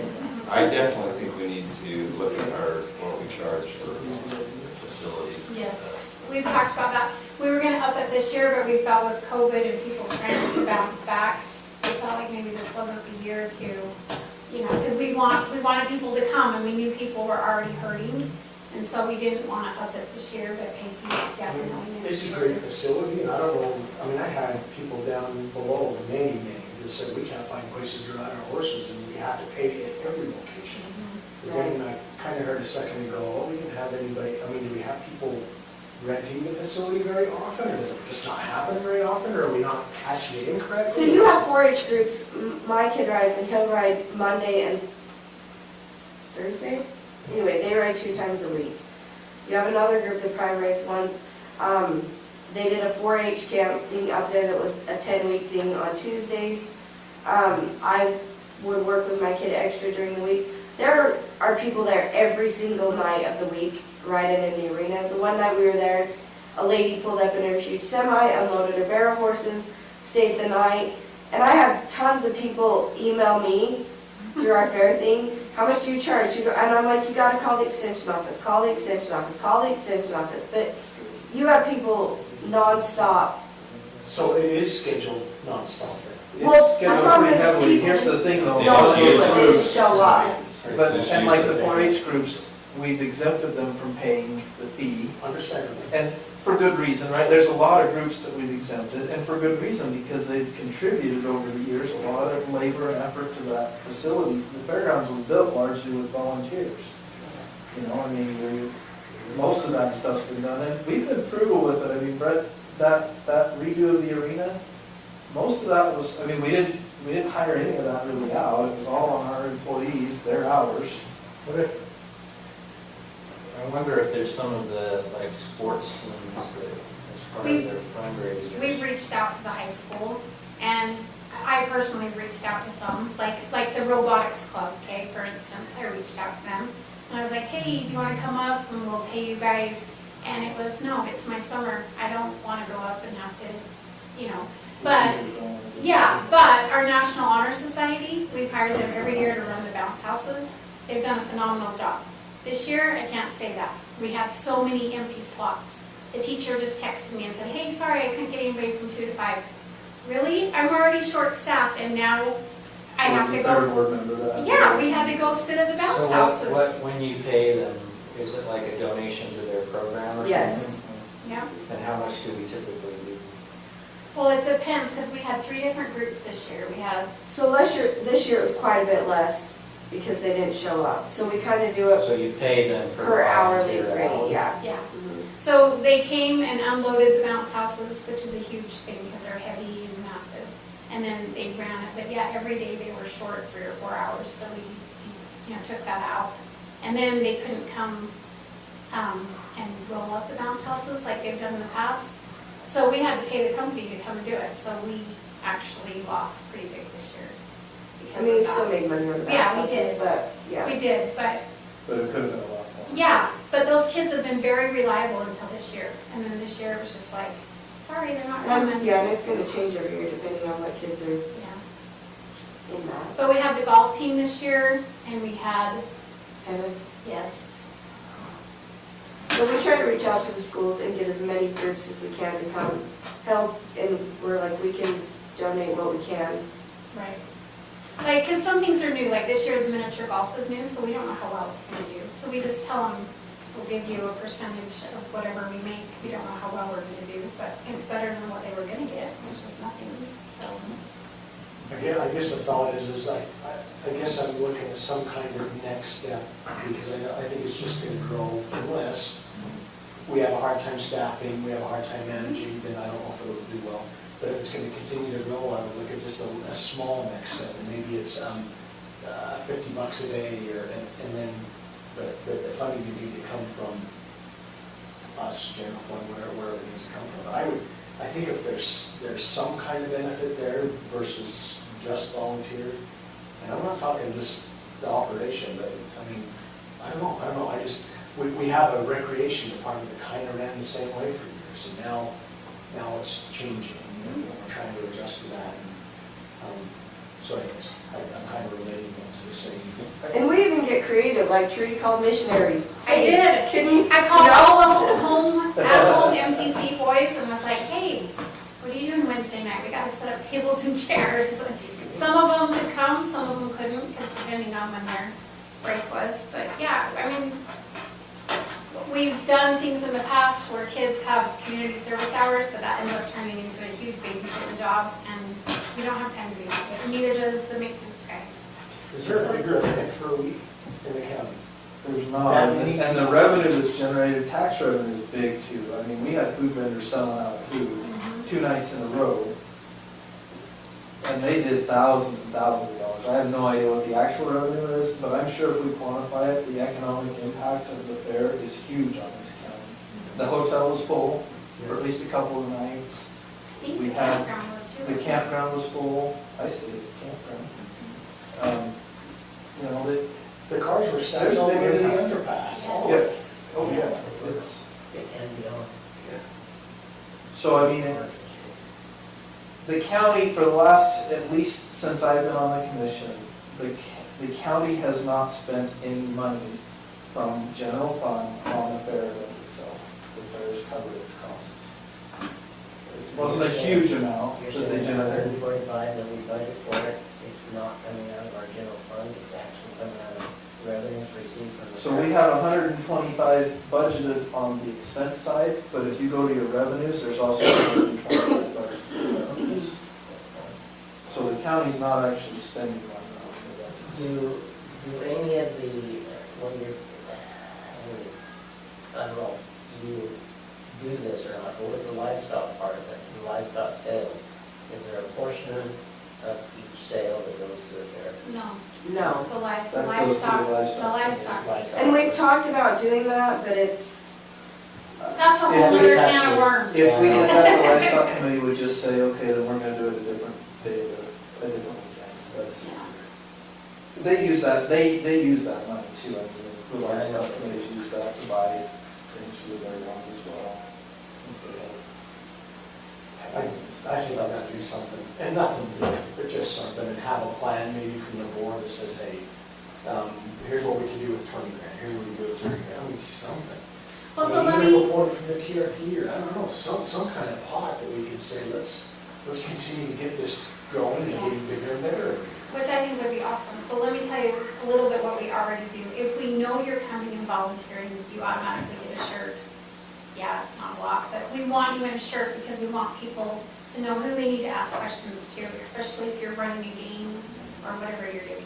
So you get a shirt. This year we tried food vouchers, and I think I think they worked out great. Yeah, so what we did is we went to the vendors and said, will you give us so many vouchers and we'll take it off the price of your booth. And I don't know how they felt about it. Everyone was on board for that, so it was like $150. They gave us 15 $10 coupons. They were punch passes, so like it had $10, whatever, so if you didn't spend the $10, you could go back. It was easier for us to give that to all of our volunteers and be like, use it when you want. They were specific to a vendor. But then we felt like, okay, at least maybe we fed you once or twice while you were there, because either bring your own stuff or you're forking out money for 7 days of the week on fair food. Well, our other thing is our rodeo guys are in a tradition of they get fed. And they're only there for like 3 hours. And some of us were there for 8 hours and we didn't even get a drink, you know? It's 8 hours, don't cut it. So that's another reason why we did that, is just to try to help out the situation. And then we still offered the ticket on top of that if they did so What do many you mean the hours. rodeo guys? The guys behind the All the shades. guys that help. We have fed them Since for the as beginning long. of time, Yeah, all the rodeo people got a hamburger. yeah. they But did. then I would be paying Operation Graduation, I'm like, I'm not doing that anymore, we gotta flip this, so I'm not paying. Well, I'm telling you what, when my wife did Operation Graduation and I saw how much they made, they could give away a few burgers and not hurt them.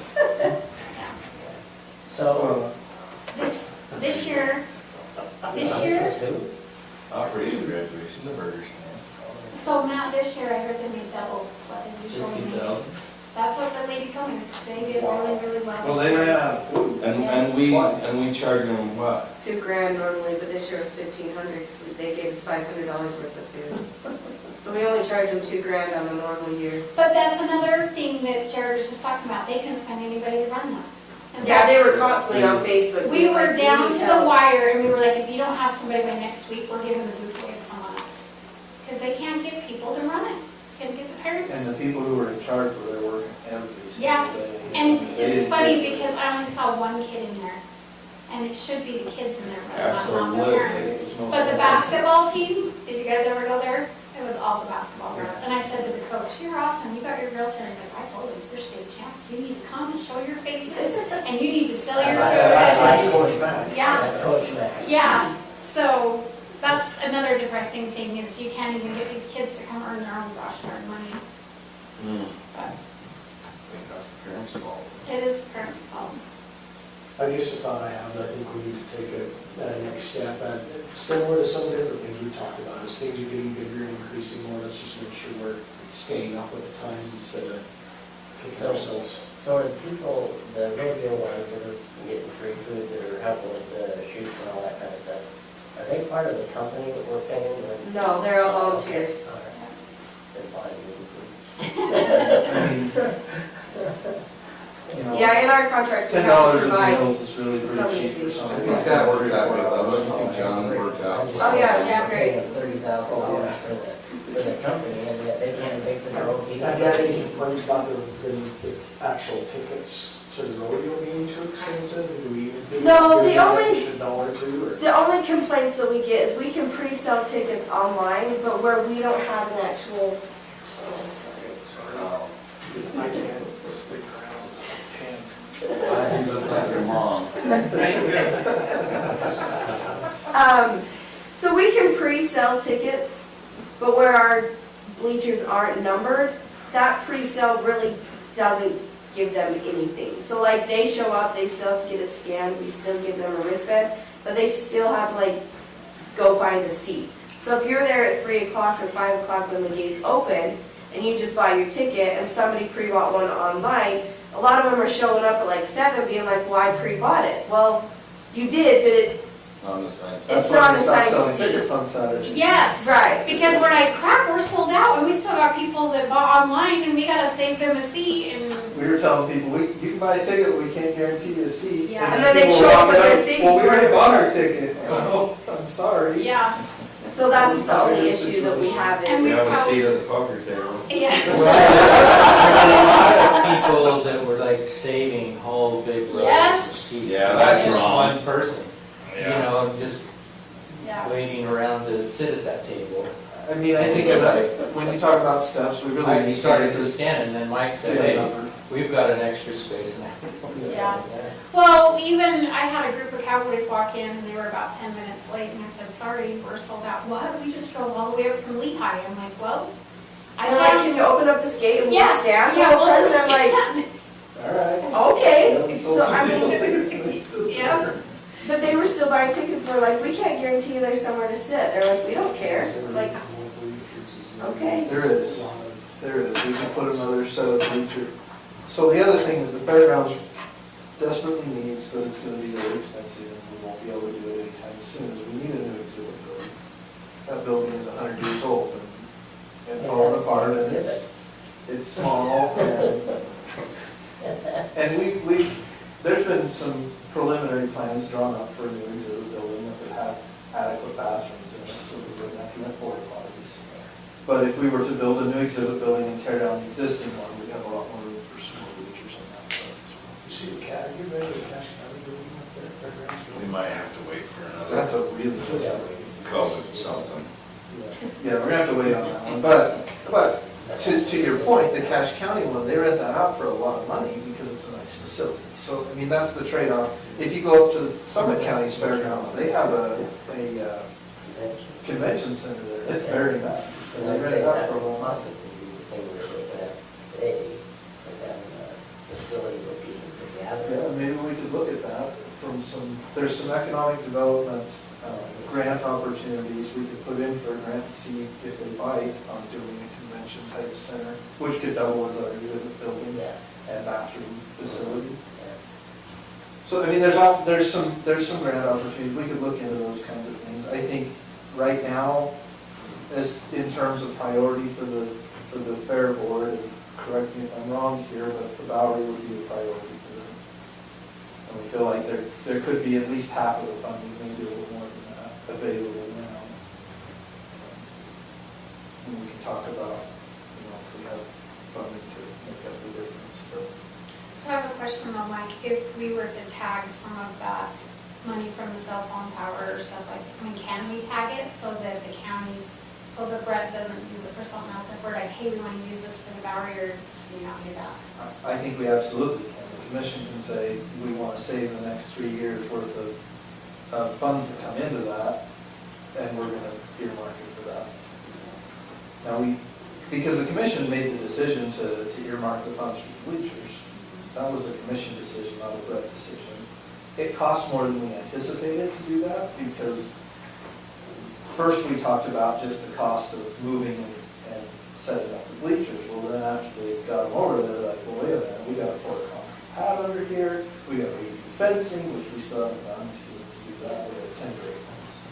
We have to make connections between the old bleachers and the new bleachers, which also hasn't been done. So that there was more cost than we had originally anticipated for that. And the flipping of the arena was more expensive than I think we anticipated, because we put all those panels all the way around. It's great now because you got a return shoot and it worked really well, but it was expensive to do. But for the most part, that's all done besides the fence and the connection on the bleachers. We could absolutely say, yeah, we're not spending anything out of there until we have enough to build a new fountain. Or we could say, we're going to save up till we have $40,000 in there in the capital improvement, and we're going to pour $20,000 out of other funding, and Well, I think that would be very beneficial. I mean, of course, we're still gonna have to order tents in, but the sooner we do it, the less money we're gonna have to spend on the tents, so. And I proposed that maybe we do a storage at the end of the Bowery so that we can buy chairs. And we have a place to store them so that we can quit having to rent chairs also. But right now, we don't have a place to store them. So. And that's, most of our budget is what I call infrastructure, bathrooms, sound, power. I bring in a tremendous amount of power Ours would be to run the fair. there's infrastructure. The tables, the chairs. Generators. I bring in light plants so that I can multi-use them. I can put up the lights, because the fairgrounds doesn't have lights. So then I could turn on the lights and use the generators as the power. And Wholesome has donated theirs every year. That's Yeah, Wholesome safest. donates theirs, I get the one from the county. Normally like Geneva does one, so I get them from all over. And then Wheeler Machinery donates a generator that's, There's not. I think it's about $5,000 a week to rent, but they donate it to us and that will power all of our bounce houses. Because we just don't have enough power to run. You can't run all the booths, all the food booths, the bounce houses. Oh, yeah, we need a complete upgrade of all infrastructure. Yeah, I don't know about Electricity, anything. water, and. Oh, We yeah. don't have that football. So, No, you got enough for a lot of things. We got- On the employees, And I want to throw in there, Megan maybe won't like me saying this, but she goes and puts fuel in those plants and doesn't ever bill that back to the county. Mike doesn't have a lot of room to talk. Yeah, Mike doesn't either. Whatever.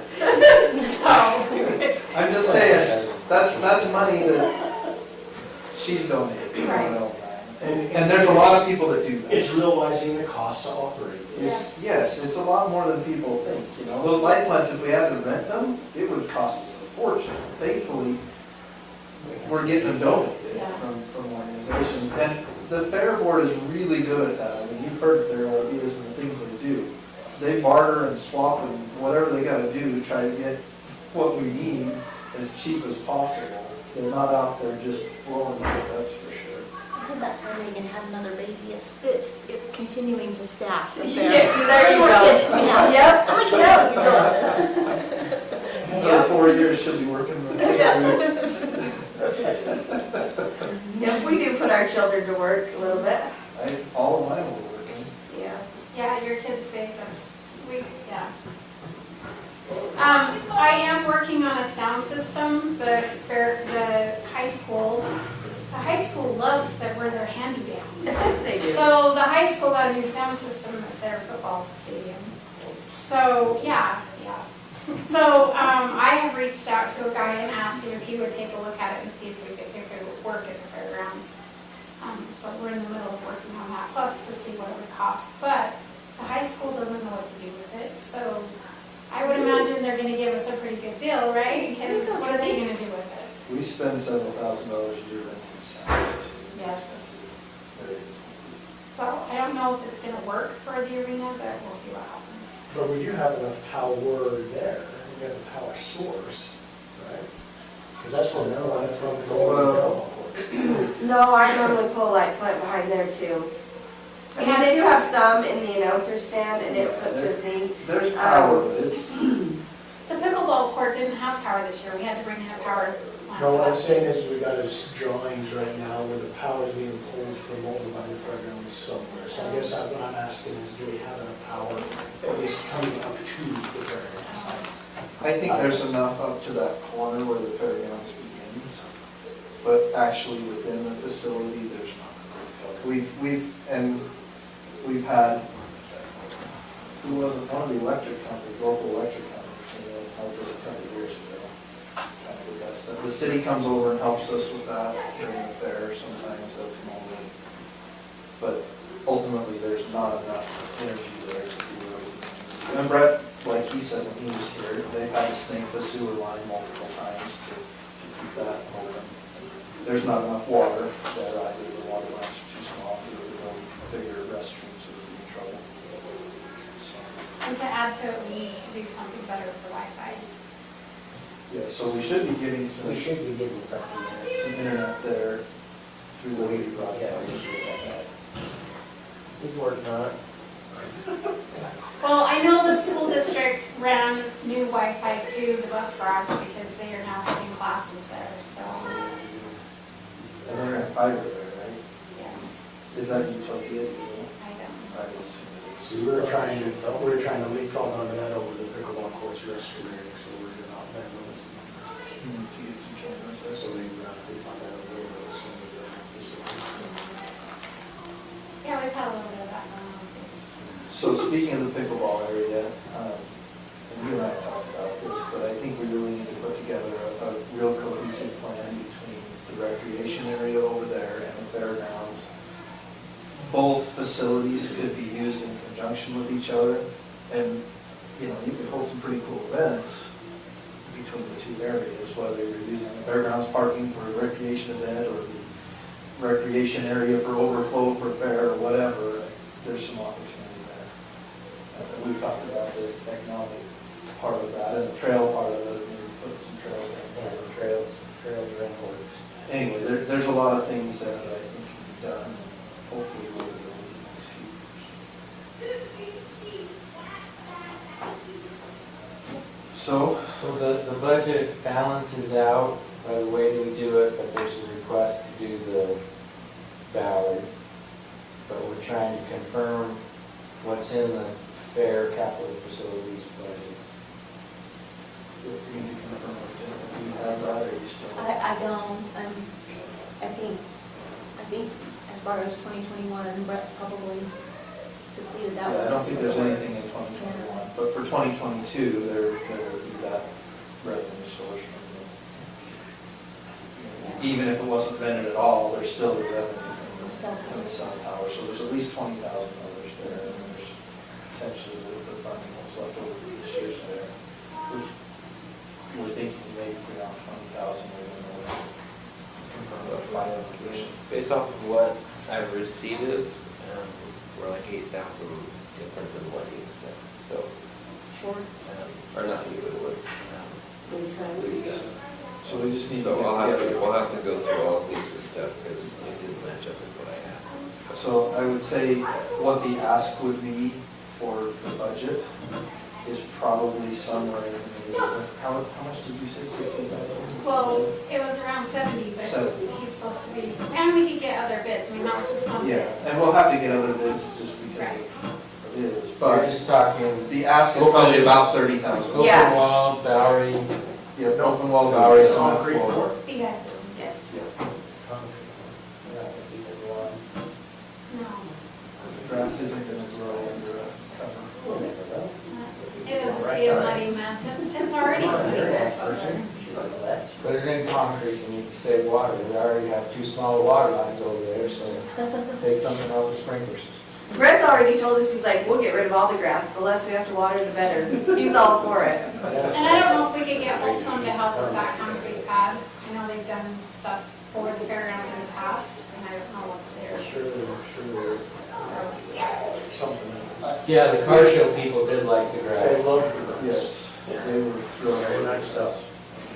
I kinda Which like that the grass Ballard. is great, it's more the But grass. yeah, when you're sitting down to eat a meal, having a solid surface to sit on is important. And those chairs don't work. So you're thinking just on that side by the water fountain, back behind, or the only place? So we talked to 2 places, either on that side or in that little, Where the car show is? well, There's on a that s- very far end of where there's a spot where yeah, you can explain it maybe. So right when you could drive in to go to the one Bowery we have, there's a little spot on this side that's just like rolling hills, it's terrible.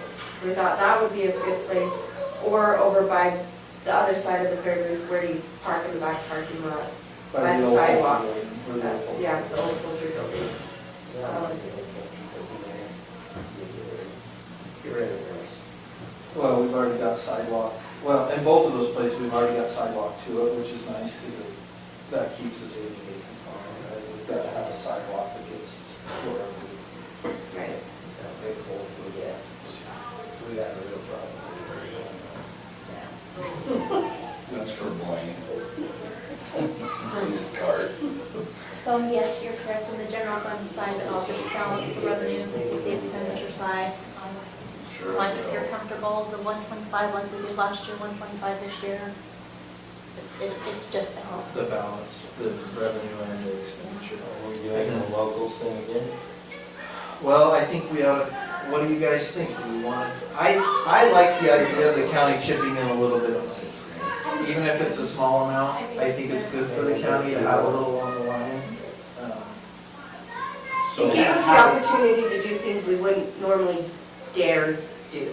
Like, I wouldn't have dared do all that stuff because I don't ever know the outcome. If I knew the outcome like this year, that there's thousands of people show up, I'd have been like, yeah, go ahead and do it. But there's always the worry of, is it gonna rain on Friday night and I still paid for a rodeo that nobody watched, right?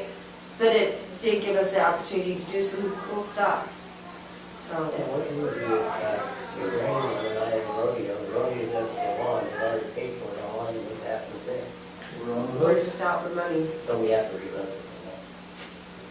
Well, I don't know that we have to refund to the people who buy And it says on there if tickets. you buy tickets that they're Yeah, not that's what- refundable. Yeah, they're non-refundable, but we would be on the hook for the costs. I mean, at the end of the day, this is the Morgan County Fair, and Morgan County is on the hook for all of these costs. Right. Whether the revenue meets it or not, thankfully it has been some last few years.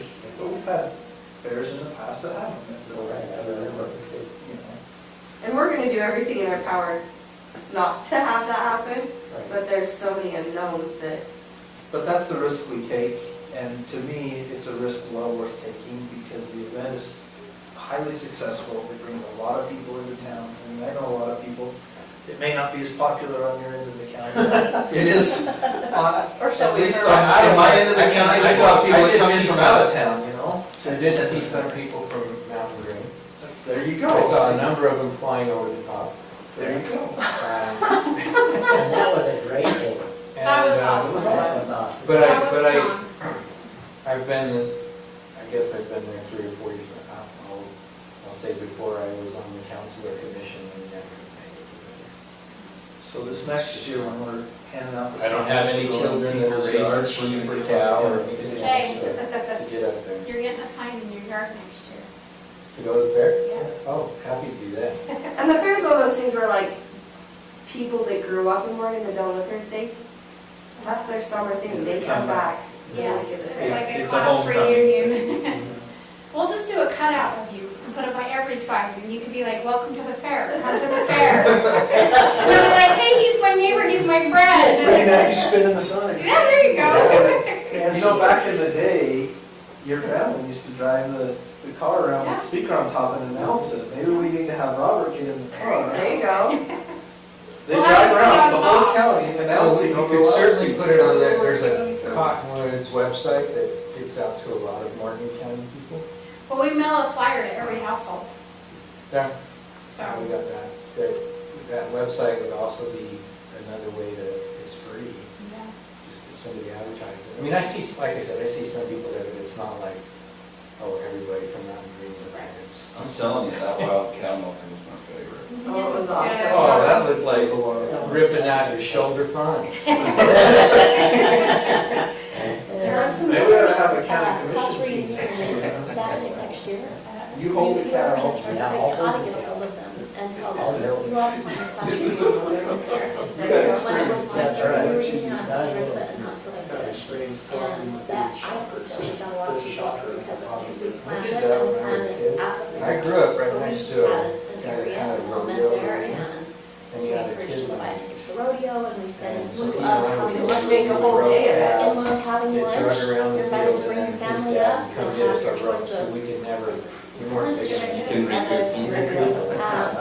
And then we you know, worked said the go shoots, to your and then he family sold it, and the now next you're owner, at I was home, just over there spend the working day shoots, up there, you have know. lunch up there, And spend the he night called at my rodeo. parents and said, Yeah, that's a "You good know, idea. you have Yes, to be over on here." one of the lawns and Take had our responsibility. reunion at the fair, so we did So, everything. yeah, my rodeo. That was pretty. And that's it's when you not first so like started thinking about intimidating becoming a either. trainer. No, because, you know, there's if they want to kind of go on. I did see a guy who was doing a steer Yeah, I like wrestling, that. came down and caught the horn in his cheek. And wore it right over. That was one of my youthful memories. The rodeo cattle was. Yeah. We appreciate everything you guys do. I think it's awesome how just the turnout. There are so many people. It was crazy. So actually, to invite more from Mountain Green, yeah, we better be prepared for much more of that. That's the thing, is the fair's growing, but the fair grounds aren't. Yeah. Relatively constrained. Yeah, well, and our livestock program is really growing too, so then they take up more space also, and so it's just, yeah, with us, and it seems, which is good, it's a good problem, that people want to be involved, and do their livestock and come to the fair, it's a good problem, but it's also a crap, we sold out, what do we do? How many volunteers do you need on like Friday night? Oh, jeez. Are you 50, 75? Are you counting like behind the chutes, you're asking about that too? Leave the rodeo part out of it. We normally do about 8 ticket takers and 2 per gate, and we probably have 6 gates. And then you got the gate out by the road, Yeah, you've got to get out by the road. you So got, I'd say 30 a night, 30. I had fun doing it though, I had fun Oh, it's talking a to lot the of people fun. coming in and. see a lot of. I just say, put me in, Well, and we try to get, when people are running for office, like we have our two, well, we reached out to both of our mayor candidates and asked them to come up. The one came up and spent a ton of time up at the fair. The other one, I saw him walking around, but he didn't help with anything. But we even used that tactic, like, hey, you're running for office this year. People Why don't don't know come- you. Yeah, why don't you come up and take tickets so people kind of get to know you, you know? So we do try to get creative. You do a great job. So, So budget-wise, if we can put somewhere in here, and I don't know whether it be under the fairgrounds capital improvement or where we would put it in the budget, let's put $30,000 as the ask for about, I don't know where that should go, but let's put it in there and see. where we're at. Now, I'll tell you this, just, we've got probably $1 million worth of ask. Right. And $10 to go around between all of it. So we may not get there, but we'll do our best to see what we can. well, whoever you pitch it to, say you're not gonna have any shade if you don't propose, if you don't. Well, and, yeah, we should at least look at the options, right, and see what we can. Cool. Thanks. Okay. Thank you. appreciate it. That's the last thing on the Do agenda. you want her to know or you gotta hang out yet? You good? Okay. We're almost done. Okay. Okay. Maybe she just didn't want to be So tomorrow we have fire, wildland, ambulance, 132 recreational. That's the recreation, the ramp tax. Budget wrap-up. Just coming for the grant. So budget wrap-up, that's when we discuss this Hmm? large number that I've asked for. And if we could have a rough idea for 100,000, that would be really helpful from my perspective.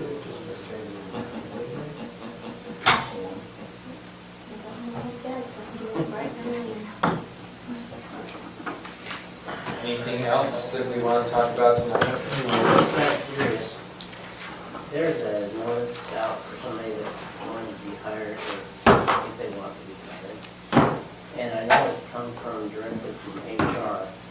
We're hiring a recreation person at a starting wage higher than we're asking for a report. Probably the qualifications. What are you talking about? Who are we hiring? Does it say, can you pull up? It's the a job recreation. Oh, description? this is our current. The Recreation direction. Oh, that's the part-time rec person. Yeah, part-time rec person, $20 an hour, and yet we're hiring it, asking for a deputy park. Sorry, say that, tell me what the job description is one more time, William, please. Sure, I'd be glad to. I think it's, I At the direction of the program director, each program supervisor will be responsible for establishing it's one sport.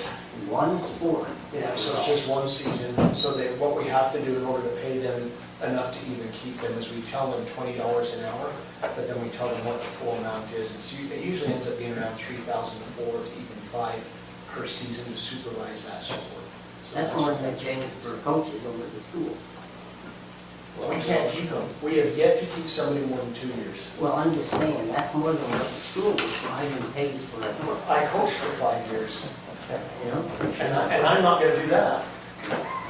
I'm just saying, I think that's a little bit,